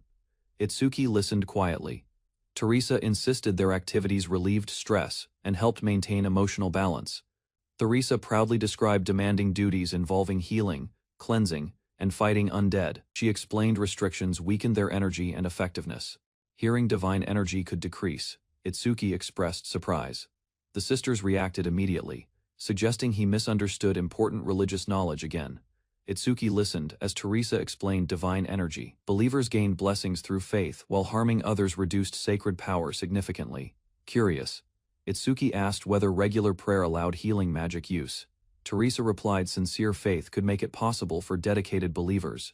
The explanation continued with examples of saints and popes. Greater divine energy granted stronger holy abilities and wider influence over difficult sacred duties. Teresa proudly pointed at herself and declared she was a scientist. Her confident attitude suggested impressive achievements recognized. Facing Teresa's bold claim, Itsuki forced a nervous smile. He quietly doubted her self-assessment and refused to accept it without clearer proof first. Itsuki compared Teresa with his image of scientesses. Seeing her habits and attitude, he felt she matched none of those expectations. Surrounded by angry reactions, Itsuki firmly rejected the claim. He insisted Teresa could never resemble the scientesses he imagined before. Several sisters praised Teresa enthusiastically and defended her reputation. Teresa admitted the praise felt exaggerated, though she accepted their support. The vice captain proudly introduced Teresa as their captain and protector. She explained Teresa defeated undead and rescued innocent people regularly. Despite hearing those achievements, Itsuki remained unconvinced. Looking at Teresa's small figure, he questioned whether she truly led the order. Teresa demonstrated her blessing proudly, spinning her massive weapon with ease. Itsuki listened while she described her strengthened body confidently. Continuing her explanation, Teresa revealed the blessing made her body extremely firm. She appeared satisfied with the unusual strength granted. She criticized the goddess for the harsh blessing despite its benefits. Noticing hesitation, she questioned what remained on Itsuki's mind. Expecting criticism, Teresa asked whether Itsuki disliked her power. She admitted relief that her appearance avoided becoming heavily muscular. Itsuki surprised everyone with an honest response, rather than mocking her blessing. He admitted the ability seemed genuinely impressive and cool. Itsuki praised Teresa's character instead of judging her blessing. He noted she still helped others, despite carrying power she disliked. Hearing those words, Teresa froze briefly. Her serious expression softened, and embarrassment quickly appeared across her face unexpectedly there. The surrounding sisters immediately agreed with Itsuki's opinion. Their enthusiastic praise intensified Teresa's embarrassment while drawing everyone's attention toward her. Unable to endure the teasing any longer, Teresa exploded in frustration. Raising her weapon, she threatened the sisters angrily. Chaos filled the room as the sisters panicked. Bound nearby, Itsuki watched helplessly, while Shiro calmly continued eating snacks. The exhausted sisters collapsed across the room following Teresa's outburst. Breathing heavily, Teresa finally stopped while everyone struggled. Recovering completely, Teresa faced Itsuki with embarrassment still lingering. Bound beside Shiro, he stared silently while she avoided direct eye contact. Trying to move past the incident, Teresa laughed awkwardly and apologized. She offered Itsuki another drink, restoring a calmer atmosphere. The sisters remained slumped together, clearly drained from the disturbance. Watching them closely, Itsuki wondered whether they needed treatment. Itsuki offered several potions from his belongings. Teresa accepted one eagerly, surprised he possessed something useful for recovery. Teresa explained the church maintained an herb farm for ingredients. She dismissed the sisters' behavior, claiming they accepted responsibility themselves. Interested in the discussion, Itsuki expressed curiosity about the herb farm. He accepted Teresa's invitation to visit whenever possible. Examining the potion, Teresa learned Itsuki crafted it personally. Impressed by his alchemy, she praised his talent despite youth. Itsuki modestly downplayed the compliment and scratched his cheek. He explained his profession allowed steady growth through frequent practice. The conversation shifted toward blessings and special abilities. Teresa realized Itsuki was a drifter who received powers directly. Itsuki demonstrated his blessing by summoning coins into his hand. Teresa watched curiously as mysterious light produced money. He explained the skill simply generated currency whenever activated. Laughing casually, Itsuki admitted that was almost its entire purpose. Teresa and the sisters stared in disbelief after witnessing the demonstration. Itsuki nervously wondered whether they suspected missing church gold from him. Teresa grabbed the freshly created coins and examined them closely, shocked. She demanded an explanation. The sisters crowded around excitedly sensing remarkable energy within each coin. Their reactions left Itsuki confused and searching for answers about their claims. Teresa explained the coins were extraordinary treasures rather than ordinary currency. Excited, she immediately offered favorable exchanges and additional value. The sisters rushed toward Itsuki, each requesting coins for themselves. Surrounded by eager faces, he struggled to manage attention. Theresa apologized for their behavior and criticized their lack of restraint. Embarrassed sisters quietly enjoyed their newly obtained coins instead. With introductions finally completed, she formally greeted Itsuki. She also learned Shiro's name, making their acquaintance properly established. The conversation shifted toward Itsuki's plans and schedule. He explained he was sightseeing until an upcoming auction several days away. Theresa guided Itsuki through cathedral grounds while discussing the auction. Surprised, he learned the church organized and hosted event itself. Itsuki questioned whether supporting a black market auction harmed the church. Theresa explained noble oversight ensured neutrality and controlled operations. Considering her explanation, he accepted the reasoning. Theresa added unchecked noble monopolies would create greater problems across the kingdom. Leaving the cathedral, Itsuki exchanged farewells with Theresa and the sisters. They promised another meeting when the auction arrived. Rejoining his companions, he faced curious questions immediately. Unsure how to explain everything, he casually described meeting several friends. Returning from the cathedral, Itsuki headed toward the manor with companions. Shiro protested loudly while clinging to him during walk back at the estate. Hayato welcomed Itsuki warmly. Asked about sightseeing, Itsuki replied the experience proved surprisingly enjoyable overall. Hayato joked about princesses while chatting with the group. Their conversation ended when everyone gathered and moved toward dinner. Servants presented an impressive meal across the table. Shiro and another companion reacted excitedly, completely focused on the food. The group settled into comfortable conversation while eating together. Itsuki enjoyed the meal as everyone relaxed around him. Following dinner, Itsuki relaxed with Hayato and others inside the manor. Their conversation continued peacefully, while Fried remained attentive and the evening progressed. Elsewhere, the women gathered near the bath area. Sort reacted dramatically, while several companions chatted and prepared themselves for a relaxing soak together. Immersed in warm water, Sort quickly melted into comfort. Renj explained their travels had limited proper bathing opportunities for the group recently. Anna and Wendy admired the luxurious bath and discussed its origins. Learning imperial connections made the impressive facility seem even more grand and prestigious. As conversation continued, Wendy excitedly addressed Aina. Curious reactions followed, suggesting an interesting topic was emerging among the bathers during their relaxation. Night settled over the manor as conversations ended. Itsuki exchanged farewells with Hayato's group before heading toward his assigned room peacefully. Walking through the hallway, Itsuki listened while Fried praised his stories. The pleasant discussion left both men satisfied. Fried mentioned continuing their conversation another time. Watching them depart, Aina quietly followed their exchange with interest. Reaching his room, Itsuki thanked the butler and entered. Exhaustion quickly caught him, causing a heavy yawn immediately, dropping onto the soft bed. Itsuki celebrated the comfort enthusiastically. Sleepiness overwhelmed him, and he drifted off within moments. Remained hidden. Aina stood alone with flushed cheeks, unable to calm her emotions. Her racing heartbeat continued relentlessly. Aina entered Itsuki's room and noticed him sleeping deeply. She approached the bed quietly, studying his face while hesitation lingered for a moment. Leaning closer over the bed, Aina examined him carefully. Her expression softened, yet nervousness remained visible as she paused without making a move. Morning light filled the room as Itsuki stirred awake. A chirping bird caught his attention, helping him realize he had slept unusually long. Sitting upright, Itsuki gathered his thoughts and looked around the unfamiliar room. A knock followed before attendants entered respectfully to greet their guest. Fried informed Itsuki that noon had already passed. He accepted the situation calmly and decided to begin with tea before addressing matters. The servant served tea as Itsuki learned he had slept through much of the day. Fried explained that the other guests departed earlier. Fried revealed Aina had personally requested responsibility for Itsuki's care. Surprised by the information, he immediately asked about her involvement. Aina entered confidently and greeted Itsuki with a bright smile. She appeared pleased seeing him awake and comfortably enjoying tea. While speaking, Aina admitted disappointment about the previous night. She had expected time together yet ultimately spent the evening alone. Growing embarrassed, Aina struggled to express her feelings clearly.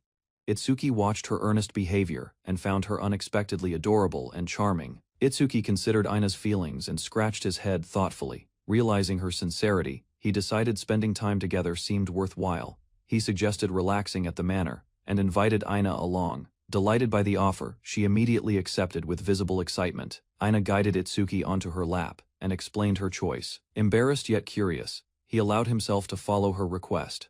Resting comfortably against Aina, Itsuki admitted the experience felt pleasant. She listened carefully while watching his reaction with satisfaction. Itsuki compared the moment with previous lap pillows and noticed a difference. Ina's affection made the experience feel especially comforting. Relaxing against Ina's lap, Itsuki admitted growing sleepy. Ina smiled gently and warned him against drifting asleep during conversation, wanting to stay awake. He remembered an earlier topic. He asked Ina about herself, hoping to learn more personally. Ina seemed surprised by the request but accepted it. She understood that Itsuki wished to hear about her past. Her thoughts returned to training days beneath bright skies.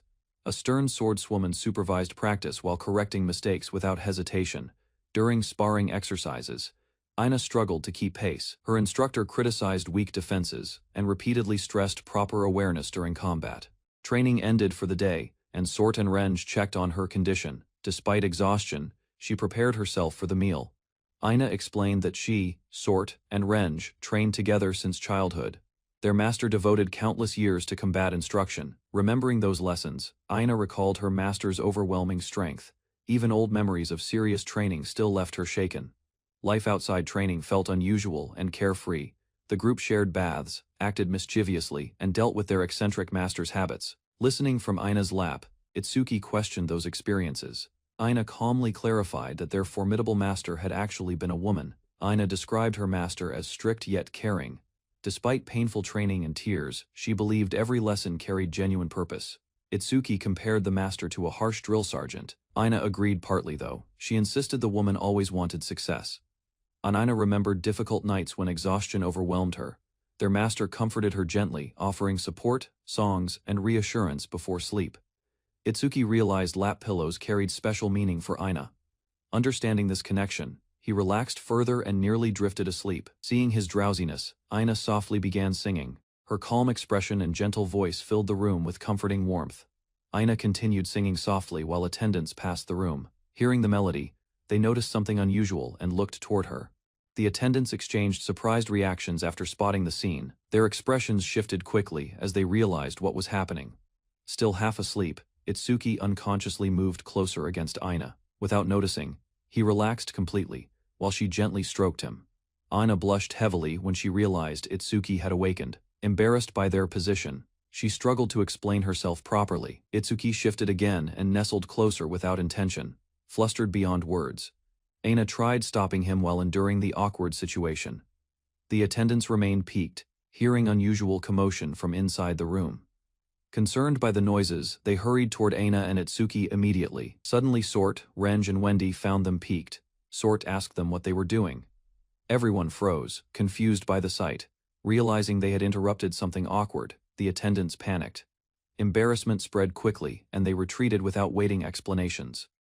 Outside the room, questions filled their minds. Unsure what happened, they exchanged puzzled looks and growing suspicion.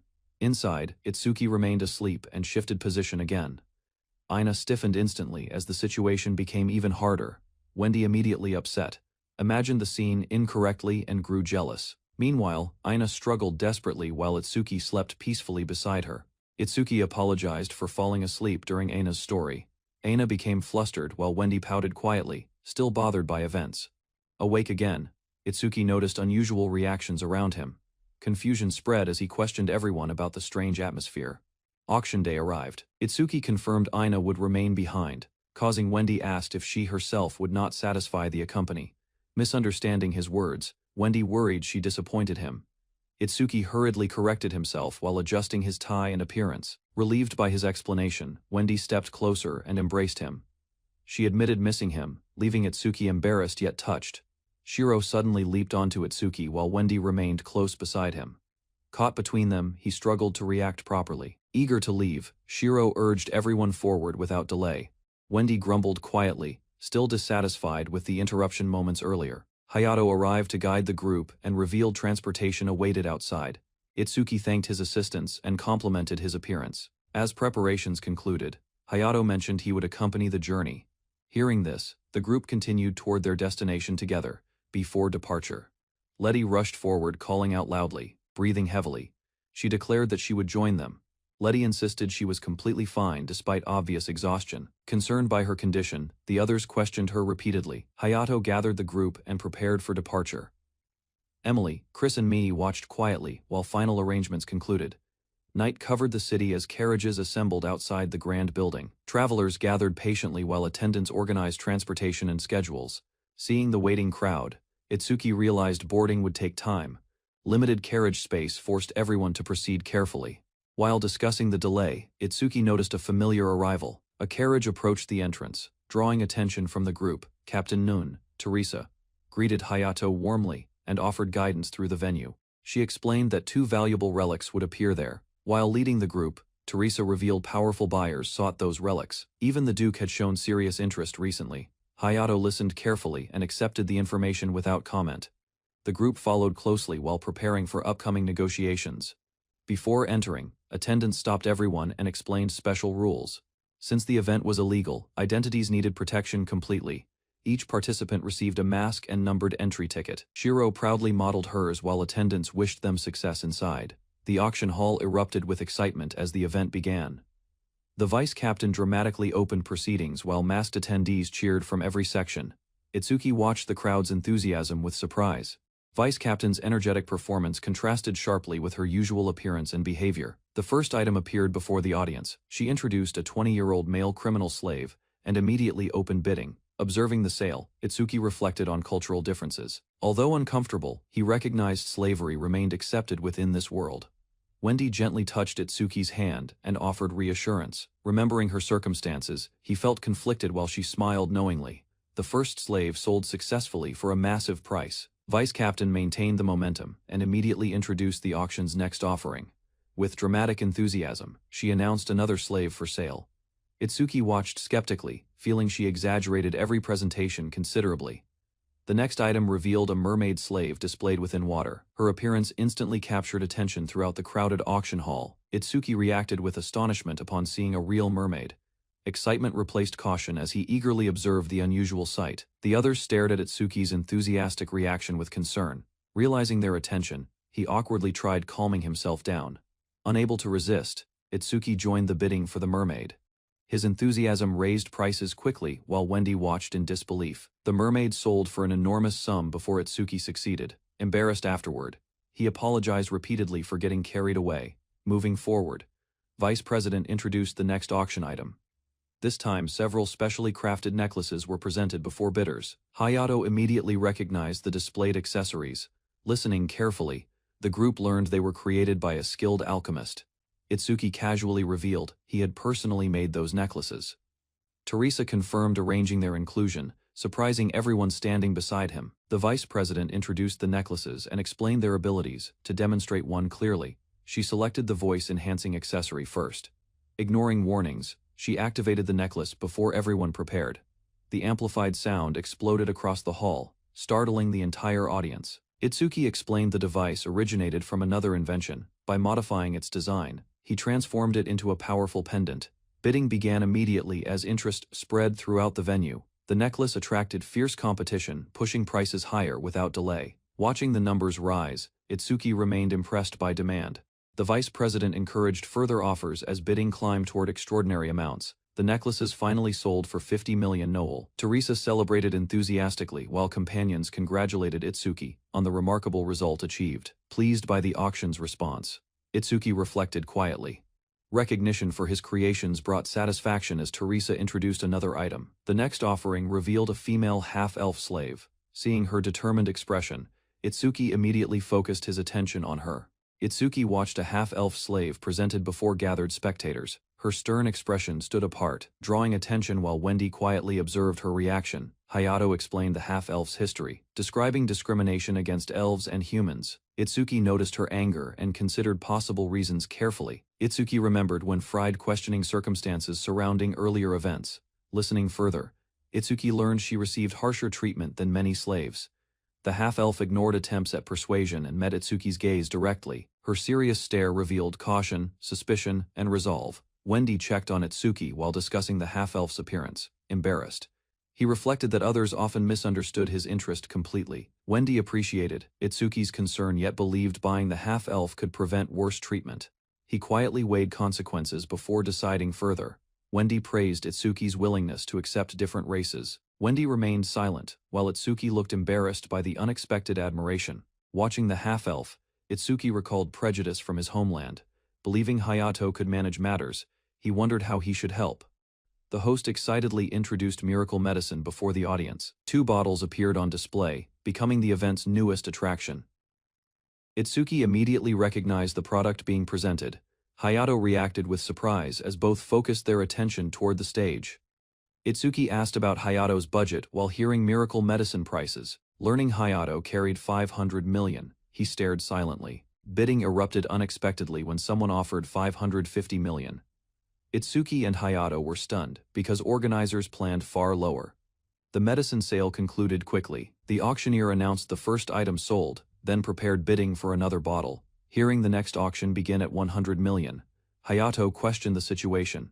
Itsuki admitted securing victory seemed difficult. Itsuki urgently grabbed Hayato and revealed another 100 million remained available. He encouraged Hayato to pursue the next item.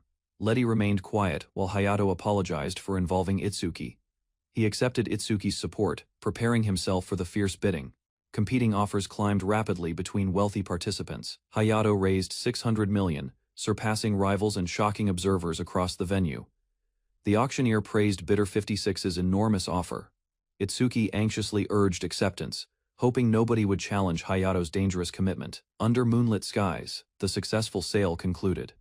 Organizers distributed payments while attendees celebrated another profitable and remarkably crowded auction. As the group departed, Itsuki watched Hayato from afar. His thoughtful expression suggested unresolved feelings while others continued walking. Theresa informed Hayato the miracle medicine was unavailable because one bidder purchased both bottles. Hayato listened quietly while Letty approached. Hayato apologized to Chris for failing his goal. Letty remained silent, her expression revealing disappointment mixed with understanding instead. Beneath the moonlit sky, Hayato promised he would find another cure. Letty stood beside him and accepted his determination. Resting alone, Itsuki considered Hayato's situation carefully. He understood Hayato blamed himself and carried responsibility for Chris's condition. He reflected on Hayato's burden and persistence. Concerned about his friend's struggles, he wondered what support could truly help. Itsuki rose from bed and prepared another experiment. Believing progress required action, he decided to test his remaining methods. Examining his equipment, Itsuki confirmed the miracle drug could not be refined further. Experience and analysis provided no solution. A realization struck suddenly. Itsuki had exhausted his supply of Yggdrasil medicine during previous refinement attempts and research. Several girls entered the room while Itsuki considered alternatives. Their arrival interrupted his thoughts and shifted attention briefly. Determined to continue searching, Itsuki planned a visit to stores specializing in alchemy. He hoped useful clues existed. Itsuki searched the city for alchemical materials. He walked through busy streets, visiting shops while continuing his investigation carefully. Despite checking multiple stores, Itsuki found nothing useful. Frustration grew as possibilities disappeared and available leads remained scarce. Remembering the nun's habit, Itsuki considered Yggdrasil leaves used for cigars. A new idea emerged, prompting him toward church. Reaching the cathedral, Itsuki greeted Teresa warmly. She welcomed him casually and immediately noticed he wanted something important. The vice captain interrupted with teasing remarks about married life. Teresa reacted awkwardly while Itsuki watched their exchange quietly. The vice captain continued Teresa relentlessly. Embarrassed and overwhelmed, Teresa lashed out dramatically while struggling to defend herself. Vaughn's calm returned. Itsuki explained he needed Yggdrasil flowers. Teresa listened carefully and asked where such information originated. Teresa recognized the flower immediately and explained its rarity. Itsuki became interested after learning it possessed considerable value. The vice captain described the herb's usefulness for beginners. She added that selling one could purchase substantial equipment upgrades. Hoping to obtain the flower, Itsuki awaited further guidance. Unfortunately, Teresa revealed their stock was completely exhausted already. Itsuki thanked Teresa for her assistance and prepared to leave. Refusing special treatment, he chose continuing the search independently.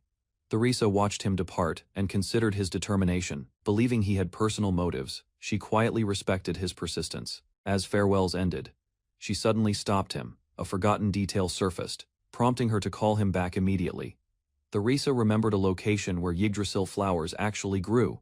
Unlike common knowledge, certain conditions allowed their cultivation there. Surprised by the revelation, Itsuki asked for clarification. The vice captain confirmed Teresa's memory and encouraged her explanation. Theresa asked the vice captain for confirmation regarding the location. The vice agreed calmly, giving permission while remaining confident about her information. While mentioning unusual conditions, the vice captain was struck suddenly and collapsed. Theresa ignored the interruption and remained focused. Theresa explained. The destination was their medicinal herb garden. She welcomed Itsuki to follow them, and he accepted eagerly. Theresa guided Itsuki toward the medicinal herb garden, explaining their destination while Shiro followed. Itsuki resolved to help Chris and listened carefully as details revealed Yggdrasil was required to create a miracle medicine capable of healing her. Under the moonlit sky, a crowd of undead gathered among tangled branches, advancing restlessly and creating a dangerous obstacle. Seeing the overwhelming horde, Itsuki froze briefly, sweat forming across his face, as he weighed the risks before making a reluctant decision himself. Theresa charged forward, swinging her weapon with force, cutting through, approaching undead and opening a path while protecting Itsuki. Itsuki recoiled when a severed zombie head landed before him, leaving him startled while the chaotic battle continued around them relentlessly. Theresa defended the group fiercely, warning Itsuki that standing motionless invited danger as undead creatures pressed closer. The vice captain joined the fight confidently, promising to handle the enemies while requesting a reward, displaying enthusiasm despite circumstances. Itsuki watched the nuns battle efficiently against surrounding undead, then confirmed their destination remained the medicinal herb garden ahead. Holding the filthy zombie head, Itsuki complained about the absurd situation, comparing the scene to a zombie film while confusion lingered. Theresa told Itsuki she would create an opening through the undead, preparing her weapon while ordering him to stay ready. She swung the massive cross repeatedly, clearing enemies aside, and instructing Itsuki to run immediately once her signal arrived. With tremendous force she unleashed a spinning attack that tore through the undead formation, scattering bodies and creating space ahead. The attack swept across the area completely, leaving broken remains strewn across the ground while the route became accessible. Following Theresa's command, Itsuki rushed forward with the group, complaining about scattered undead remains, while heading toward the medicinal herb garden. Theresa explained that priests possessed strong compatibility against undead, allowing her to confront the creatures effectively while maintaining the group's advance. She revealed the church controlled rare medicinal herbs, explaining why only they could access the herb garden farther ahead. More undead emerged across the path, yet she urged everyone to keep moving while she monitored the approaching threat. Spotting the growing horde, Theresa called for Shiro's assistance and entrusted Itsuki's safety to her without hesitation. The vice captain accepted the responsibility immediately, stepping forward to intercept the undead, while Theresa continued leading the mission onward. The vice captain rushed into the undead group, spinning rapidly with her weapons and cutting through enemies while unleashing an energetic battle cry. Undead bodies shattered apart under her assault, scattering limbs across the ground as she continued advancing without slowing her momentum.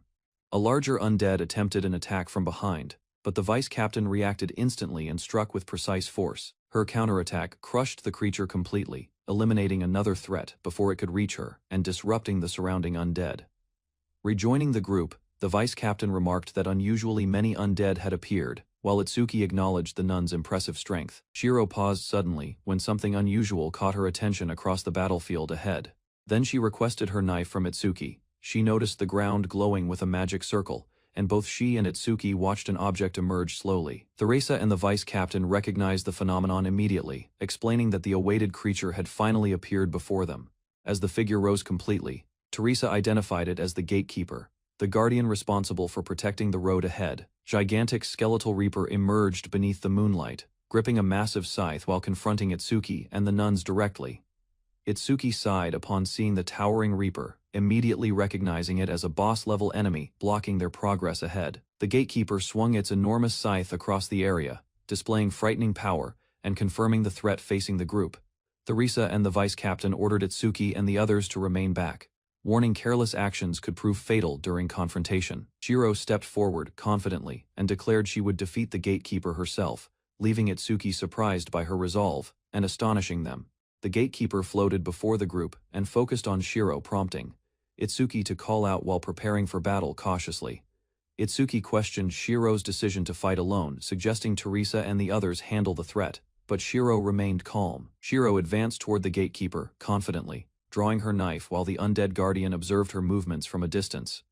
Theresa explained the gatekeeper possessed tremendous physical resistance, requiring divine energy or specially empowered weapons to inflict meaningful damage. The gatekeeper suddenly released an overwhelming surge of power, startling Itsuki and the others. As the confrontation intensified dramatically, the Rasa realized the gatekeeper's attack affected anyone lacking divine energy. While Itsuki heard a strange roar and sensed immediate danger, the gatekeeper swung its massive scythe toward Shiro, forcing Teresa to react quickly. As Itsuki watched the threatening strike approach, Shiro suddenly rushed forward at tremendous speed, ignoring the danger and closing the distance before the gatekeeper could respond. Drawing her weapon, she stopped confidently before the enemy, leaving Itsuki startled by her composure and unexpected fighting ability.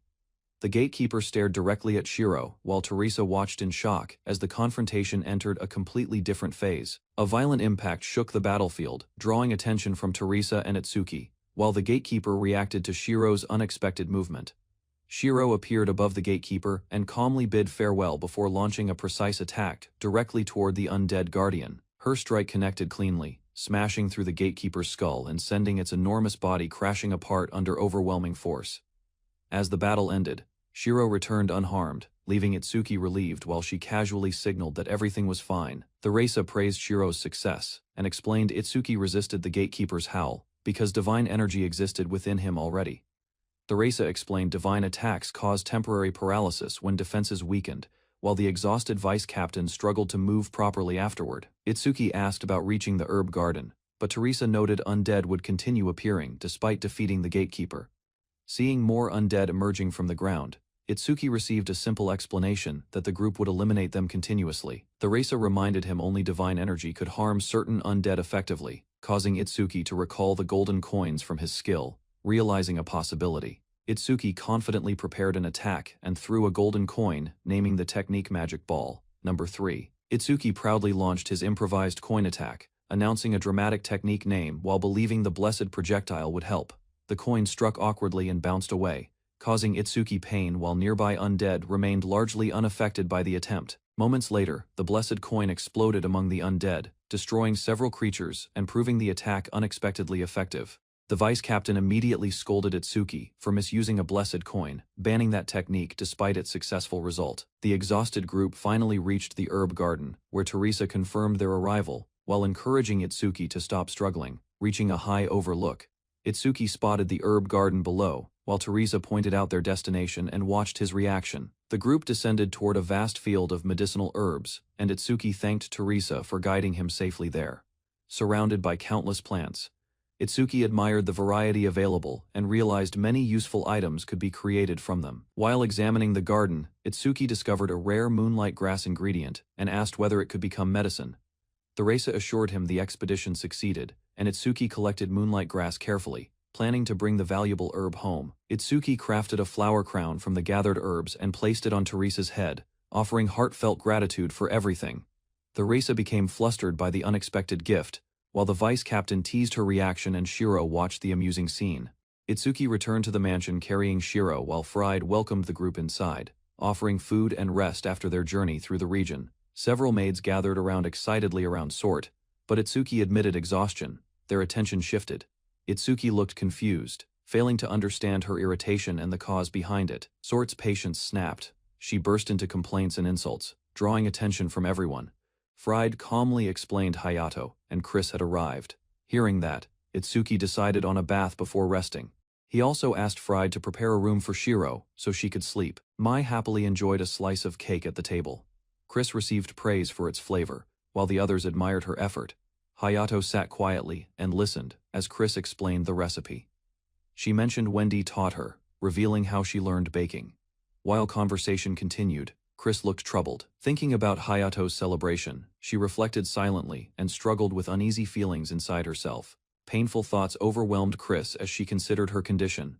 Believing she burdened everyone, she felt remaining with them was wrong. Chris remembered Hayato, and tears filled her eyes. His importance to her became clear, deepening the conflict within her heart. Chris approached Hayato with cake in her hands and offered him a slice. Seeing him stirred emotions she struggled to suppress. Hayato noticed her condition and asked about her health. Chris hesitated, gripped her clothes tightly, and apologized. While reflecting on her feelings, Chris criticized her weakness. She admitted happiness toward Hayato, yet believed her attitude remained unresolved.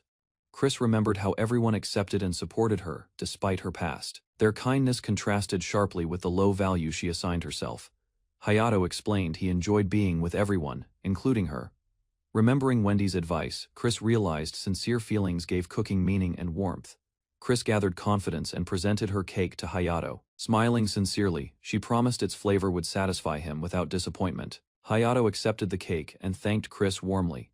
Seeing his reaction eased her worries, allowing her to sit beside him happily.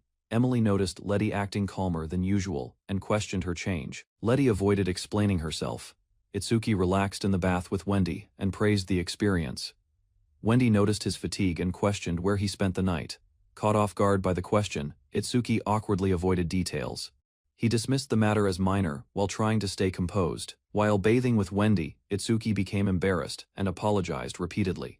Wendy remained calm, watching his reaction without showing discomfort herself. Wendy noticed bruises on Itsuki's body and concluded he acted recklessly again. She kissed the bruise carefully while expressing quiet concern. She explained that worrying without understanding his situation troubled her. Wendy asked Itsuki to inform her beforehand whenever problems occurred. Their conversation ended when another woman entered unexpectedly. Realizing the situation, she retreated immediately and abandoned her original intention. Outside the bath, several maids learned Itsuki was bathing again. Hearing the news, they reacted with disbelief and resignation. Itsuki and Wendy spent the evening inside a room together. Under the moonlit sky, their attention shifted toward an experiment. Itsuki activated a magic circle and created an unfamiliar item. Wendy watched closely, surprised by the object's unusual appearance. Examining the result, Itsuki immediately recognized it as Yae elixir. The unexpected creation left both of them astonished and curious.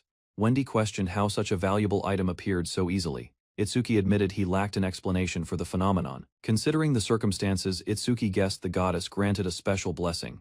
He noted the item matched something he created previously. Itsuki explained the elixir originated from Origal's influence, wanting to repay Hayato's kindness. He offered the valuable item without hesitation. Hayato hesitated, accepting such generosity, and suggested contributing auction funds instead. Itsuki insisted his comfortable life existed because of Hayato. Itsuki encouraged Hayato to depend on others more often. He wanted to support him, despite believing himself unreliable at times. Moved by those words, Hayato lowered his head deeply. He repeatedly expressed gratitude, accepting the sincerity behind Itsuki's support. Watching the exchange, Chris quietly reflected on everything she witnessed. She drank her tea silently while complicated feelings remained unresolved.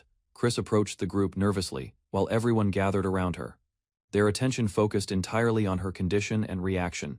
Tears flowed from Chris as she revealed her right eye could see again. Seeing Hayato's face clearly filled her with relief. The group embraced Chris immediately after hearing the news. Hayato, Letty, Emily, and me celebrated her recovery with happiness. Emily thanked Itsuki for providing the elixir that restored Chris's sight. Itsuki accepted the gratitude with modesty and restraint. Their discussion shifted toward ingredients connected to the elixir. Emily requested moonlight grass, believing further research could prove valuable. Chris expressed heartfelt gratitude toward everyone who supported her struggle. Surrounded by friends, she finally smiled without lingering uncertainty. Itsuki attempted another moonlight grass elixir, using Emily's rare ingredient, carefully repeating the process after successfully curing Chris's injured eye. Emily explained moonlight grass came from deep dungeons, making acquisition difficult, while Itsuki completed another elixir and entrusted it directly. Itsuki reflected that creating such an elixir was extremely difficult. Recognizing his special ability greatly simplified a normally demanding task. While resting, Itsuki became surrounded by Shiro and Wendy, who clung closely and questioned him. Noticing his distracted expression, Wendy eagerly requested clothing matching Itsuki's preferences, while Shiro focused entirely on food, expressing excitement through repeated meal requests. Shiro and Wendy argued over spending time with Itsuki, each insisting her turn deserved priority while he remained caught between them. Itsuki stopped their dispute and explained they would explore the capital together, preventing further competition and encouraging both girls cooperate. Wendy listened carefully beside Itsuki, as Aina responded calmly, appearing to accept his suggestion while considering the situation from another perspective. The group fell silent as Aina lowered her gaze thoughtfully, while Sort and Ranger watched closely, waiting to understand her conclusion. Aina observed the group and reflected that her position differed from Wendy and Sherp. Elsewhere in the city, the bird fly, Itsuki guided Wendy, Shiro, and companions through the royal capital, passing busy streets before stopping at a clothing store. Wendy eagerly pointed at several outfits inside the elegant shop, urging Itsuki to examine them while admiring the selection. If customers were trying on outfits, the attendant directed them toward fitting rooms, while Wendy questioned Itsuki about his own clothing choices there. Itsuki tested multiple formal outfits and inspected their quality carefully, though he worried about prices while receiving encouragement. Seeing his interest in suitable attire, Itsuki invited Wendy, Shiro, and the others to choose anything they liked, promising to purchase favored items. Aina selected clothing she wanted for outings, while Itsuki listened quietly and Sort watched beside her, observing the discussion closely. Itsuki asked Sort to help choose outfits for Aina and Renge, believing Aina lacked interest in fashion despite circumstances. Sorte accepted the responsibility immediately, promising to do her best while Itsuki relied on her judgment during shopping activities. Anina appreciated Itsuki's consideration, while he suggested Shiro try something cute, though food remained Shiro's greatest priority instead. The shop attendant approached the group politely and offered assistance, proposing to help select suitable clothes for everyone present. The enthusiastic attendant surrounded Renge, Aina, and Sort with recommendations, insisting perfect outfits awaited them while her excitement overwhelmed everyone. As the girls entered fitting rooms, Shiro complained about hunger beside Itsuki, who waited patiently while browsing clothing selections. The attendant welcomed the girls eagerly and admitted their visit excited her greatly, leaving Itsuki confused by her enthusiasm. Renge and Sort emerged wearing matching school uniforms, while the attendant proudly presented the outfits and awaited reactions from them. Itsuki examined the results closely, causing the attendant to grow nervous as she anxiously questioned whether her chosen outfit succeeded. Itsuki praised the uniforms, finding them strangely nostalgic, while the attendant noticed his reaction and suspected connections to wandering drifters. The attendant suddenly embraced Itsuki and explained the shop collected clothing designs, originally created by drifters from earlier generations. Delighted by the response, the attendant eagerly prepared another outfit display, determined to showcase additional treasured clothing collections immediately. Anina appeared wearing a police uniform with a short skirt, nervously asking Itsuki whether the unusual outfit suited her appearance. Itsuki reacted with surprise at Aina's appearance, while the attendant pressed for approval and suggested purchasing the outfit as gifts.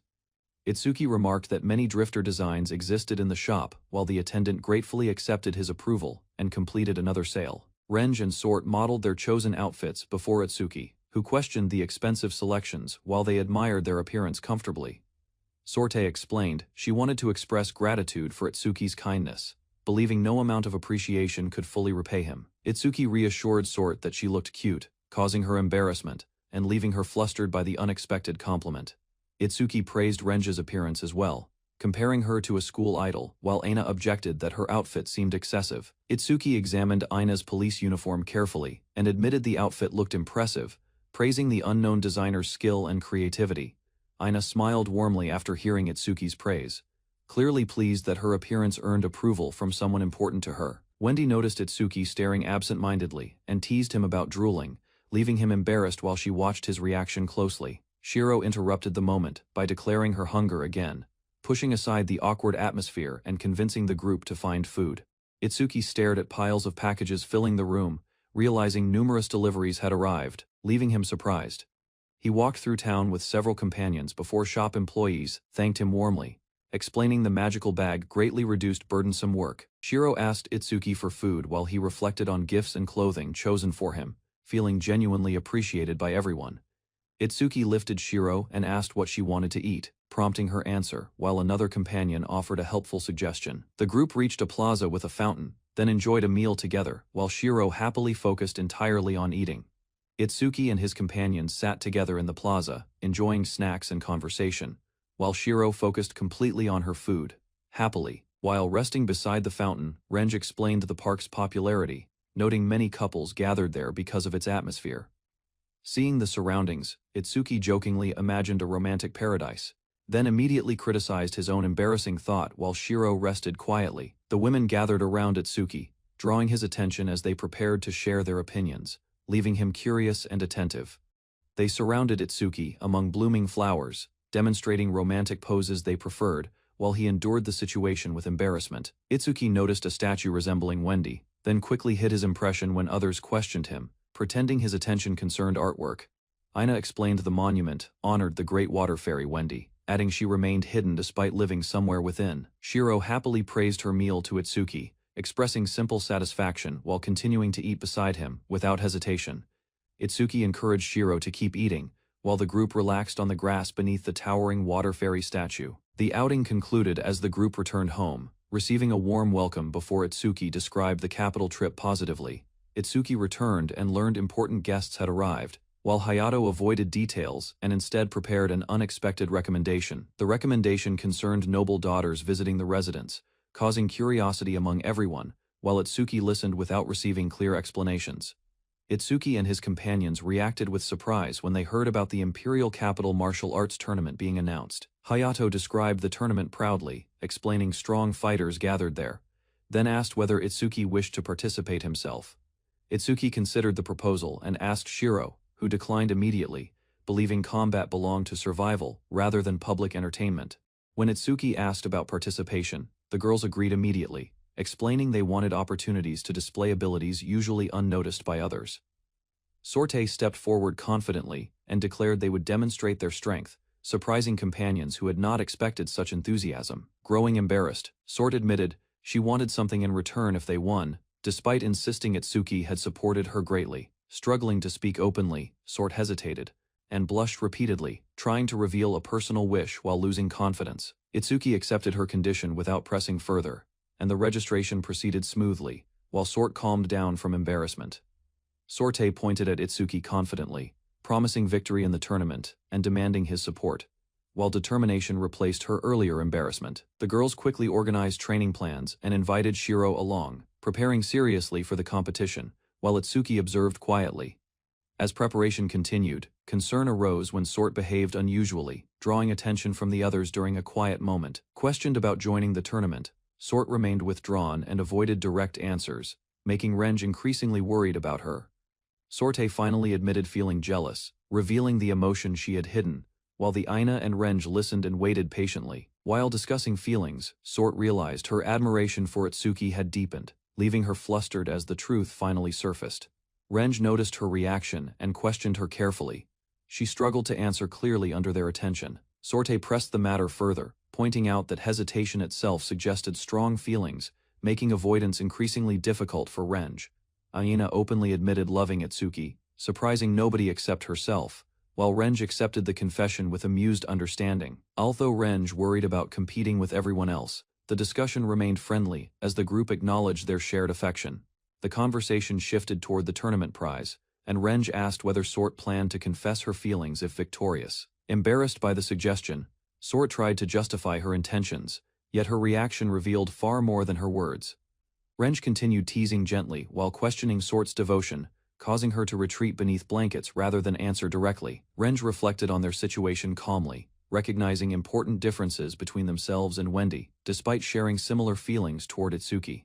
The room fell quiet as everyone considered Renge's words, while Sorte remained thoughtful and unable to deny them. While relaxing in a bath, Itsuki enjoyed a peaceful moment. Itsuki reflected on the martial arts tournament and worried about his companions, hoping nobody would suffer injuries during the competition ahead. Shiro watched as Renge and Sorte prepared for a sparring match across the clearing, their stances tightening. Shiro lifted her hand from the sideline, then observed Renge and Sorte rush together, testing balance, timing, and resolve. The fighters burst forward at full speed, crossing the field in an instant, while Shiro remained back, studying movements and searching for weaknesses. Sorte shouted and launched a sharp strike, forcing a rapid clash that pushed both combatants into committed action. Renge answered with a sweeping counterattack, cutting through the exchange as Shiro followed closely, recognizing each adjustment. Shiro slipped beneath Renge's swing and struck upward with precision, forcing the beast woman off balance, while Sorte watched closely. Sorte charged forward with a loud cry, launching rapid blows toward Shiro, who remained calm and read each movement. Shiro planted a training log beneath her foot, then twisted through the air, avoiding pressure. Renge and Sorte converged together, attempting a coordinated attack, but Shiro leaped between them, disrupting their timing and breaking the planned assault apart. Seizing the moment, Shiro delivered a sharp kick, sending Sorte reeling backward while Renge crashed down. Renge's strike rushed toward Shiro, but Shiro slipped aside smoothly. Watching carefully, Renge reacted instantly and launched another sweeping attack. Sorte joined the pressure from behind, attacking together with Renge. Their coordinated movements aimed to trap Shiro between both sides. Shiro twisted through the gap and countered immediately. Her attack disrupted their formation, forcing Renge and Sorte apart during combat. The exchange ended moments later. Shiro sat atop a rock while Renj and Sort stood below, listening to her evaluation.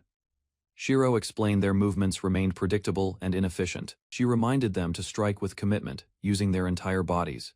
Shiro folded her arms and casually explained herself, dismissing concerns with a simple remark. Her relaxed attitude left everyone puzzled. Sitting atop the rock, she revealed she had not fought seriously during training. Renj and Sort stared upward in surprise. Shiro calmly stated serious effort was unnecessary against their current abilities. Her blunt assessment immediately tightened both listeners' expressions, refusing to accept that judgment. Sort challenged Shiro directly. She demanded a serious match before the tournament. Shiro accepted without hesitation and ended the discussion.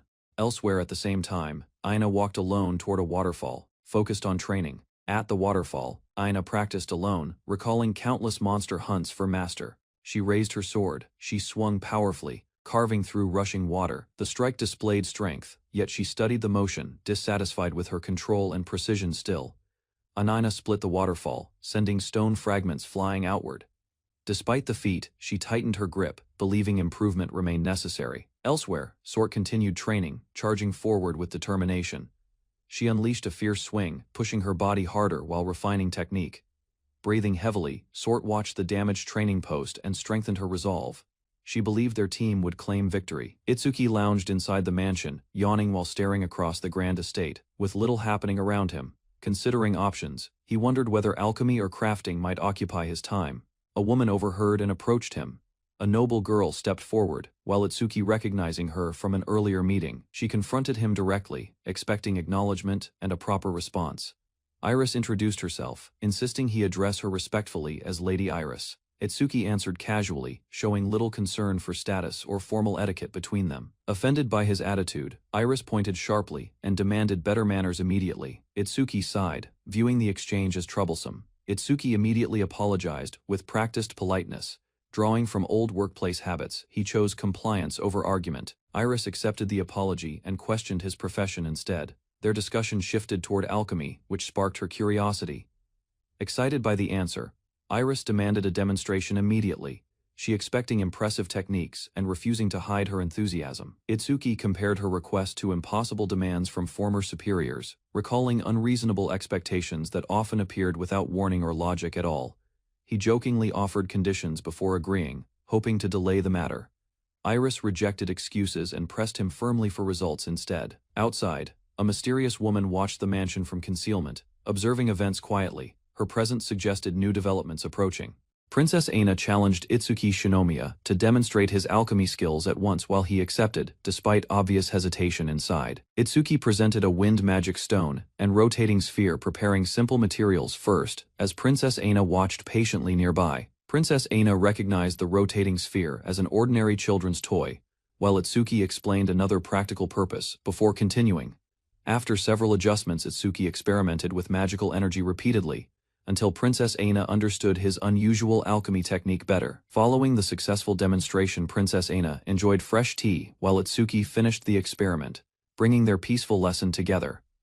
After 2 hours, Itsuki Shinomiya completed a small magical fan, presenting the finished invention while Princess Aina observed with curious interest. Princess Aina activated the device and felt a refreshing breeze, praising the useful invention as Itsuki considered further improvements ahead. Itsuki explained, replacing the magic stone changed the airflow, allowing the same device to cool or warm nearby rooms. Princess Aina examined the spinning fan with fascination before leaning closer, ignoring Itsuki's warning about standing too near the moving blades.